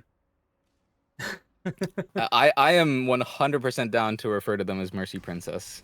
I'm a big Mercy Princess fan, but we see the dive coming back out from both teams here. Kind of a mirror match. Vindime on that Juno. Yeah. And this is like I was saying, right? Like if Exlim on the Winston, he was doing a pretty decent job at finding targets to engage on, so hopefully he can keep that up. And this time it's actually going to be onside playing that double flex support, so we'll have to see if they plan. I could see them trying to kind of go for flanks with this Kiri Hanzo. Actually, it looks like that's exactly what they're going to do, as Prophet and the Kiri on Vindame are going to push through Hotel here and immediately start forcing these people back. Yeah, Hopper out, kind of just gone, dead, deleted. He's dead. Yeah, absolutely. That's going to be a 1 HP. He's running, and he's gone. Excellent. Yeah, Jasmine, though, taking a little too long to find that kill, as it's actually going to be the rest of onside who's going to be getting taken out in the meantime. Yeah, I mean, Mercy Princess taking on Vindime there, and it looks like it's going to be just kind of like a soft reset for both of these teams, kind of poking at each other in the choke and seeing what's happening. As soon as I say that, a dive goes in onto the Kiri as she has to DP out. And then the Far comes back, putting pressure onto Exlim there. Bubble going down from both Winstons, and Jasmine going down low. Pardon getting that kill. I mean, as we've said before, Kiri can output a lot of damage. Yeah, definitely Crayon looking much better, but Jasmine, he was also pushed in really quite deep. Like, on that side of the statue there, you're basically opening yourself up to every angle. Like, you have the Ashe there on the point, you have the Tracer who's just able to blink around wherever. So he opened himself up to a lot of damage, and he paid the price. But Jasmine, now Prophet, he's... Jasmine on the D.Va, swapping over to the D.Va here. Looks like got the fight. Do You Love Me getting an early pick on a Prophet. The support line coming in clutch, and it looks like they're gonna have to back away for this one again. But Pardon hunting, not able to get it, but hey, looks like they're waiting. Come on in, walking up. We got Nano online for the side of Onside Gaming for Kivis. Nanoing Seonjun on the Pharah, but Exlim going low, gonna pop the primal here. Let's see if he gets anything with it. D.Va just kind of running away. Prophet getting juggled into the room, out of the room by the bus, and to spawn. There we go. Coming back, trying to get the Pharah mid-air as well. Ooh. Oh no! Coming out, but like, what are you doing? Here's the thing though. Actually, I don't hate that barrage, because Exlim is gonna take way longer to get back to point, right? They both respawn at the exact same time. I know. But the spawn advantage for onside is so much more impactful in that sleep. Yeah, that's tough. I think that's gonna be point here. There's no way you can really retake this. I mean, maybe the Kiri gets back fast. Ana definitely not getting back fast. She got old little granny legs. Oh well, she's already there, so I may have spoke too soon. Yeah. The Nano coming out onto Exlim here is Probably your best They bet. do have a good chance to retouch. The key thing is going to be seeing if Hopper can actually get that bob up. If he is able to generate the bob, he can throw that onto point, and that could keep this fight going for a long time. But he's 87 in purple. He's going so low. He is able to get healed up. To stay alive. Excellent going down. Jasmine taking him down. Yeah, Prophet with a nasty flick onto Mercy. And then we got the point going over. Vindime taking down Hopper, and then Ana just kind of sitting in the back way. Prophet with the chase with the coach gun. Sleep misses. Seonjun cleaning it up. Yeah, unfortunately, like, Hopper was so close to being able to get that bob, but while he was, like, he had to retreat and take cover due to Kivas doing a great job of pressuring him out using the Ana, right? And in the meantime that he was kind of cowering, Xlim just got shredded by the rest of Onside. And now it's actually going to be Prophet who's going to be able to actually match the bob. Yeah, and it looks like they're Onside Gaming here is trying to push up, kind of trying to get this payload around that corner that we all know is so hard to get around. Yeah, they already got Mercy Prince is actually going to chase down Farah. Yeah. Oh, but a nice save from Vindame. Yeah, Suzu coming through, going around the back door. Does he know? He does not know. Ana with a nade saving herself. And we got Jasmine playing a little protector here. Has the mech up. Bob coming out. Jasmine taking out Xlim. Hopper taking out Bob, I guess. But, I mean, your tank's down. You just kind of got to back up and hope you don't lose another one here. Hopper going down to Prophet. Prophet just clicking buttons. He's just clicking the screen. Onside are doing a great job of peeling right now, right? Like, you can see Crayon is finding opportunities. Like, they're trying to make these dives happen. But Onside Gaming, with that double flex support, they're actually making it work here very effectively, because every time a target gets engaged upon, you can either have the Diva peel or you can have the Kiriko peel. And between the Suzu and Defense Matrix, it's very hard to find a kill through that, which is why Crayon is kind of struggling so hard here, because even though they're finding these good openings, they aren't able to finish. See what's happening in the backline there? Was happening in the backline there, I should say. What are they cooking? Yeah, Mercy Princess what and Pardon. Well, Pardon's actually going to find one. Pardon got Prophet, but I don't think it's going to matter. The point's going to go over. They got 3 minutes to cap this last point. Honestly, not the worst timing we've ever seen. But yeah, you saw Sojourn there try to kind of go for the concussive boost, but ended up sucking him in instead because he changed the perk. I do that all the time on Pharah. Honestly, Jasmine, I want to see a Diva Bomb thrown down main. Prophet on Widow. Ooh, this is gonna be Xlim. Heat. Xlim going very aggressive there. Okay. So he was able to actually force Kivas into a position where Hopper was able to capitalize and find the headshot to take him out. Like, Vindame was the target of his aggression, but Kivas rotated there to try and make sure that he could keep him alive. That being said, sometimes as Diana, you just get both Do You Love Me and Kivas feeling the pain from the opposite team's hit scans here. Yeah, honestly, I'm kind of impressed with Xlim's juggles. He had the Kiri there for a second right before she TP'd out, and Kiri's a tough target to juggle, man. I mean, she's small, but the nano onto the Winston, going on a Prophet down. That is a huge boon. They can push forward now without the safety of getting randomly headshot. It looks like Onside's just gonna bunker into this small room with Seonjun, putting down the poke damage. Sonjun with the trade onto Pardon, the Kiriko is missing, and that means Xlim, he can't hold that angle. He needs to go and play in LOS of his Ana. And as soon as he backs out, Prophet is more than happy to just walk forward, and he's going to take out Hopper. He's going to be looking for another. This is it's the Tracer, and allows Seonjun to follow up. Seonjun burning down Xlim with that barrage. I mean, they're in their spawn. That's it. Touch the spawn door challenge like you said earlier. That's what we're here for, folks. We're touching the spawn door. Once again, we're in a scenario where Hopper needs to get this Bob onto the point, see if it can touch. He's gonna get out of the door, and Bob misses. That's so tragic. The Bob isn't on point. And Vindame as well with 2. 105 on the board. Not horrible for what happened on second point. Yeah, Crayon, all things considered, Crayon did a good job of slowing things down. And I think this dive, like compared to the rush comp disaster that we saw there on Legion Control Center, the dive is definitely, I think, favoring them more. Xlim on the Winston, he's doing a pretty decent job.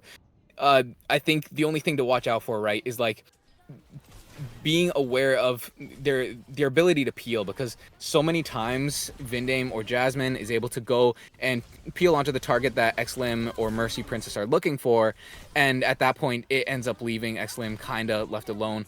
the flip side of that is like, his supports get aggressive there and they force him to back out. So then Onside is able to just push forward with the momentum and clean it up from there. Yeah, I'm excited to watch the the offense from this team, because on the defense, honestly, first point, they were looking pretty good.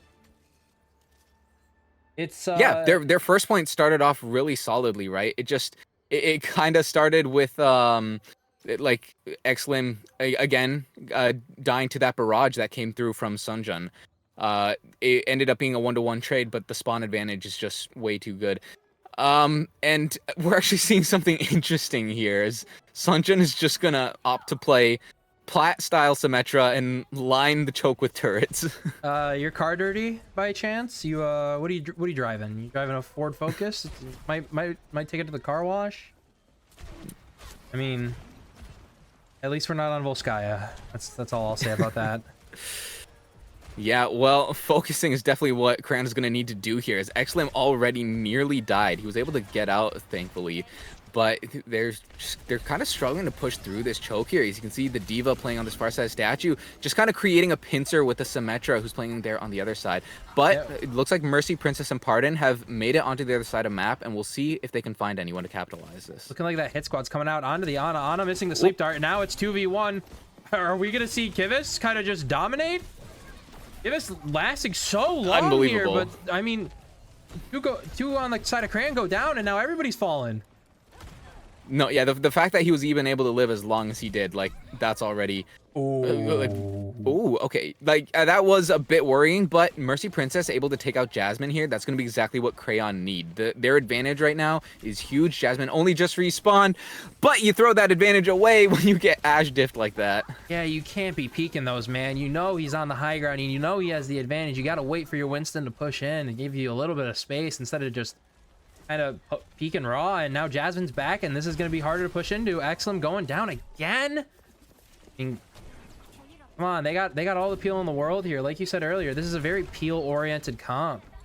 You can't just be kind of like poking around and waiting for... You gotta wait for your tank to make the space, and it's especially difficult for Xlim to make any kind of space when you're jumping into sim turrets, D.Va chasing you around, anti-sleep, a brick thrown at you. I don't know what else are they gonna throw at him? You know what I mean? Mercy, well, right now they're throwing a nano monkey at them. Yep. But in the meantime, Vindame and Jasmine are just holding down the choke. Do You Love Me and Hope are both going down. So that nano Winston has done air. Yeah, I mean, we were talking about hit squads that Cran was sending out. I think Onside sending out the hit squads right now. I mean, Vindame's not even moving. He's standing still and just clicking. We got... Yeah. Mercy Princess and...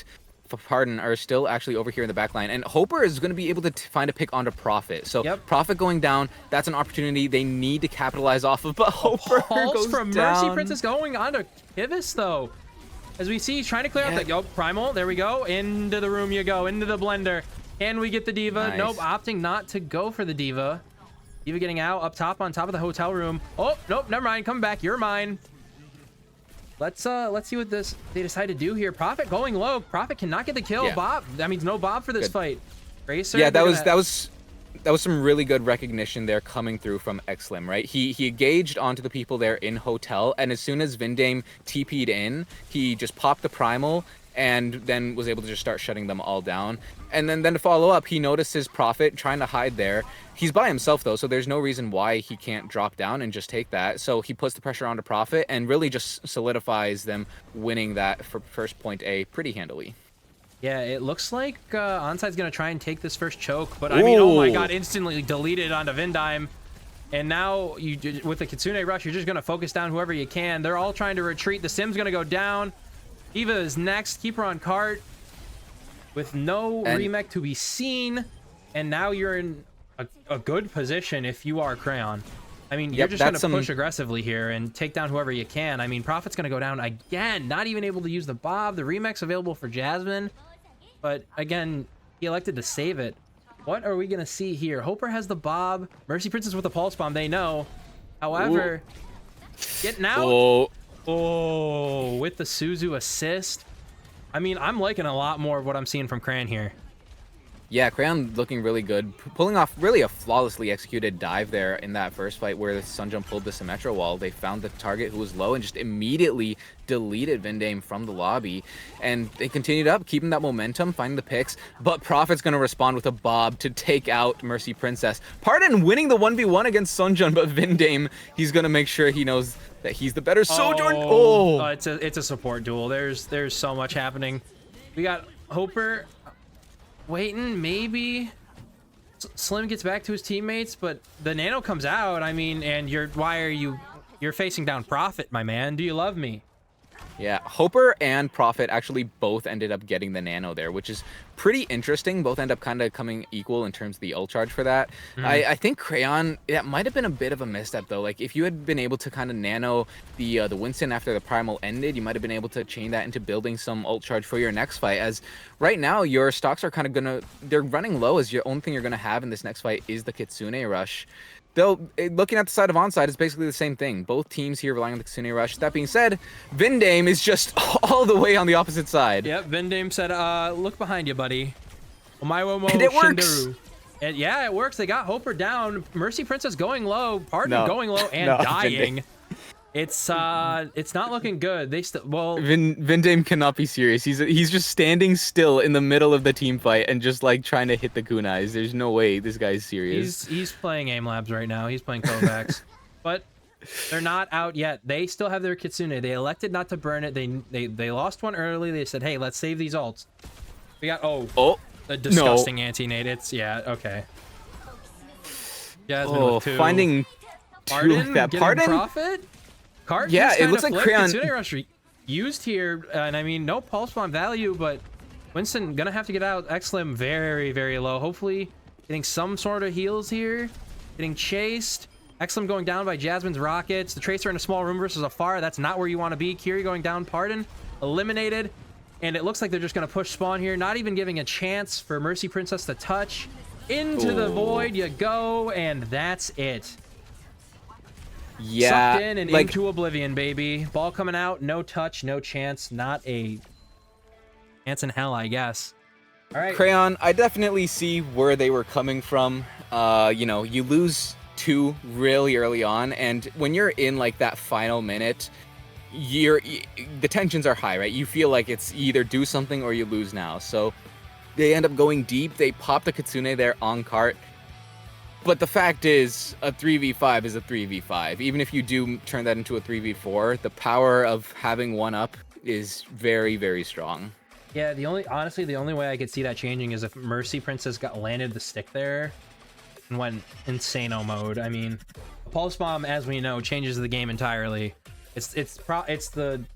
I'd argue one of the highest skill ceiling ultimates in the game. If you stick anybody, instead of it getting eaten by the Diva or whiffing, maybe you have a better chance there in that fight. But again, we see moments of excellence here from Crayon. It's not like their mechanics are bad by any means. It's just their coordination. They got to work on the coordination a little more, I believe. But this juggle here was absolutely beautiful. You know, taking them to spawn, we'll go back, and then the sleep they knew. Mercy Princess trying to set up for something silly, and then you're not able to get out either. And that's where we saw it all fall apart on first point. And then once again, Onside Gaming just taking it super aggressive into second and then into third for the full cap. Yep. Yeah, definitely flashes of brilliance here coming through for the side of Crayon, right? Like, especially there on that second point before they got to the end. Now, granted, Sunjun was still on the Symmetra, which, you know, you could make an argument wasn't the most ideal pick for the situation. But I think Crayon did a great job of responding to that situation, even if it was non-ideal, right? Like, the Simwall came up, so they just found Vindame there in the backline, who I want to say he still had his Suzu and his Blink, but he just wasn't quick enough with the reaction to prepare for the aggression that came in from Xlim, just jumping straight in. Like, this is the jump right there. Yep. Yeah. Honestly, Xlim has been a standout. Him and Mercy Princess have been 2 standouts for me. Xlim maybe going a little deep sometimes when your supports can't really see you, but I mean, Winston's, we all do that. Let's be honest. Yeah. Well, the interesting thing is going deep is actually the reason why they were able to like win that fight, right? Like Yeah, you absolutely. don't expect a Winston to just int at you straight from the front line, that's why Vindame wasn't ready. Like you expect the Winston to stage, engage without using jump if possible, so then you have jump as the escape tool. So when Exlim he goes straight in, he puts pedal to the metal straight from the front. Vindame's not ready and he gets caught off guard. And like that's what Crayon really needs to do more of, right? If you can take advantage of these times to catch onside off guard, that will be your win condition. You need to Yeah. do stuff that they aren't expecting. Change the game, flip the script on them. Yeah, I would well, we're on a little break here. Not a little break, but as we wait for the next map again. Once again, please make a soup account. And if you haven't followed us already, please be sure to do so. We'll be here again tomorrow and the 12th and 13th. It'll be a different line of casters. I'll be here for hosts. Me and Apostle will be here tomorrow, chatting away like we do. But make an account, follow OW_esports_Korea or KR. To see more amazing esports action from the Korean Overwatch scene. Because honestly, it's some, like we said, it's some of the best in the world. You see so much innovation in the Korean region that it's kind of insane. Like, weren't they the ones that discovered that Hazard's being played? Let's just play SimTorb. Why not?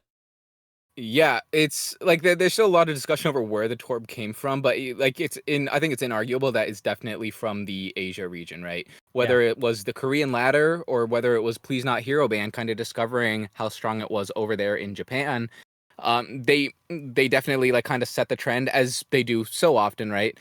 And even now, it wouldn't surprise me if we end up seeing some of that going forward, because the big consistent thing that we've been seeing throughout these games is a lot of Cassidy being played. Oh yeah, Cassidy is he's consistent. Let's put it that way. Yeah. He's always consistent. With a Sojourn, you're getting more damage output, but at the same time, you gotta land those rails.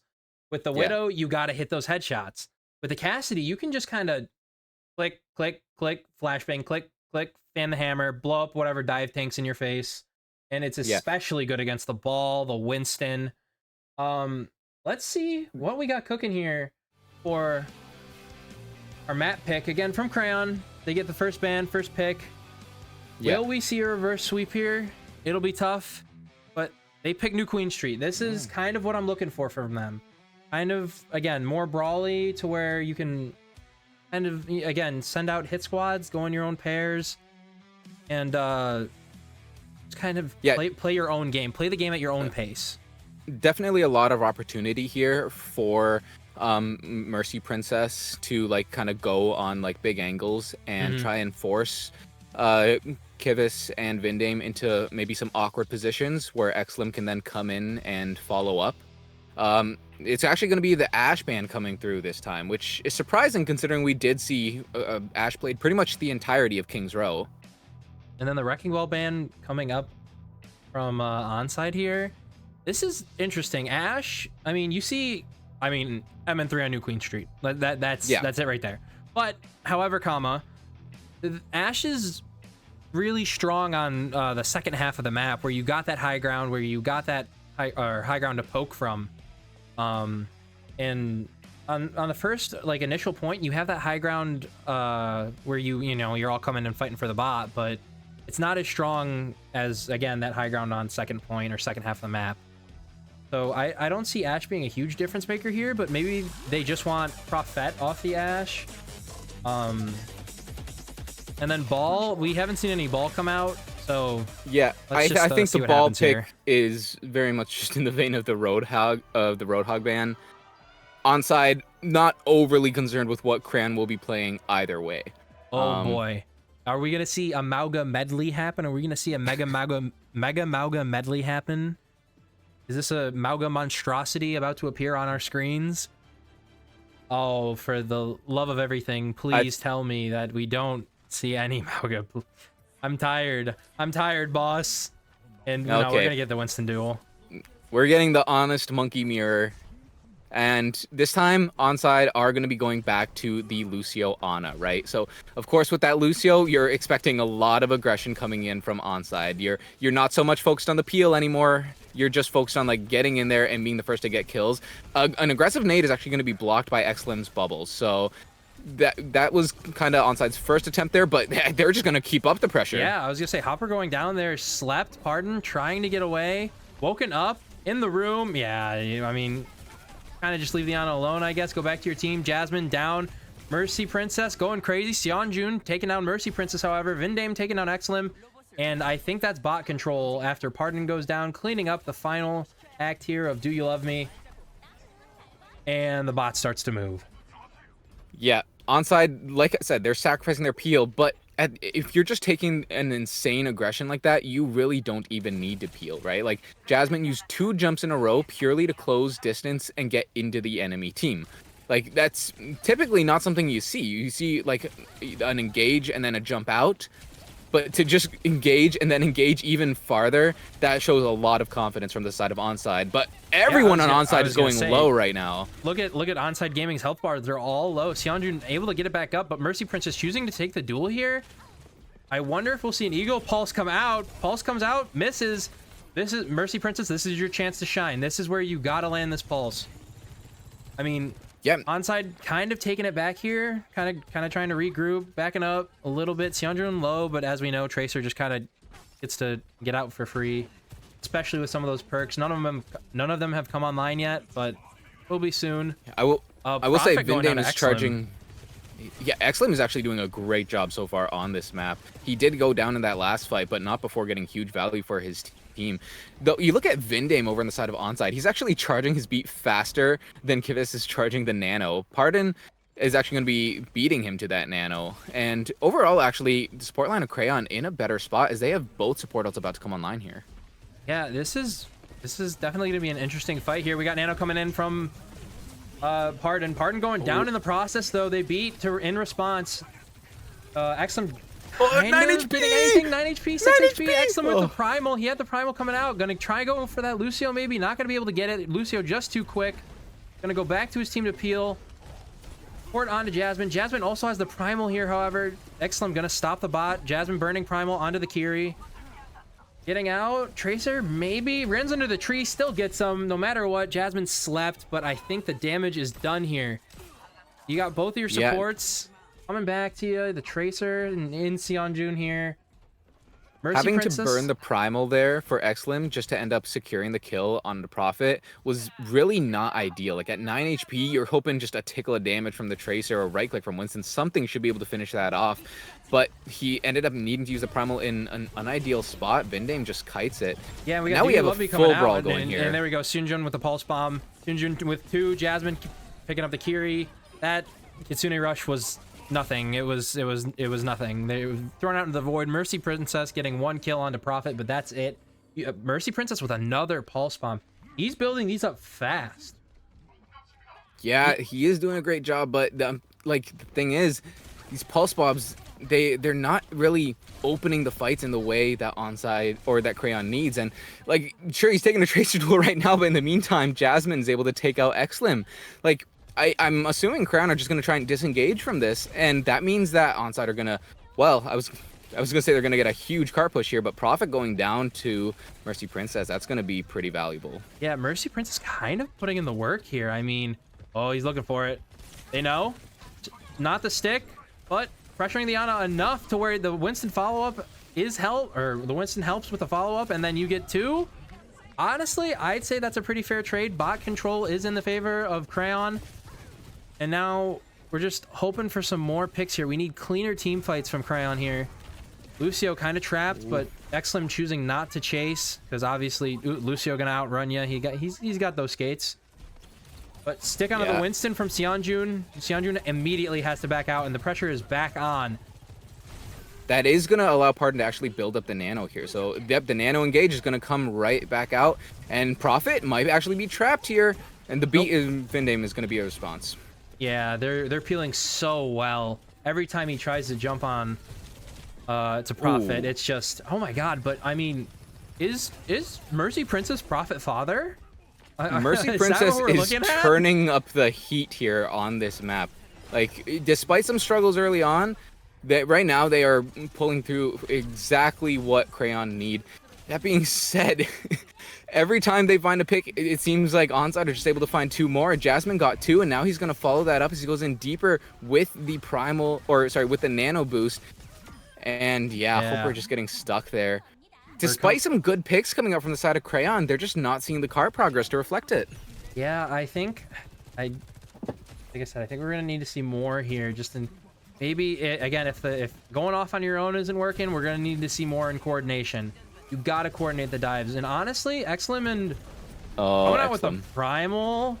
I don't know about this. It is very interesting. You got 5 guys looking at you, not talking about the burgers and fries, and we got the overclock coming out from Prophet. All right, push forward. Maybe slides up onto the high ground.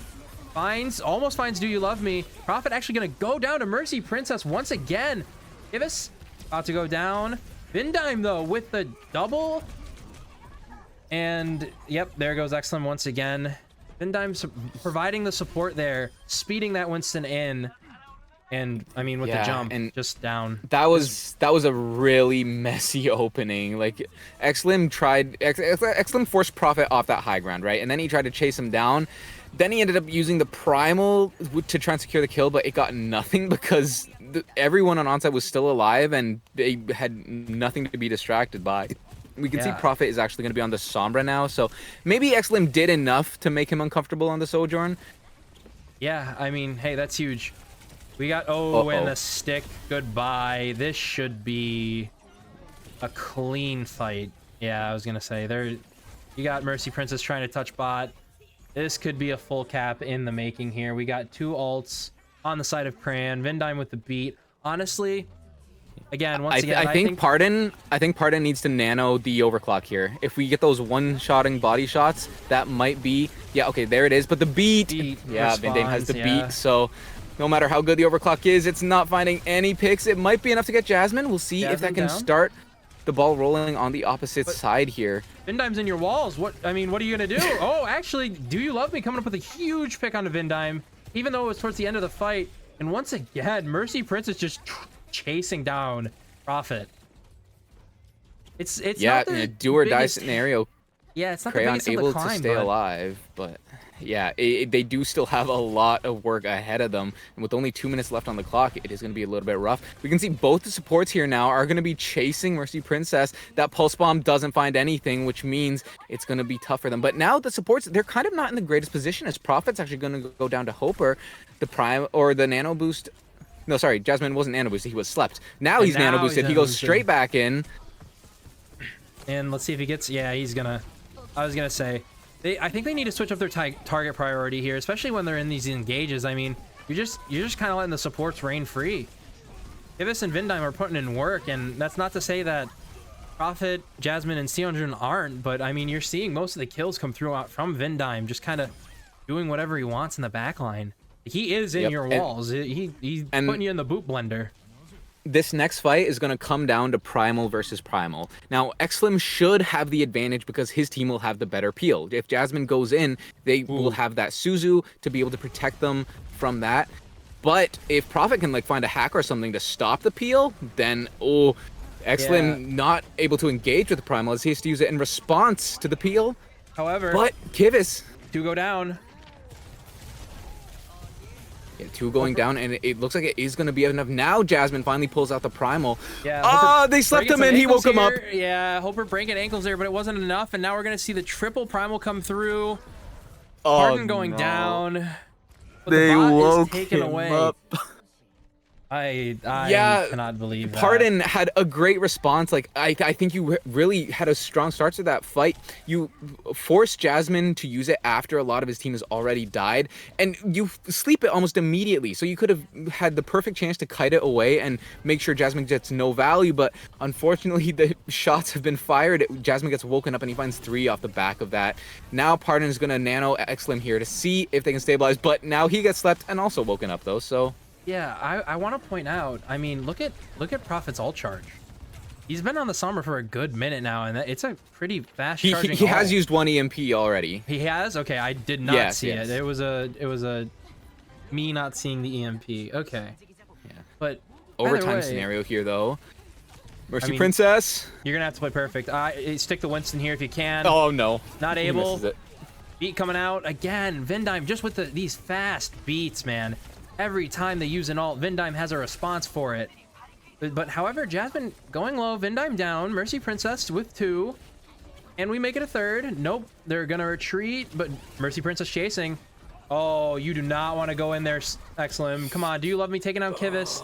These sloppy fights, man. You can't be having these. But maybe the staggers are good. Sombra health pack is doing so much work right now. Maybe these staggers are good. Overtime spawns are so coming much. in. No, Mercy Princess just couldn't finish it out. Prophet killing Do You Love Me? Yeonjun taking down Hopper, and that's it. It's going to be a 3-0 in favor of Onside Gaming. That is maybe the single most valuable hacked health pack I've ever seen. Mercy Princess, I think, should have won the matchup like maybe 3 separate times there, but that health pack just always kept coming back online, keeping Sunjun in the fight. And yeah, ultimately, despite some good picks from the side of Crayon, it's not going to be enough to take down Onside. Oh. Yeah, I swapped this over to my screen because I was repositioning in OBS, but I'm curious to see who the MVP. It has to be Vindame. In my opinion, it has to be Vindame. But let's talk about the bright spots over on Crayon, because I mean, Mercy Princess kind of went insane. I mean, Mercy, after the first 2 maps, I was a little bit kind of wary of Mercy Princess, all right? But definitely on that last map, they really showed up big. Play the match. Prophet It is going to be Prophet. Okay. I think I personally would have picked Jasmine. I think Jasmine really showed up, especially there on the Winston. Like, not a hero that Jasmine's super known for. Traditionally an off-tank player, right? Yep. I mean, Prophet was, like, solid. He was, like, reliable as always, hitting plenty of headshots. I'm sure we'll get a highlight reel here in just a minute. Though, like, the reason this is a bit of a weird pick to me is because Prophet felt pretty silent on that final map, especially. Yeah, I think votes come in before the last map happened. Oh, okay. That would explain it then, yeah, because it was an interesting map from Prophet, especially swapping to the Sombra. He did, like, get some good value. He was putting down the virus damage and stuff, but, like, yeah, Jasmine, I think, on the Winston, I think, was really the big difference maker on the final map, especially. Here we can see, though, Prophet, despite the struggle on that last map, his raw aim as good as ever. Oh my goodness. I mean, just that shot on the Tracer, disgusting. Taking down the Winston, and then Do You Love Me? I don't know what to say to that. That's just, Prophet loves hitting headshots. How about that? And even on the Sombra, again, okay, there's the 1 EMP. They used it on the Winston. That was it. And then the second EMP coming out, finishing off the fight. But kind of quiet on the last. Two Prophet's credit, though. Two Prophet's credit. Sombra is one of those heroes that's, like, not quite going to be lighting up the kill feed as much as, like, you know, the Ashe and the Cassidy, right? Like, it's a lot more about the neutral value you get, being able to put the virus for that damage over time onto targets. It can, you know, you throw that onto a Tracer, you basically instantly force recall, right? A Tracer's not going to stick around after they get hit with the virus. And, of course, the hacks and stuff, that's always something that a Winston player needs to, like, keep in your mind. It's another thing for the Winston player to keep track of. So, definitely was being annoying for Exlim, if nothing else. Yeah, no, it was like you said, Sombra's more of a support than, not a support in a traditional sense, but a support as in, like, hey, I'm just gonna be a nunuisance. I'm gonna be the little Sombra is a support in the same way that Mei is a tank. Yeah. If you know, you know. Yeah. Or Torb a tank with a little. I mean, yeah, with the overload and the armor, absolutely. But yeah, the bright sides for me, Exlim was great on some maps, or especially New Queen Street. I feel like they woke up, especially on New Queen Street. That was a great I think map Crayon definitely has a ton of potential, right? Like, it is a little unfortunate that the tournament is single elim, because that means we won't be seeing Crayon again. Yep. At least, like, in this tournament, right? But, you know, for the future of OWCS, future SOOP Cups, I think they keep grinding. There's definitely a lot of talent there that we could see, with a little bit of polish, really come to the surface. Yeah, if I would love to keep doing the English co-streams for these and watch Crayon grow, because Mercy Princess and Exlim, those guys with with a little more practice and a little more playtime, you know what I mean, and actual Yep. under pressure settings, it would be amazing. Yeah, amazing to see the Yeah. growth. They really turned it on that last map, and I was very impressed. 100%. Yeah. Like the fact that, like, I'll be honest, coming into this map, I did expect Onside to win, right? But I was expecting it to be like, especially on that last map, be a lot more dominant. Like the way we saw Lee Gen Control Center go, that I saw that and I was kind of like, okay, yeah, that's how this match is gonna go. But Crayon, they did a great job of showing up, and like I think that Onside, they did have to work for it more than they were expecting. Yeah, I mean, first point Kings Row defense for Crayon was spectacular. It kind of, like you said, it kind of fell apart there once you take 100 missiles to the face. What it happens, you know what I mean? Like, Far, you're about to go down. Let me just throw this out there and maybe we'll get something. Sometimes you get caught in the rain without an umbrella. Nothing you can do. Unlucky. And then they just kind of got steamrolled through second point. Third point, they put up a little bit of a fight, but once again, it was kind of just, it happens. But Crayon definitely have a lot of potential to grow if they stick together as a squad. Just in my mind, it was a little bit of coordination, like you said like we said on that first map with the Sojourn going to bed and it still being able to slide away. That's insane to me. Yeah. Now, I will say though, I think this sets up some pretty interesting stuff for the next match, which of course is now going to be Vesta Crew versus Onside, right? Vesta Crew, I think we would be expecting, especially after their most recent match, we'd be expecting some better looks, or we'd expect them to be better than Crayon were, right? So for Crayon to be able to play Onside close at times, will Vesta be able to do the same thing? Yeah, and I mean, we gotta look at the depth of the hero pools, especially on the DPS players for this upcoming match as well, because I mean, you got Seonjun and Prophet, you know what I mean? Mm-hmm. And then on the other side, I mean, we saw a lot of Cassidy, and Genji, but we didn't really see much else because when Scarlet was on the Tracer, he was kind of quiet. So if they ban out that Genji, I mean. Yeah, and to counter that, Sonjun didn't play any Genji, right? I think he was just solely on the Tracer this match. Yeah, if I remember correctly. Yeah, you are right. But it's definitely going to be interesting. I think the flexibility of the hero pools are going to be what comes into play here. And I mean, we've been talking about one-trick teams the entire night. These aren't two one-trick teams that we're about to see face off. These are two flexible teams, or supposed to be flexible teams, but we got a little bit before the next match starts. We're gonna take a break for as long as that, but everybody, please make a SOOP account. Make sure you follow us here, Ex Oblivione GG, on SOOP, as well as the Overwatch Korean esports account. That's OW_esports_KR. Yes, sir. And we've had a lot of fun matches today. Vesta Crew versus Please Not Hero Ban. That was crazy. That was crazy, insane, and fun to watch. That's you miss these things sometimes. And we're also going to be doing a restream of day one on at 11 a.m. EST today. So if you want to see all these games live, or not live, but you're asleep, maybe I don't want to watch a whole lot of Overwatch at like 4 a.m. if I'm on the East Coast. Yeah, you can still get the chatter experience. Oh yeah, you can still get the chatter experience. We just won't be able to react to it. So yeah. Of course, though, to chat, do need to make an account though, so make sure you get on that. Yeah, please come to SOOP. Been a great experience so far here, especially for us on EXO. I'm having a lot of fun. I'm assuming you're having a lot of fun. Absolutely. Nowhere I'd rather be. Yeah.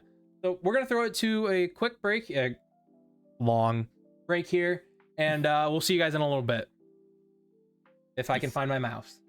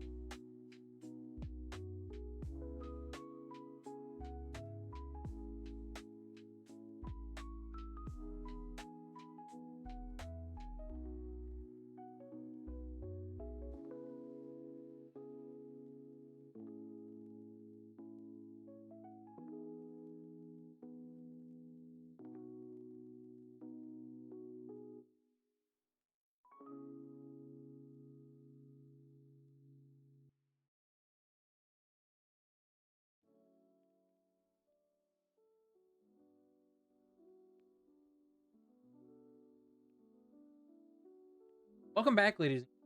I've put my hair back. Okay. But along with that, we got Vesta Crew versus Onside Gaming. I think this is going to be a very interesting matchup. How about you?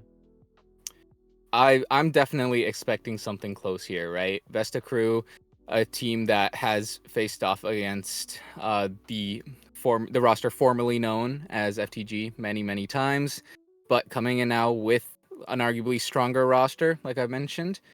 And Onside Gaming, they're coming off the game they just played. So in theory, Onside are at a little bit of a disadvantage considering they're playing back-to-back matches, right? Yeah.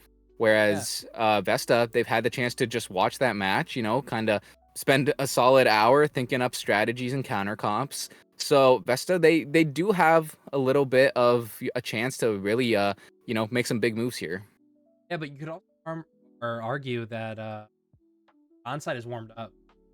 They're hot and ready to go. That It is is a the other thing, side but of that, right? Like, Vesta, they've been chilling uh in their area right now, and I hope you'd be hoping that they've been, doing some aim training or whatever, making sure that they're still ready to go, ready to get in there. But yeah, it really can't compete with, Onside, who are coming off like a 3-0. They got momentum on their side. They're all fired up, and I'm sure they're ready to put on a show. yeah, it'll be surprising to say the least.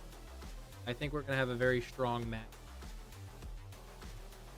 Um, Absolutely, yeah. I think we talked about the flexibility of the DPS lineup. It's gonna be a huge. With the tank role, you kind of know, like, okay, we're going to this map. Let's put this. Yeah. Or Yeah, for Vesta, it's a bit of an interesting situation where they simultaneously have more flexibility and less flexibility when it comes to the tank role, right? Like, you have more flexibility because you have two tank players as opposed to Onside Gaming, who only have Jasmine there. So, but if you're Vesta Crew, you have Songan and you have Farmer, who've shown us a wide variety of tanks. Songan there on the off tanks, especially Sigma Diva, doing great job playing those heroes. But at the same time, it is flexibility that's split between two people, and you can only have one of them in at a time. So as soon as one of them gets subbed in, it gives you an idea of what to expect. So yes, you might be more flexible in the grand scheme of things, but on a map by map basis, will you still be able to be more flexible?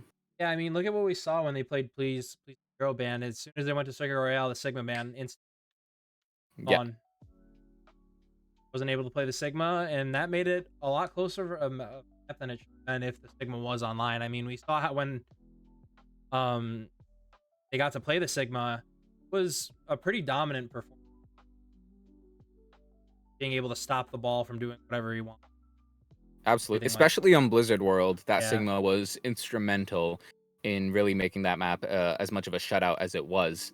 So I think that's definitely something that Onside is going to be needing to kind of be careful of. That being said, I'm very curious to see exactly how they do utilize their bans. Right, in the match we just saw, the bans weren't really that impactful. I mean, they banned Roadhog, Wrecking Ball, and I can't even remember who they banned map one, but I'm sure it wasn't overly impactful. Actually, no, map one was the Torb ban. yeah, I remember now. Yes, and we didn't see any Torb come out from Crayon, so basically all the bans that we saw come from Onside were kind of just like throwaway. So yeah, now that they're kind of gonna, hopefully, I want to see them lock in here, right? I want to see them like do no nonsense and show us if they are, really able to beat this new Vesta crew pretty handily. yeah. I mean, you said they're one of the better. Vesta Crew has something to prove. They have a chip on their shoulder. I mean, they like didn't play too great, but Yeah, like you said before, when you're playing up against the best of the best and you're a good team, sometimes good isn't good enough. And this is the chance to really make your mark and say, "Hey, listen, we have what it takes. We're learning and we're growing." And hopefully we see some of that. Hopefully competitive game 5 match to end the day. yeah, absolutely. And it's like I kind of alluded to earlier. FTG, they were a team that was very, very close to T1's level. And so in this tournament, T1 probably being like a team that is in contention to, potentially be a winner. Really, I think you have a lot of teams that do fill that spot for this tournament, right? Like the top four, I'm expected to be very competitive. You have, of course, the invites from EMEA and North America in Nightmare and Virtus Pro. They're going to be going up against like T1, Way, Onside here. You also have like Poker Face and New Era who are going to be coming from the lower bracket. So like the top four, especially though, like it should be very, very competitive. And there is a chance that Onside are capable of being considered among that top four instead of someone like Way or T1. Yeah, they really have a chance to shoot their shot here and prove to everyone, hey, there's a reason we got picked up, like we are here to stay and we're here to make a name for ourselves. But yeah, you also got those established players in Vindime, Prophet, and Jasmine. Jasmine's been around the contender scene longer than I can remember. Yep. We're gonna see what map 1 here, and it's going to Oasis. Yeah, Oasis is actually a map that we do not see picked all that often, especially when you compare it to like your Ilioses or your Lijiangs. I think recently, I don't think Oasis was actually in the most recent map pool for OWCS. So Samoa. Yeah, right. That adds to it as well. It's been a long time since we've seen Oasis. A lot of meta changes have come and gone. So there's gonna be really, I have no clue what we're gonna be expecting to see here, right? Of course, the 3 points do kind of lend themselves to different things. Like Oasis University is pretty good for like ground-based brawl comps, but then you have City Center and Gardens where anything that can kind of set up on that high ground will usually prove to be pretty effective. Yeah, and honestly, that's kind of what I like about Samoa too. I think they're very similar maps in that has its own style of play. That's what I like about those maps. Whereas in Lijiang, like, oh, okay, we're on Lijiang Tower, we're probably going to be running ball for a good bit of this. Maybe some dive here and there, depend. But especially on Control Center, a lot of the control maps. Control Center very much has just like that run it down style wherever possible. Yeah, and that's kind of my issue with a lot of the off maps. It's just kind of, hey, have really only one style to play on this. That's it. Like, it's different, I guess, for maps normally like why am I Route 66 or maps like that where it was like, okay, Winston, like the Winston, Dorado, where they added the stairs, Reinhardt. Yeah. But yeah, it's Koth really just kind of lends its style, and it's a lot more deathmatch. That's why they call it the Mickey Mouse game mode. And it's just like, okay, let's see what happens here. Yeah, and there's gonna be, I think, if Vesta Crew are able to take a map, I think that this first one where they have the chance to kind of like come out swinging and catch Onside off guard, that's definitely going to be a really good opportunity for them. The other thing that though I want to touch on briefly. Wow, look at this match prediction. Let me swap over. If you remember, the biggest diff we've had all day.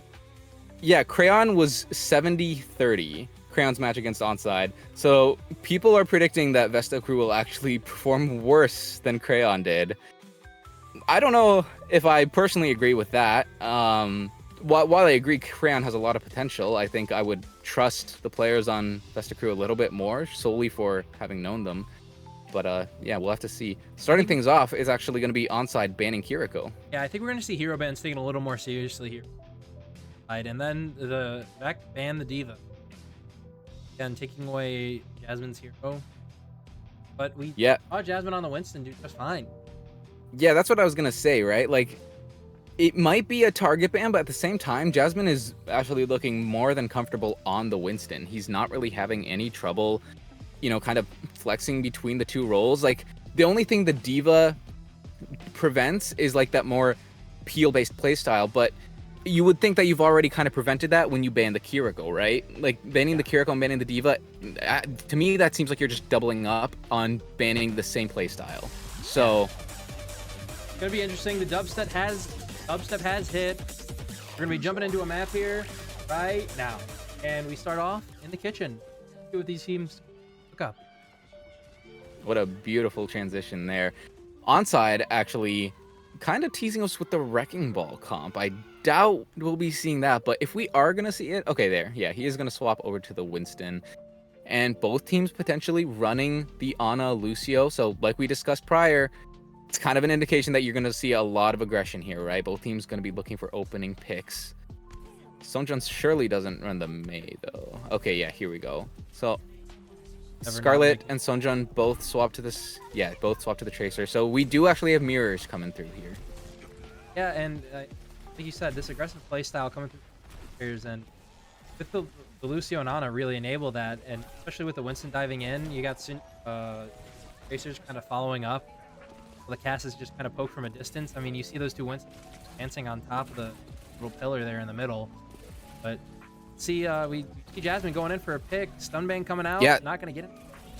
Sonjun's going to go look for Zessen really early, and that flashbang coming through is going to force him out a little bit. But Prophet is actually just sitting up here on the top pillar where he's kind of free-firing. And Vesta Crew right now, they haven't had the chance to engage yet. A bubble being forced out early is probably going to mean that... Oh, I was going to say the delay is going to be engaged even farther. But Zessen with a kill onto Sonjun, that is going to create a window of opportunity here for the side of Vesta Crew. Yeah, and we got them wrapping around to the height here, and of course, if they're wrapping around to the height, you want to play on the back of this pillar, wait for your guys to get back. But it looks like Zessen is gonna get dove on. Immediately jumps down to the safety of to the arms of his team. Oh, Farmer's been actually antied here, so we'll see if there's any follow-up. There's not quite yet, but Wu-Chan is going to be the first one to get the nano boost. It might not matter though, as Prophet, he's dropped off the high ground and he starts off his reign of terror with a kill onto Search. Scarlet is going to trade it out, so both Lucio's down here. Farmer's super low, and no healing is going to come through as Prophet finds two more to clean up this fight and secure it for the side of Onside. Yeah, Prophet plays a super important here as in terms of just dealing out raw damage and being a bodyguard to your Ana. Because as soon as that Winston jumps in, you saw it, bam, stun bang, bam, right click, bam, roll, right click, completes the bubble. Any safety that Winston had originally is gone, and now they're just kind of perched up, waiting for them to push on in. It's going to be a tough engage, especially if you got Davis coming in. Ooh. Nice name. Yeah, and Farmer gets antied. Oh, a nice stick coming through from Sonjun. Both DPS are going to trade themselves out here. The nano on both Winstons, actually. They're just going to be tasering themselves there in the front line. But Jasmine is going to be the one to disengage, as now Scarlet is going to go around on the edge here with the Lucio to support him. The High Noon is going to get pop, but not enough to help him sustain the dive, as a nice stick from Scarlet is going to find both supports, actually. That's going to allow them to really just secure this fight. Nicely done there from the side of Onside. You can see Sonjun is trying to stall, but it's going to go over to Vesta Crew here at 92%. Yeah, some amazing opening or picks from Scarlet there. And we talked about Scarlet earlier not being so comfortable on the Tracer. Maybe I'm eating my words there, but they're putting up a pretty good showing so far. But however, you got to be wary of Prophet, of course, on that Cassidy again. Ooh. Search getting the first pick onto Sonjun, marking the Tracer, like how good Lucio always does. And yeah, Sonjun was looking to off angle, but ended up getting punished for that. And so that's going to buy a lot of time here for Vesta Crew to kind of just sit on this point. Yeah, but as I say that, Onside, they're going to decide to go aggressive. Oh, Jasmine's got the Primal lined up, and he's got the Highway in his sights. But Vesta Crew, they're able to kite it really well. They get to safety. That being said, though, it is going to open up a window for Onside kind of move in here, start taking space on the point. As Farmer, he's going to be looking to do the same with his Primal. He's able to get Prophet super low, but Vindame comes with the beat at the perfect time. But Prophet's still so low, and they just make sure to commit to that to end up finding the kill. Jasmine did end up getting slept there, and now he's going to keep going in. He does find the kill onto Wu-Chan, but Farmer trades him out very quickly. That being said, though, kills are being found here for both sides, as Kivis is able to find Scarlet after being taken out by Zessen. But with only Sonjun left alive, he's actually now getting pressured by Lucio. 1 HP, he does just barely squeak out. Yeah, and that whole time, that had... Search! That's tragic. That is a tragedy. That had control of the point the whole time, but it looks like they're going to give it up here. Just kind of wait for their... Oh, maybe not. Wait for the Lucio to get back. Nano comes on. Yeah, Farmer's going to be going in deep with that nano boost, and it might be enough. It's actually going to be the opposing nano forced out, and a nice stick from Scarlet is going to take out the Ana. That might be enough for VC to be able to hold on to this, but the point flip does come through, and now Sunjin responds with a pulse bomb of his own. Both these tracers just finding every stick they need to. Prophet with the Deadeye on point is going to be trying to lock it down. Scarlet dodges it with the recall, but oh no, he walks right back in. And now Search has once again been domed by Prophet as Prophet puts his foot down. And Vesta crew are going to be losing that first point.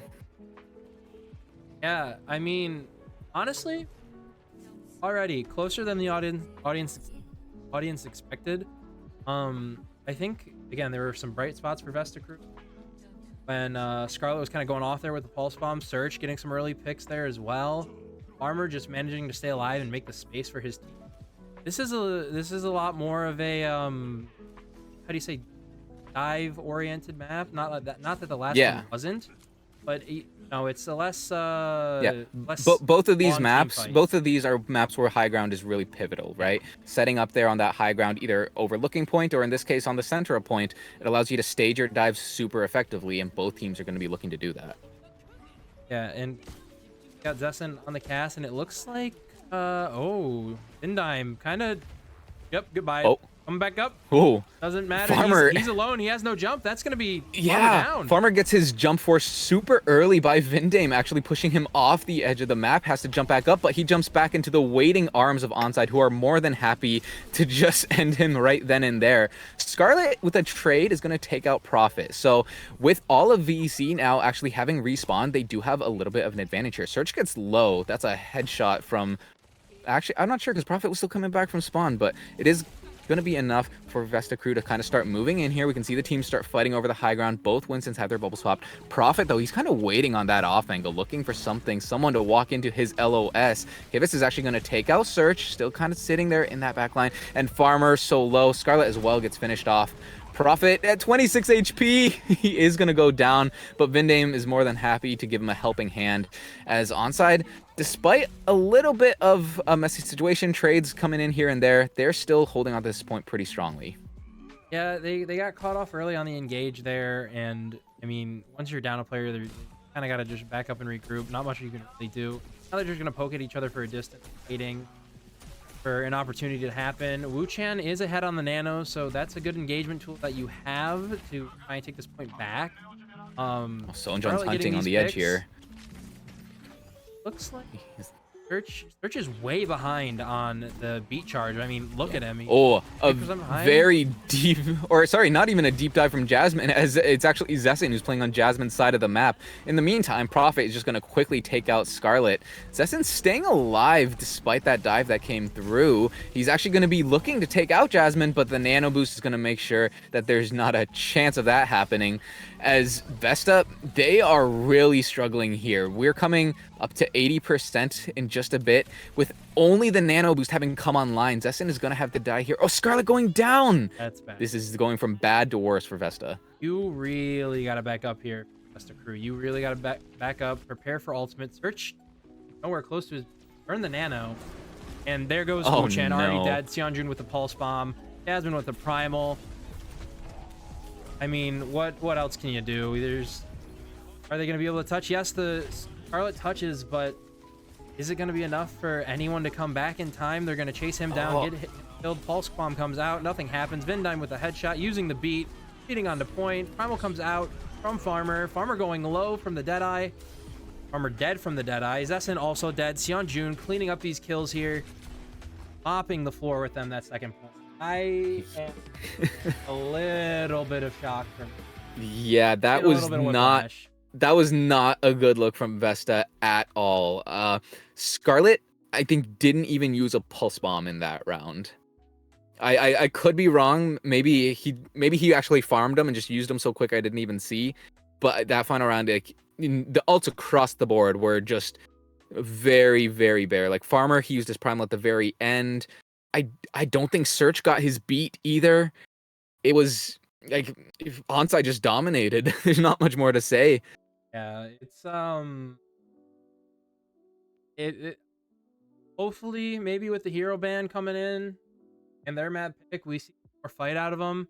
But interesting 2-0 there. I really did think it would be a little closer. I would like to see Scarlet on the Genji now. Maybe you can make something happen there. Not Oh. especially when the Tracer was doing so well the first round. I mean, some of the Yeah, highlights. both Tracers on that first round were actually like really putting down work. Like very good pulse bomb accuracy coming through from both of them, trading out even like when they ended up dying. That right there though, that nasty. kill, that kind of started the downfall of Vesta on this point though. Like Search, he's up near the skybox and he just gets locked onto there by Prophet. A couple quick shots is all he needs to put an end to that Lucio's day, and he does it again right there. He's just so accurate. I think Prophet warmed up. You know what I mean? Like Yep. in that first map, you know, we had Mercy player or Mercy lover. I'm forgetting the name now, but Yeah. kind of running the damn pockets. But now it's just the Prophet show. It is Oh, the yeah. Prophet show. No one's there to keep him in check, and he's just clicking heads. And we've kind of been mentioning it, right? How it seems like we're might be moving into like a cast-centric meta, where cast does seem to be a bit more of a mainstay. Maybe not like the solid best, because like we are still seeing a little bit of Sojourn, a little bit of Ashe, but definitely a lot more cast than we've seen at any point in the past few months. And if you're onside, when you have a player like Prophet, that's about the best thing you can ask for, right? A meta where it's defined by a character who's basically raw aim, and you have one of the best raw aimers you can get, you're sitting pretty. Yeah, it's kind of just like, you know, Kovacs, like we said earlier, with Vindheim kind of sitting in the Kitsune rush, just clicking heads. We got we got Prophet doing the same thing now. Yeah. The difference is though, Prophet, he's just kind of waltzing around the map while doing it, right? Like I mentioned, Search, he was up there in that skybox. He was playing Lucio Surf. And in the meantime, Prophet just walks through the choke, and like it's free food for him. He is more than capable of just finding a couple quick taps there, and like I think Vesta Crew, they definitely recognize that, right? Because they were playing some pretty aggressive dives there onto Prophet, especially there in the first map. Like they wanted to shut him down, but eventually he just started kind of running away from it. And on that final point, Prophet was playing some pretty heavy off angles as well, kind of sitting there closer to the coast side rather than the point side. And it seems like just not knowing where he was enough to kind of make Vesta Crew very nervous. Like they were probably playing to look for him as they wanted to stage a dive onto him. But when he's kind of playing that unexpected angle, it messes with your game plan, and it kind of threw Vesta Crew off, so they just fell apart.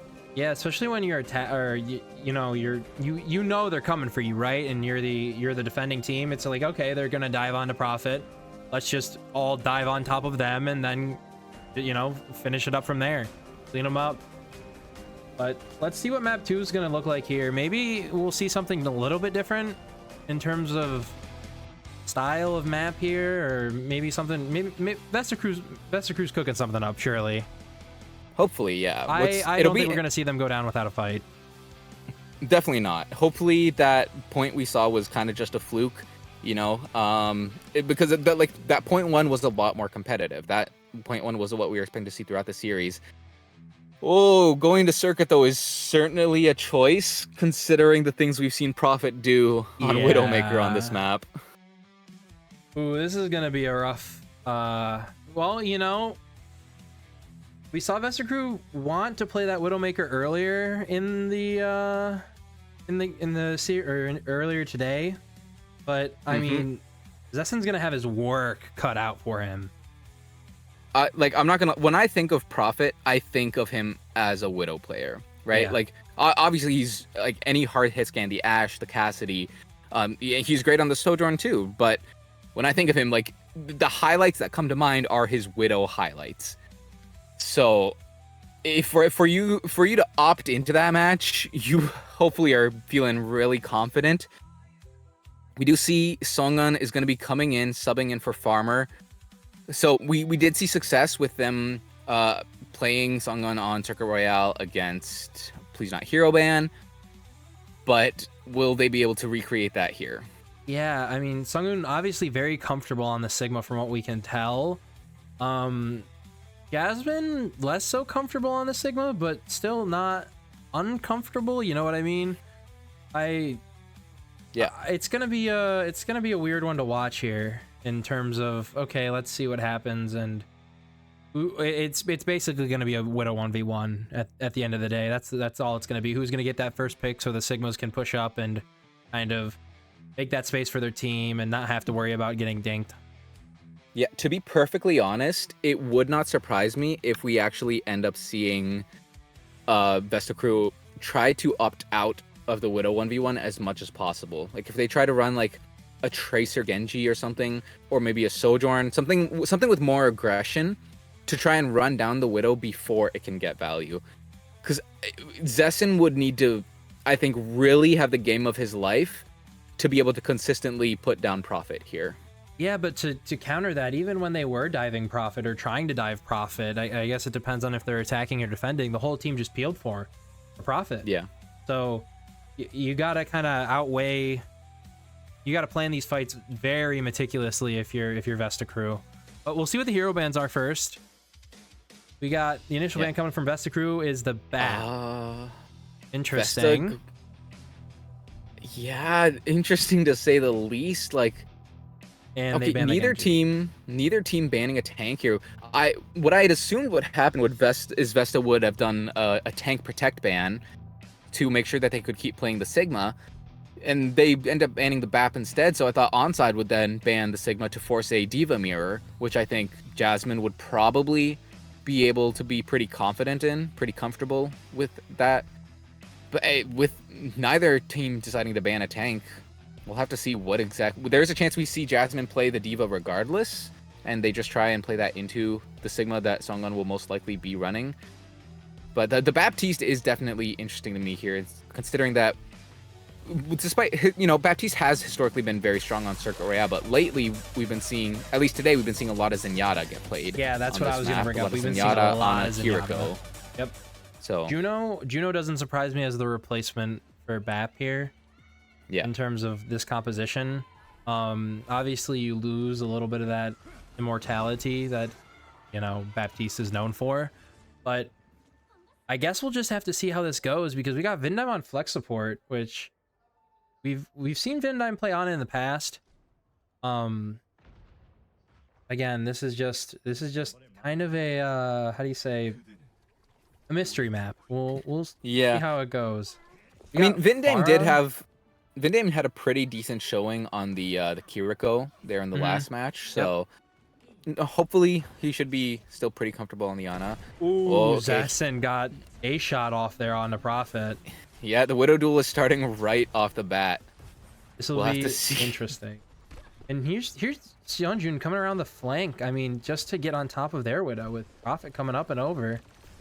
He sees. Yeah, I will say though, like, actually, Songun, he was playing way too close. His team just not there at all. Sunjun's gonna keep pushing in. Wu-Chan goes down. Scarlet goes down. Sunjun's still on the hunt, seeing if he can find one more. The Sigma Shield. Oh, he does find the one more with a direct hit. Well, that's about as fast as I've ever seen a defense fall apart here. Yeah, we're gonna ask who's gonna keep who's gonna keep the Pharah in check. And by the way, Vesta Crew walled off their own tank. Yeah, well, that's actually something I was going to mention, right? Like, you have Zessen and Prophet kind of, potentially going equal. But then you have Scarlet going up against Sunjun. The Pharah typically has the advantage against the Mei. Yeah. So, through the trees, Prophet with deadly accuracy, taking out Search. Wu-Chan is now going to be solo healing, and that means that Sungun is not going to be long for this world. And a nice mid-air headshot. And I'm not gonna lie, Rox, this is exactly what I was afraid of. Yeah, I have no idea why they took him to Circuit Royale. I mean, like I said, maybe they were cooking something up, but it ain't looking too good right now. I mean, yeah, I mean, like, Prophet on Widow is just insane. I mean, look at the ult charge. Prophet already has. Yeah, we don't have a scoreboard. We don't have a scoreboard to go by, but just looking at this, Prophet is doing at least twice as good as Zessen is, right? If we use the ult charge as an indicator. And now, Sunjun. When Prophet's not popping off, Sunjun is. These guys are both just like dominating on their respective heroes. And Vesta, they're really just getting caught unawares by everything. Yeah, they're staggering out, and they have permission to play hyper aggressive here because of the staggers. And I mean, look, Search has gone down again, and Sessin is just getting kind of dominated by the Pharah and Prophet himself. It's gonna be tough for them to get any positioning. They're not even gonna get a touch on this second point. They're not going to get a touch on this second point, and I don't know if they even got a touch on the first point either, to be honest. Like, anyone who played Overwatch 1 will remember that old objective time gold medal. I don't think anyone on the side of Vesta Crew would have that medal at the moment. I don't think a single one of them has touch point. Like, the car has just been rolling through. A 5-minute 30 time bank on point 3 is ridiculous here on circuit.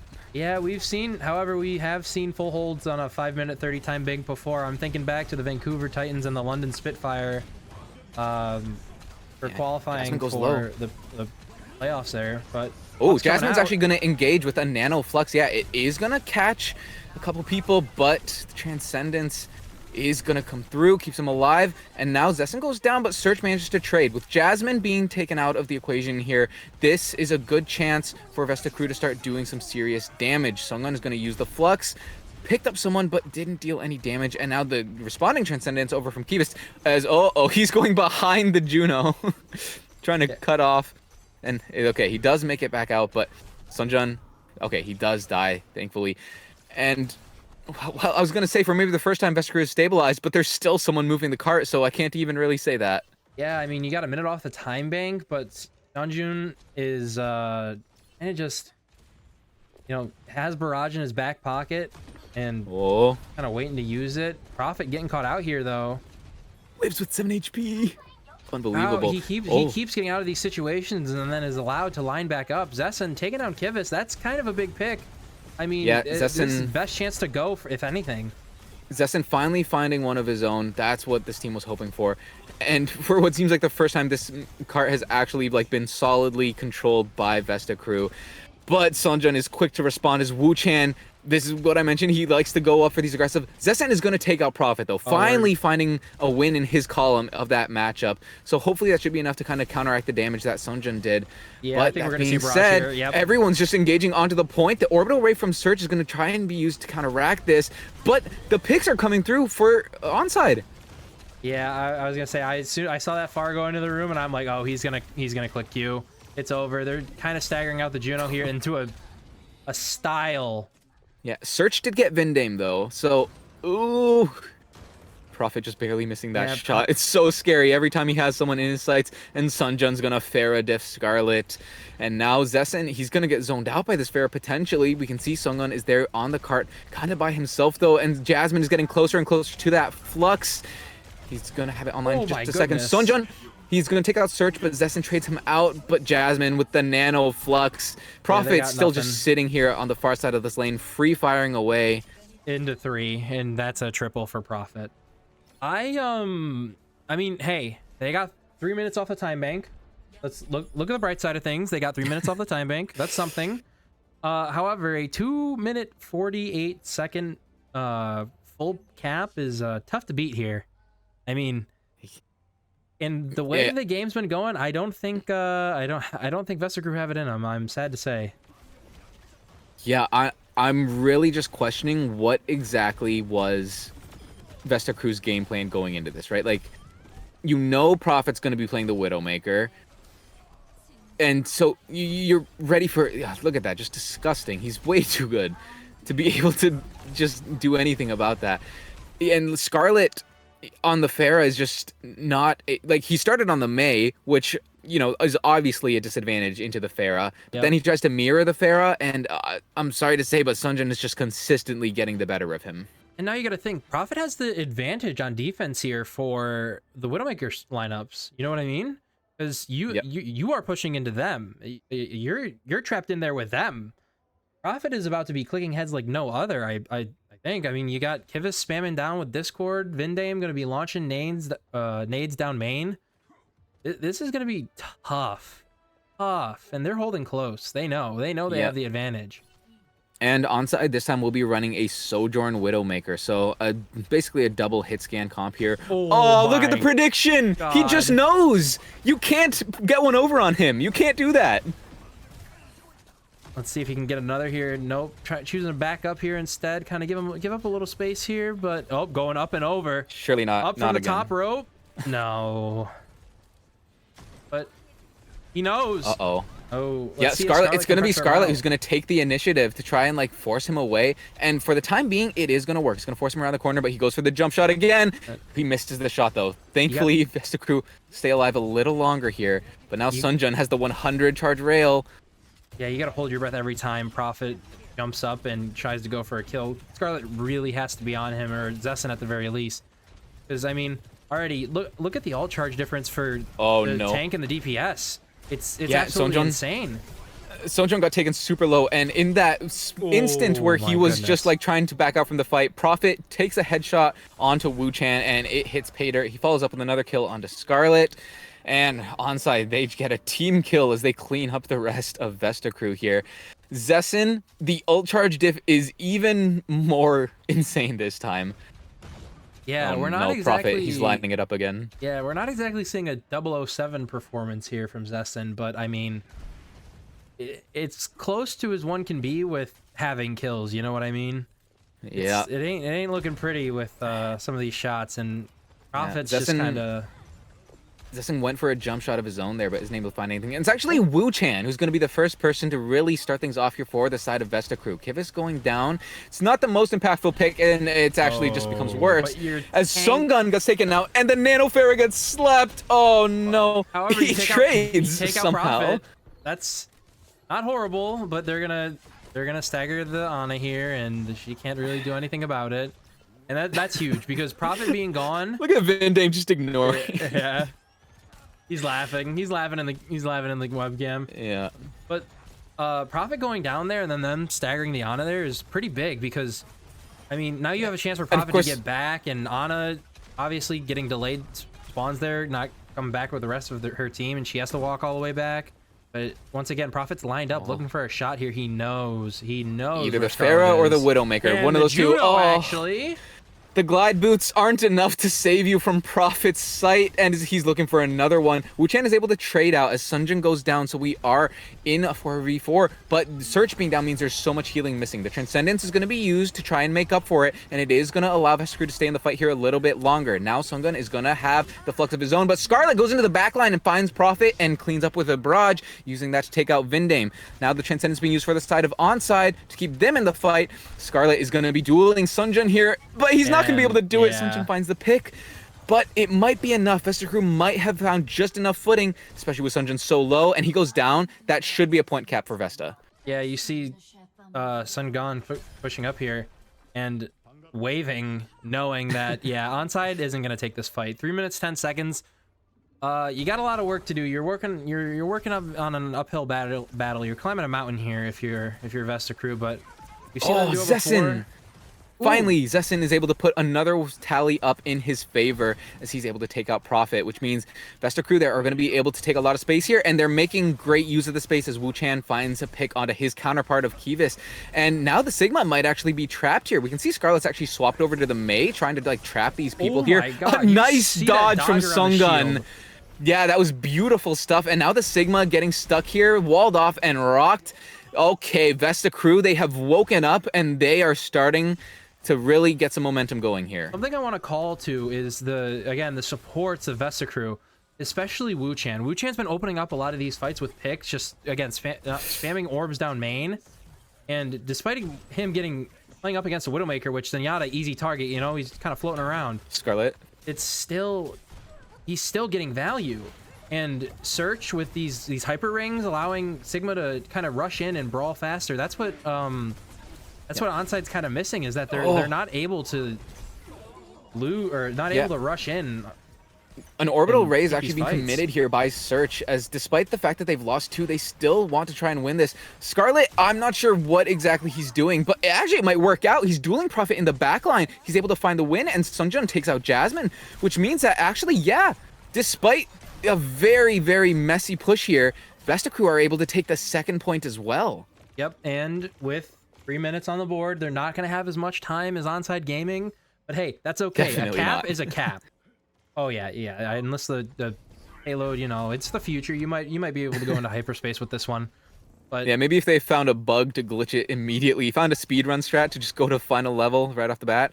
Well, yeah. Prophet's actually gonna miss his grapple there, so we'll see if Vesta are able to kind of keep holding this. One change I forgot to point out is Sunjun, who is of course on the Venture now, right? So he decided to just completely opt away from the Sojourn on the Pharah. So they're trying to win the brawl, probably due to Scarlet being on the Mei. They want to feel they have the advantage against that. Yeah. Oh, Wu Chan. Oh, he wants it. He wants the dual excavation, initiation, bungus, schmungus, whatever the April Fool's patch said, but he's going down. Doesn't matter in the end. In the meantime, though, we can see that Scarlet did actually end up getting taken out. Oh, and yeah, we saw Sungun pull that nice like dodge earlier, and Jasmine pays him back with exactly the same thing, pretty much. A little despite some back there. Yeah, despite back and forth here, it is going to be... Look at how far Wu Chan is here. If he ends up being caught out... Okay, Scarlet is there to help him out, but Scarlet gets slept, and yeah, Prophet's gonna make quick work of that, and Prophet finds a second!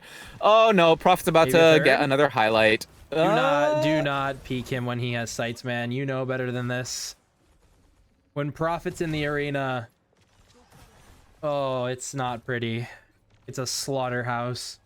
But now he has this balcony to play off of, and now, you see Scarlet kind of dancing around there with his head turned around just so he can't get to it.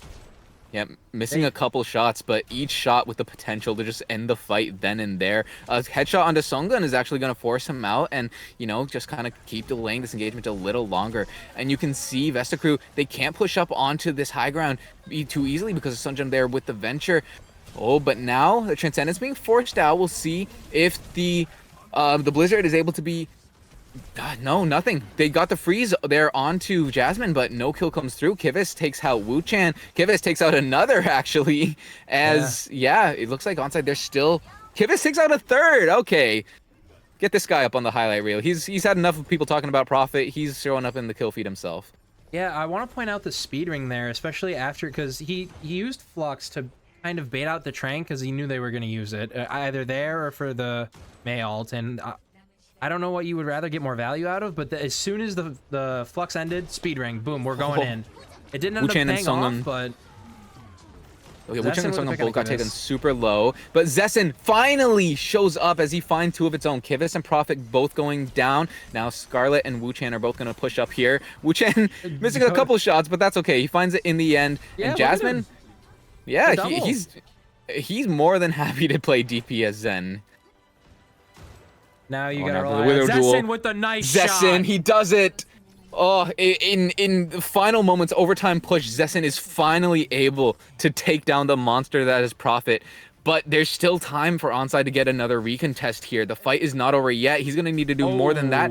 And Wu Chan and Scarlet, they're going to be able to do it as they've now flipped the map. They're over here on that high ground. Oh, but Sunjun, he takes out Search. That's a lot of healing being removed from the match now, especially when you consider that Sunjun has his ultimate, that excavation, but he gets taken out as well. Wu Chan over here still playing in their spawn. Health bar is so low for Sungun, but Scarlet getting close to that mail. He tosses it down. That's going to be Jasmine, frozen up, removed from the game. Kivis and Vindame are now coming back, and you can see Prophet looking to secure a shot. Oh, you can see Vindame is actually stuck here on the corner of the cart, but the kill hasn't come through quite yet. Now it's just Kivis as the sole source of healing, so close to that Transcendence. He's charging it up. He does get it. He pops it immediately, counter the Flux, but Prophet has come back and he takes out Surge. That Lucio not enough to skate around him. He's still sitting here on the cart. The shield is going to allow Scarlet to stay alive a little bit longer, and Scarlet actually takes out two. Jasmine and Prophet both going down, and now Wu Chan with the Transcendence is going to be enough to keep Sungun alive. But there's still two people left on cart. Sungun has to clean this up. Wu Chan, someone needs to take out the support line for Onside. They're both nanoed. And it looks like they're actually staying alive. They might be able to do this. Prophet comes back on the Tracer. Wu Chan gets taken out. Search is able to take out Vindame. Both teams just desperately trying to find the picks. But it's looking like it's in favor of Onside. And it is, as Vesta Crew finally just lose their footing and they fall apart. Yeah, I don't know if you saw there, but when Vindai missed a sleep onto the Sigma, I thought it was over right then and there. But I mean, hey, if you want a backline to keep each other up, you want Onside's backline. That backline could have prevented JFK from happening. That's all I'll say. That nano perk was actually game changing there. The fact that you had to deal with not just a nano Zenyatta, which is a lot of damage in and of itself, but also the nano Ana. so much sustain because oh man, that was like if you're Vesta crew, what do you do there, right? Like you just have to kind of pray that Wu-Chan hits maybe a 5-man right click. But you know, Wu-Chan, no disrespect to him, he put down insane work on that map, but unfortunately, like the Zen and the Sigma just isn't enough to take care of 2 nano boosted supports. Yeah, especially you when gotta they're have pocketing each other. target focus supreme there if you want to take them down. And Wu-Chan honestly putting in a lot of work. Another one that I want to point out, Scarlet at the end there with a double headshot onto Prophet and one of the supports, I believe. Kind of going crazy. Zessen also towards the end of the map putting in a little bit of work. So again, we're seeing these bright spots from Vesta crew. Maybe, just maybe, they have something in their back pocket, but oh my gosh, when you look at Prophet doing the things he does. Yeah, Prophet and Sonjan on the Venture especially, I think that was very impactful there, especially here on this point. Like Scarlet, like you mentioned, he did start lighting things up on the Mei, especially closer to the end, but for a lot of that point, he was really being kept in check there by the Venture. The Venture was really preventing him from, especially going up to the high ground, being able to kind of take the movement that he wanted. And at the end, like the he was able to just keep stalling, and he used his ultimate to put so much pressure there onto Sungun that without that, who knows how that could have gone, right? If they could have just like, if the health bars had been a bit higher from the start, things might have gone different. But yeah, just really, it was just an insane clutch from the side of Onside. Like, I can't fault Vesta too heavily, because when they're doing things like that, it's like, what can you do, right? Like, especially Search, he came back on the Lucio after he got taken out with the with the Juno. He comes back on the Lucio, and Prophet just immediately rips his head off as soon as he's back, right? Like, sometimes you just get out-aimed. Yeah, Prophet was just able to sit and spawn and kind of let his supports do the work until he was finally taken down, and then but that's all you needed. Once you rip the Lucio's head off, I mean, you got Wu-Chan there, and not a lot of sustain coming through, and you just gotta hope, again, you gotta really have target focus there if you want to kill those 2 nano supports. Look at that pixel, just a pixel showing, and then the double. My goodness. I think Vesta crew had the game plan there of, okay, we're gonna rush them down, and then the Venture came through, and the Venture really threw them off. That was a nice shot from Zessen, though. At the start, see Search dying like, there. At the start with the Venture, it was kind of like, okay, we can deal with the Venture, but especially on this last point, it's just kind of like you have so much splash damage going on, and even when Seunggun blocked the ult, or Seunggun. I'm very bad with pronunciation. Sungun, I think. Sungun. But if we're saying that wrong, definitely correct us. Yeah. Sungun blocking the Venture ult and getting the kill was impeccable. That saved the map right there, and that gave them another life. This team has flashes of brilliance, and it's so close, but it's just not enough. If they had played the way they did on that final point or even like the entirety of that attack, like I think overall their attack was actually generally solid, right? Like obviously not as good as Onside, but Onside, they set a blazing fast pace. I don't think anyone could hope to match that. Yeah. But Vesta, they did do very well in their own right, and if they had played to that level on the defense, there's a good chance that, you know, maybe they do hold, and if they had held a little bit closer, if they didn't need to full cap themselves, they would have been able to win the map, right? So yeah, it was a very interesting decision to take Onside to Circuit Royale. So I guess we'll see where we go from here. Do you have any predictions? You got to go somewhere where you can limit Prophet's impact. Like I know I've said, like, if Prophet's not popping off, Scarlet will. So I think you go somewhere where you don't have a lot of huge sight lines, and somewhere where you don't, or sorry, I said Scarlet, I meant Sunjun. I think you got to be able to put Scarlet onto the Genji. I think that's what it is, right? Yeah. Scarlet has not played a lot of Genji this series yet, despite that really being his best hero. Obviously, Genji was banned on that map, so, you know, no fault to him there. But if you can, I think you got to go to a Flashpoint map here. Got to go to a Flashpoint and, like, run a comp that relies on the Genji and just really start, hopefully, shredding Prophet and shredding Sunjum before they can do the same to you.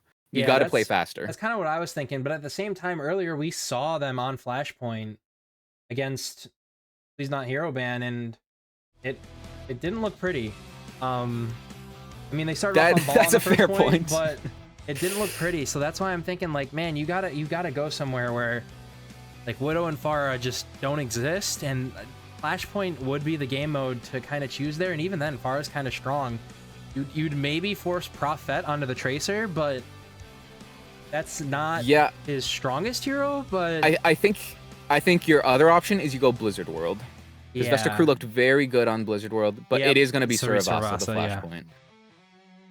Yeah. So yeah, I think that's what we were both thinking. Maybe the Please Not Hero ban was a fluke, and we're gonna see some crazy Genji gameplay because the Genji ban is gone now. So I guess we'll see what the bans are gonna be here in a minute.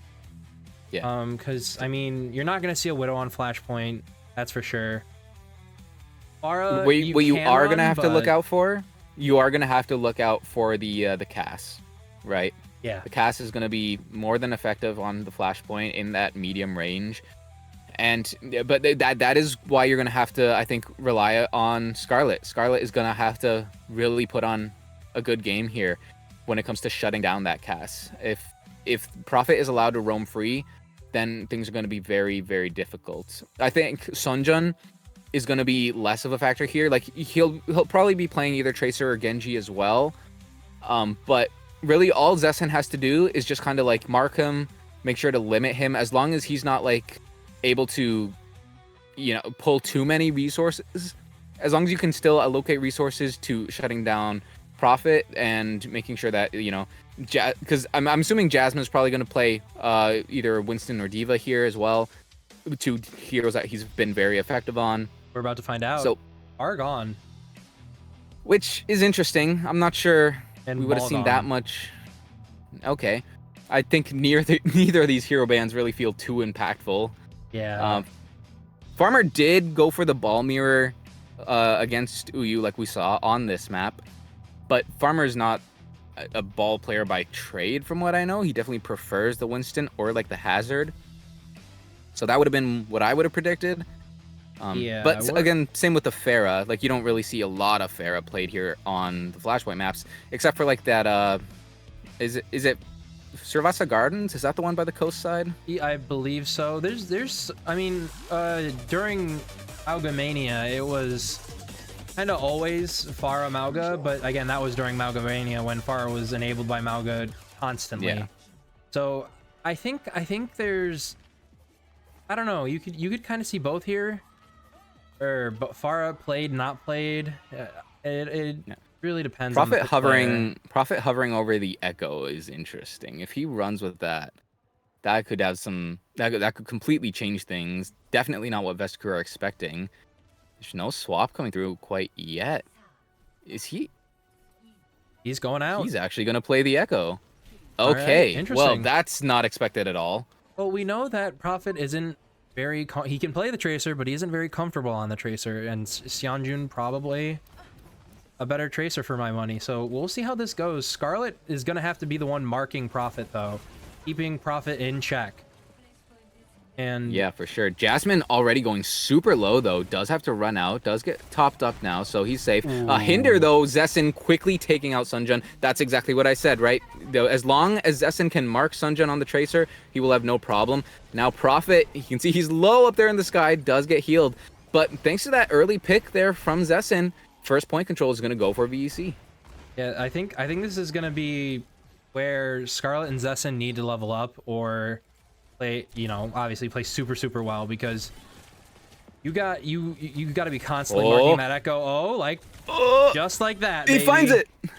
Nice. Coming back home, and that's the advantage of being on the Tracer, because as we all know, Tracer better into Echo, or Echo not very good into Tracer. Scarlet going low. Yeah, initially I was like a little bit worried that Scarlet wasn't on the Genji, but because Prophet isn't on the Cassidy or anything, you really don't need the Genji. Scarlet's actually going to come in here and finds both supports. A quick clip to kill Vindame, and then a Pulse Bomb is going to take out Kivas as well. Wu Chan, as always, making his name show up in the kill feed as a quick headshot puts Sunjun in the ground. And Vesta crew looking very solid here. They won that using just the pulse bomb. And Kivas actually committed the nano.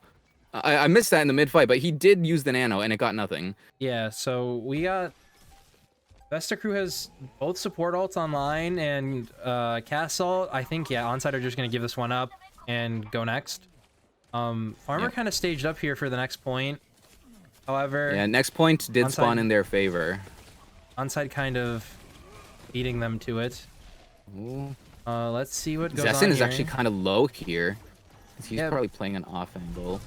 Both DPS. Oh, a quick dive coming through from Jasmine. Goodbye. Yeah, Zestin's gonna die. The Suzu is gonna get forced out. That Kitsune rush is kind of just in the middle of nowhere. That's pretty useless for the side of Vesta crew. Yeah, but the nano coming up up from Farmer, it's actually able to find a trade as Kivis goes down, and now the primal, but the rally is gonna be quick to make sure that doesn't get any value. Farmer's just gonna have to kind of run away here. Is he gonna get that health pack?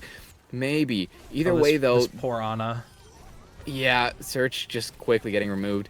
A really messy engagement from Vesta crew, right? The nano, it comes out maybe a little too late. The Kitsune rush is just kind of used there under the bridge, which is surely not where it was ideally meant to be placed. Yeah, it kind of just felt like they were struggling. They had ult advantage there if they wanted to go fast. I mean, that was the time to do it, but now it's just kind of okay. You got Deadeye. That's it. You got Deadeye, Scarlet coming up, maybe with another pulse bomb, but June and Prophet, they're just kind of... Yeah, Search, he was just dive bombed. The Winston coming in from the front, you have the Echo coming in from above him. Prophet is actually going to use the copy just to secure this, as Scarlet finds a pick to trade, but control is still heavily in favor of Onside. They have nothing to worry about. As Vesta crew, they really just need to reset here if they want to have a chance of getting one more fight. Yeah, maybe Prophet goes down. Prophet actually going down here to Farmer and Scarlet. So we got a 3v2 coming up to point. Scarlet going in a little bit aggressive here, taking that health back, sees the brig, backing out. And a pulse bomb miss. Kivas has that nano though now. Now Jasmine is going to be going with the primal. He gets Wuchan to 1 HP, but isn't going to quite finish him. Zessen used the high noon, but gets slept out of it. And now neither team really finding a strong pick here yet, so this will still go either way. Jasmine does have the nano, and he's going to be forcing out Vesta crew's backline. And in the meantime, Farmer in the front line gets shredded by the Echo Beam, which means that now the point control for Vesta has waned significantly, and you can see the backline is just kind of stuck in that hallway as they're getting spammed out from all angles. And yeah, this is now 1-1. Yeah, I don't know if I would have used the nano there. As soon as Farmer died, I mean, you're not going to be able to take that fight back. You're getting zoned out by the Winston. And, I mean, Jasmine's getting low on a lot of these engagements, but he's living, and that's all he needs to do. He just needs to live long enough for his team to delete Farmer. And he's succeeding. It's Vesta burning the two. Vesta crew. Go ahead. Vesta crew do have an ult advantage here, right? So like they have the point control right now and an ult advantage, which is really exactly what you want. If they can play this aggressively, and they forced out recall already, which is even better for them. So now they just need to keep this momentum up, see if they can use that before Vindame gets rally. That's really the key here. They need to engage before Vindame gets his rally. Vindame bashes right in, but the punish isn't quite there. Jasmine, though, is able to get taken out thanks to Vindame kind of just playing some creative brig strats, means that, Jasmine's going to have no support. And now Zessen is going to start free roaming through the map and hunting for the picks. Yeah, Zessen really kind of looking for cleanup kills here. I mean, a lot got out, which isn't too horrible, but now Vindame has that ult online, which means they're going to be able to come back faster. Farmer kind of perched up on the ledge here, knows they're going to go, drops down. Primal, put him in the room. Stunned, antied, no sleep coming out. Yeah, you can see in the middle of that primal, Kivius actually hit a sleep there onto Scarlet. And in the meantime, Sonjon on the other side is actually going to take out Search with a pulse bomb. Fortunately, Farmer is able to trade as Jasmine goes down, but it might not be enough as now Prophet just walks in. He uses the copy on the monkey and tries to go for the counter dive here. You can see the Kiriko super low. Wuchen is able to get out, but it doesn't really matter because onside, they're able to flip the point. Yeah, when your tank goes down, just simply become one. It's not that hard. Just play Echo, idiot. We got Zessen and Scarlet with the DPS assaults online. Kivis can save someone with a nano from a pulse bomb. The nano and primal, that's really can be a devastating combo here. I think Scarlet is going to have to hit a pulse, but it hits the shield. It's somehow beautiful. Yeah, it looked like it hit the shield, but Vindame ends up going down. Fortunately, though, like I mentioned, the nano onto Jasmine is able to actually find a trade. Search, though, is getting close to a nano of his own. He does get it, so they might be able to use this for a quick re-engage. Scarlet gets taken very low, does able to get out. You can see Wu Chen is actually trying to duel Jasmine here as he climbs up to that high ground, is able to force him out. Jasmine, though, he still has that primal in his pocket, ready to use at any given point. He sees the Ana, he's looking for a chance to engage. He's actually going to go around onto the other side where Zessen is playing. Now he's used the Deadeye, but it's not going to be enough as Prof is able to take him down. A nice sleep is going to maybe buy them enough time to stay alive here. The nano being applied to both Ana and the Winston here on the point as Jasmine is looking for the pick, and he's finally able to find it. But Wu Chen and Scarlet picked up two of their own. Both teams here now struggling to find something that will actually open this point up fully for them. We can see Sunjun's still alive. He finds one. He's going to find a second. And with that, or Vindame actually appearing in the kill feed, but yeah, onside, they're looking like they're going to be able to take this point as well. Despite some great stuff from Vesta, it's not enough to really turn the scales in their favor quite yet. So from that pulse bomb stick on a Scarlet to Vindime, what actually happened there is Vindime dropped shield and tried to put it back up so he could drop the pulse bomb and get away, but he put it up again too soon, so it caught back onto the shield, and oh no, the shield broke, and then it was just curtains from there. Just unlucky moment, I guess. Yeah. You can see an early nade thrown out from Kivas. Pretty aggressive, but it's not going to find anything quite yet. And now a hit squad has come in from the side, and Vindame's going to go down. Scarlet finding both supports here. Great stuff from him. Oh, no, Farmer. Let's see it. Let's see it. Come on. Bye-bye. Yeah, here's the thing. That Primal had a lot of aura, but it was not one that you wanted to get forced out, right? No, absolutely not.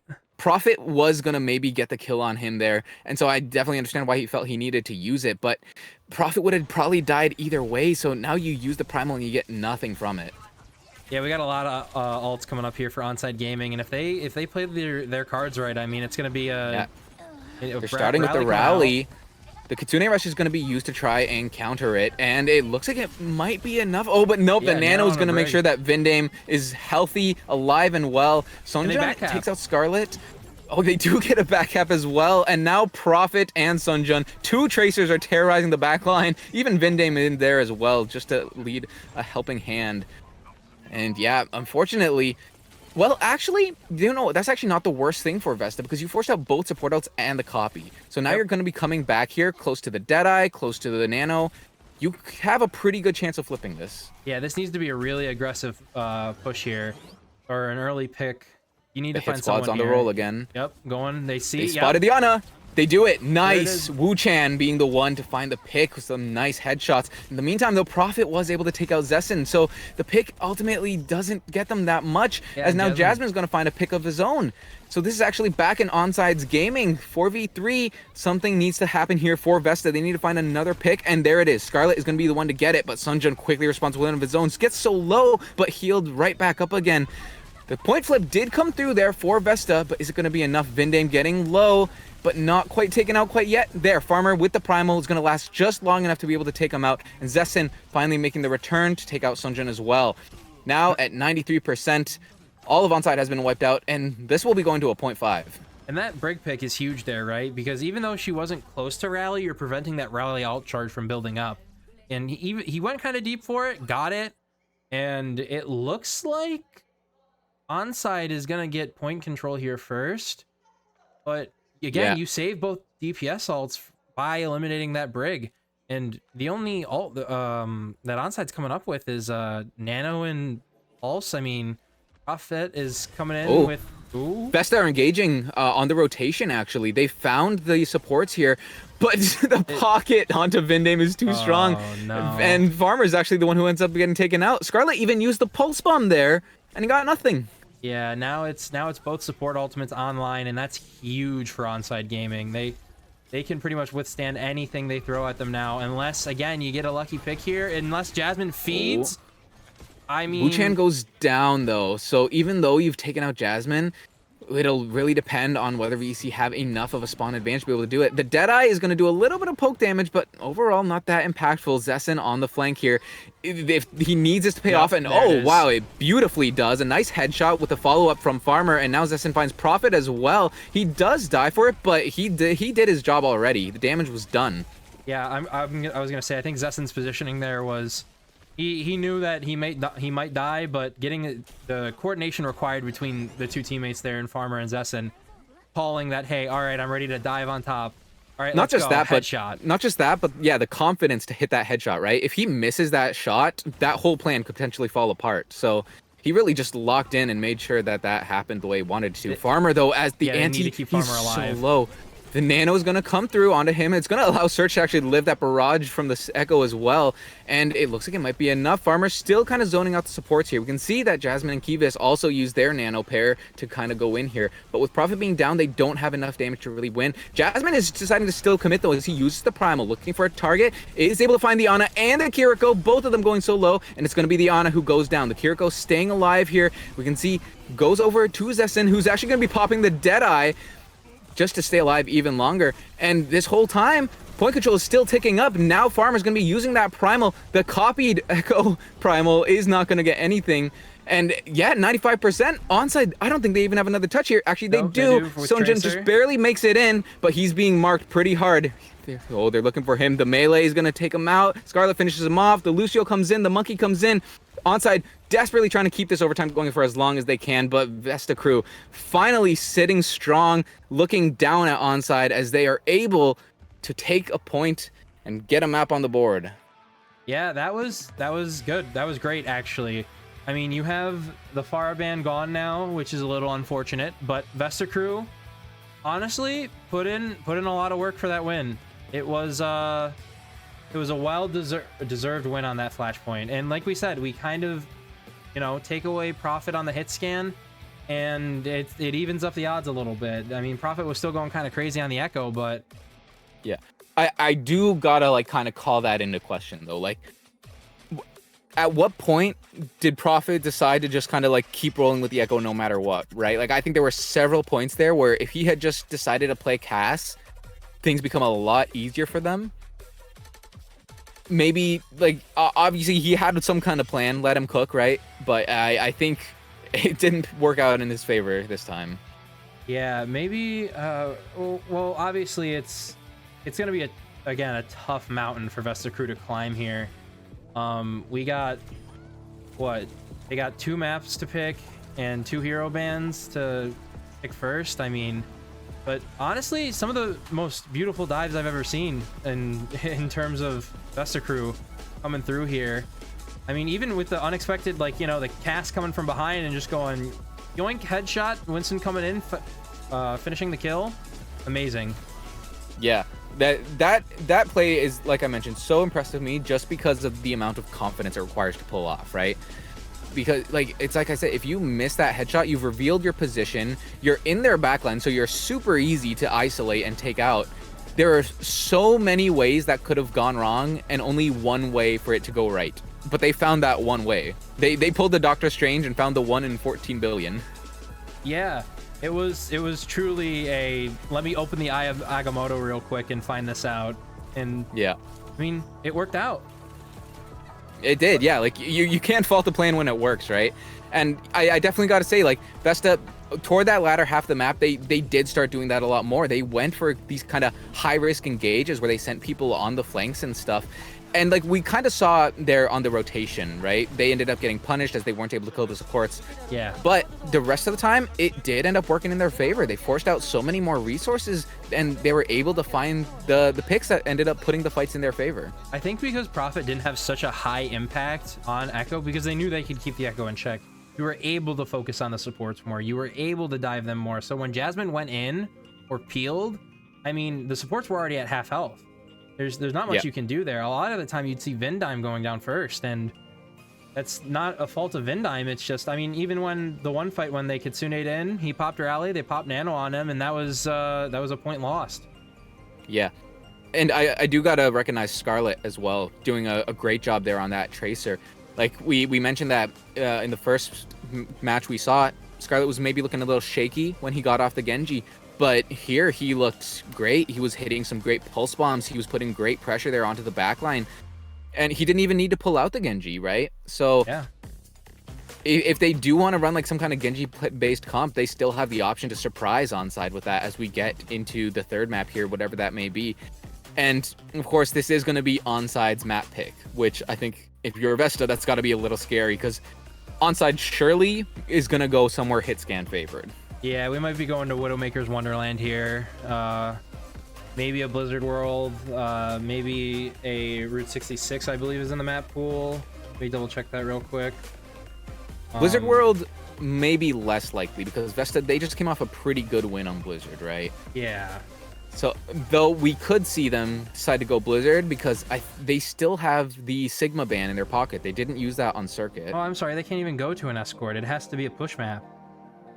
Oh, it does have to be a push map. It has to right. be, it has to be a push map. And honestly, Widowmaker, I mean, maybe Runasapi, maybe Esperanza. Definitely not New Queen Street. That's more of like an Ash type thing. Yeah, but the thing is, I think all the push maps are generally pretty good for Ash, right? And yeah, Prophet, like we just saw in the series against Crayon, he's very, very comfortable on Ash. I don't think he's pulled it out this series quite yet, but he'll be more than happy to show us what he can do on that hero if he gets the chance. I'm gonna bet money and say we're going to Esperanza, especially for that high ground for the Ash. I'm saying that's where we're gonna go. Well, let's see. These picks will be revealed in just a moment. If we do go to Esperanza, the question then becomes, what do you decide to ban, right? Yeah, there it is. Yep. Yeah, you win that bet. Esperanza it is. Should have put money on it. God. Yeah, so I think if for Vesta, surely you gotta be worried about the hit scan. Like we can't state it enough. Like it's the different. Well, I mean, Servas is a perfect example, right? The difference between Prophet on hit scan, not on hit scan, it really is night and day. Yeah. When it's like you said, it's night and day. Yeah, I think maybe we see Onside use a protect ban. They're actually they're just gonna ban the cast straight up. Wow, that's throwing the gauntlet. Okay, and the Lucio gone from Vindime. That's big. I think they realized that Brig isn't his strongest hero, but yeah, I mean, no, 100%. Like we did see him make like quite a few kind of questionable bashes there on the Brig, right? Like he had some good rallies for sure, but it definitely was not as impactful as the Lucio has been for him these past few maps. So with this, I think we're gonna just see like full dive, right? Like Vindame probably gonna be playing that Kiriko. I can't imagine you go back to a Zenana on Esperanza. So I would imagine Kiriko is gonna be played. That'd be a little creative. But before we get into our potentially final map here, I just want to remind everyone, if you are watching on SOOP, please make an account, come over, chat with us, talk with us. We'd love to have you here. And make sure you go follow us, Ex Oblivione GG, on Twitter here, everywhere else, and make sure you follow OW_esports_KR on SOOP, because again, you get nice matches, you get unexpected matches like this, Vesta Crew versus Onside Gaming, the SOOP Cup. I mean, in the beginning, we thought it was going to be competitive, and then we saw how Onside were doing, and then Vesta Crew came back on that Flashpoint map. But let's see how it goes on push. Yeah. So we actually see Prophet is going to be playing the Sojourn. So kind of the least hit scanny of the traditional hit scans, right? Not the Ash, not the Widow. But of course, like with those railguns, it's definitely still going to be a threat. And Vesta, they're gonna match the comp with one difference, and that's going to be Farmer on Wrecking Ball instead of Winston. Interesting, because last time we saw Farmer on Wrecking Ball, I mean, he was playing up against the GOAT, Yu, but... Oh, Scarlet over here on the side, and they're actually going to be able to take out Sunjun, so that's a really important opening start to this map here for Vesta. Sunjun being removed means that Zessen and Scarlet both are just going to have a lot of freedom, and Farmer's going to try and take full advantage of that. He goes in for a slam immediately. No follow-up there, as it looks like the rest of the team is actually distracted with Jasmine there in the front line. Prophet going low, but he does get healed back up. We can see Vesta kind of in full control of that side of the tower. Prophet gets taken solo again, but there's no follow-up. Unfortunately, yeah, Vesta Crew, despite the fact that they're getting people so low and they're engaging, their target focus is all over the place. People aren't dying, and Prophet, I'm pretty sure, just got a 4K there. Yeah, that's one of those situations where you're all calling someone's low, and then you don't know who to focus. That's kind of where you gotta, pick one at that point. And look at the ult charge difference for these supports. Yeah, oh my goodness. Yeah, I mean, Kivas missed a sleep onto Farmer originally in that first fight as well. It looked like it was curtains for him, but he was able to get out. And Farmer just got blown up after. Wu-Chan, not too far behind. They are trying to stop them from getting first point. Sojourn going low, but it looks like Kivas is there to heal them up. Wrecking Ball kind of wrapping back around. Yeah. Oh, Scarlet's going to actually kind of go aggressive here. He's going to try to pressure this high ground, Yeah, but the Kitsune rush is being used. Prophet, though, he gets taken out. Zessen, he's going to actually get traded out as well, though. Kivas getting killed by Scarlet, though. Scarlet, ooh, he's taking the direct duel against Sunjun. Sunjun finds the better of him, but Search is going to actually find 2 here in order to actually turn this back in Vesta Crew's favor. So, but it was a win for Vesta, but like you said, they did take checkpoint, which is it's gonna be pretty big the more this map goes on. Yeah, that's it's usually the first team that catches or caps the checkpoint is usually the team that wins. But we got, honestly, I think the game plan here for onside is just kind of Nano coming through. Oh, that's deleted. The boop onto Search to force him back into the Winston's range, and then Jasmine just cleans him up due to that nano. That being said, Zessen takes out Prophet and Scarlet takes out Kivius, which means this is still looking pretty good for Vesta Crew. They still have more than enough opportunities to be able to win this. And yeah, a quick minefield placed over the bot means that Jasmine is going to have to run away, and the bot's going to start walking back toward the side of onside. But he's going to quickly go right back up to this high ground, start pressuring the Kiriko. Wu-Chan wisely saving that swift step for the moment. And now it's going to be the Kitsune rush played for the side of Vesta. But Wu-Chan actually gets taken out. Scarlet's playing ground fair over here on the side as he gets taken out by Prophet. Oh no, Vesta Crew, their plan is falling apart. Yeah, you want to play faster in the Winston versus Ball comp, because with Ball you want everyone to turn for you so the rest of your team can follow up on them not paying attention or your focus getting taken away onto the ball. But it's not happening. It seems like onside here are just going quicker, and unfortunately they have the momentum and they're going to keep it going. They're going to opt to back off and just hold this high ground for infinitum, and it's going to be tough for Farmer to kind of get in there and go for something. Yeah, I mean, for Vesta Crew, like, you have 2 one-shot opportunities, basically. When ball slams, you can either shoot them with a rocket or hit them with a railgun, and right now, neither of those are kind of happening. Both Pharahs end up going down here, so we're in a 4v4, and now Prophet has that overclock up on the high ground, and Wu-Chan's going to be the first victim of that, and Zessen is short to follow. Prophet gets taken low, but it's not going to matter. The slam comes through, but, you know, it's like we said, there's just no follow-up. Nothing is raining down to make sure that the slam targets are being deleted, which is really the entire point of this comp. And now the progress just continues for onside.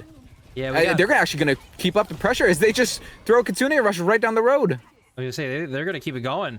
It looks like Prophetheimer is in the lobby. I mean, dropping bombs and just going. Absolute destruction by Prophet. Yeah, Sunjun is going to take out Farmer as well, so which is a huge stagger, right? Like, Vesta, they need to stabilize, but they just haven't had a chance to. In fact, they have 4 ults here solely on account of the fact that they haven't had the chance to take a good engage. Looks like Jasmine is going to get forced out. Look at Jasmine taking the fight onto Zessen, and Zessen going super low there. The Scarlet with the nano. Them gonna match. Seonju nano. The dogfight. Oh my goodness, what a shot. Century. I've never seen a shot like that from a Pharah. That was incredible. And what a perfect linchpin to start the fight swinging in Vesta Crew's favor off the back of that.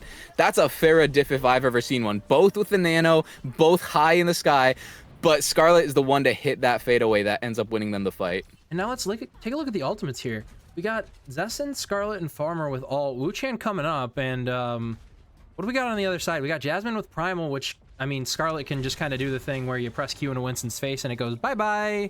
But, I mean, but I mean, Diana's looking mighty juicy. Seonjun giving him a receipt from earlier. Getting that health see if it's enough, though, as it's a trade 2 for 2. Both teams now only 3. And we can see Farmer, he's still here in the back. He did use the mines at some point there, but they're nowhere to be seen. Oh, but now Search, he has been caught. The sleep is going to let him live a little bit longer, but yeah, Vindame is there with a quick follow-up. And Farmer, unfortunately... where are you going? The Stratosphere? Yeah, we can see... Oh, yeah, Wu-Chan almost gets caught out. Fortunately, has the Suzu to keep himself alive. But Vesta, they've been struggling. Despite the fact that they've been winning fights, they still haven't really gotten it onto onside side at all. All the fights ones have been just just defensively, they're not really gaining any progress for themselves.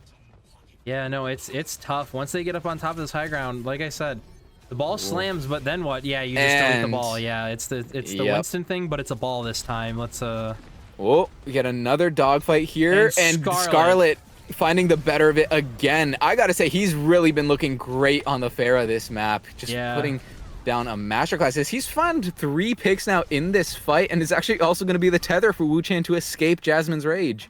So, question, is Scarlet Seonjun father, or... After this map? No, strong argument to be made. Farmer going to the Winston now, and I think this is the correct choice here. I think ball's not working out. You need a little bit more sustainability.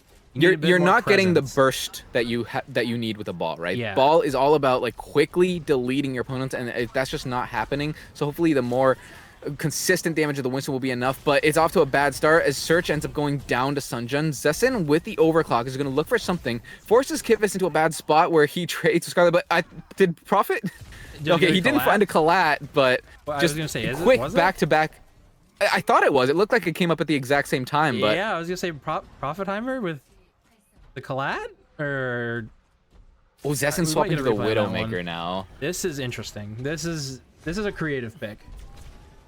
Yeah, I mean, we did see Zessen struggle against Prophet's Widowmaker there on Circuit Royale, but the Widowmaker into the Sojourn, especially as you get into this final stretch of the map, it might be a little bit easier. That being said, sometimes Vindame is going to hunt you down, so we'll see if... Oh, no, Zessen, don't lose this. Oh! Zessen. No, Obs, we need to keep the camera on that. I need to see how this ends. I need to see how this story ends.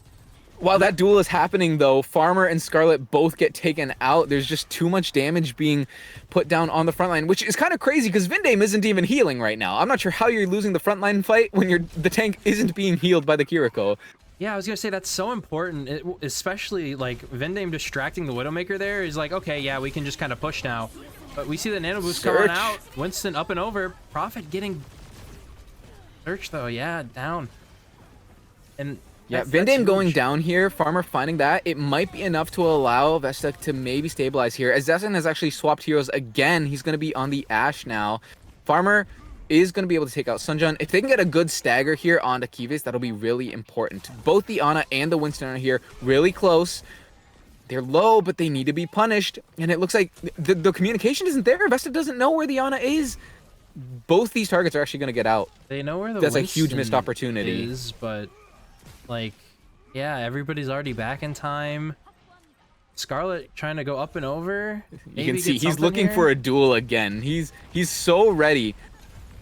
Oh, nicely done, Scarlet. Barrage him. Is he going to take out the Pharah as well? Wu Chan's going to be the one to do it. But yeah, Scarlet finding both DPS over there in the Mega Room on the far side of the map. Onside are going to be looking to trade, but Scarlet finds another pick onto Kivis.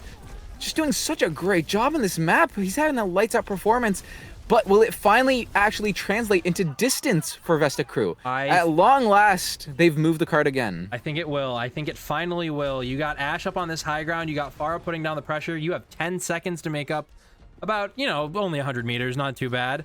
But we'll see how they do it. I mean, if anyone's going to do it, it's going to be Scarlet here. Scarlet has really picked up the pace here for... This last match. Huge.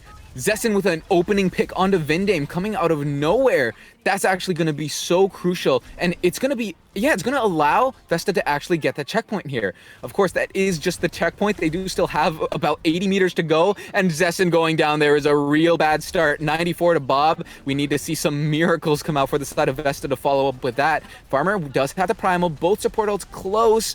And Scarlet has the ultimate of his own. He's going to use it, but it's not going to find anything, and he's going to die in the process. Vesta Crew have no DPS now. The nano onto Farmer is going to allow them to stay alive here on the card. They're still in control, but on side with the nano of their own onto Sunjun, he's going to start chasing down the supports. He finds one, finds the other, and unfortunately, it might be all she wrote as Farmer flails with the primal. The Bob is too late.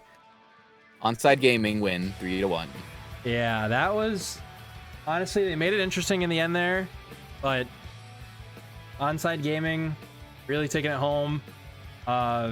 They really, I think they had a faster pace at the end of the day is what it was. They kind of knew where to play and knew, okay, this ball's going to try and dive on top of us on top of bridge. Let's just sit up here and wait for him. because there's Yep. nobody really to follow up. And I mean, with Zestin missing the rail shots and Scarlet doing work, don't get it twisted. It's just Scarlet, he definitely, like, this is one of those scenarios where I almost wish the losing team could get MVP, because Scarlet, man, what a great performance from him. Like, he really did pull through. And anyone who's been watching OWCS Japan, they know that this guy is a bright spot in the region, right? Granted, Scarlet is Korean, just like to make that clear. He is Korean, so but even then, Prophet with another player of the match, he's farming them. Was it any doubt? Was there any doubt? He was insane this map. I mean, the only kind of down, valley he had was on Flashpoint, where he couldn't really play the heroes he wanted to play. Yeah, the Echo definitely not like his strongest look, but at the end of the day, it didn't have too big of an impact, since as soon as he was back there on the hit scan, he was clicking heads as he always does. Like, anytime there's a good solid hit scan meta like this, that is when onside is going to be scary, right? As long as you have something that enables Prophet, then you're going to be really set.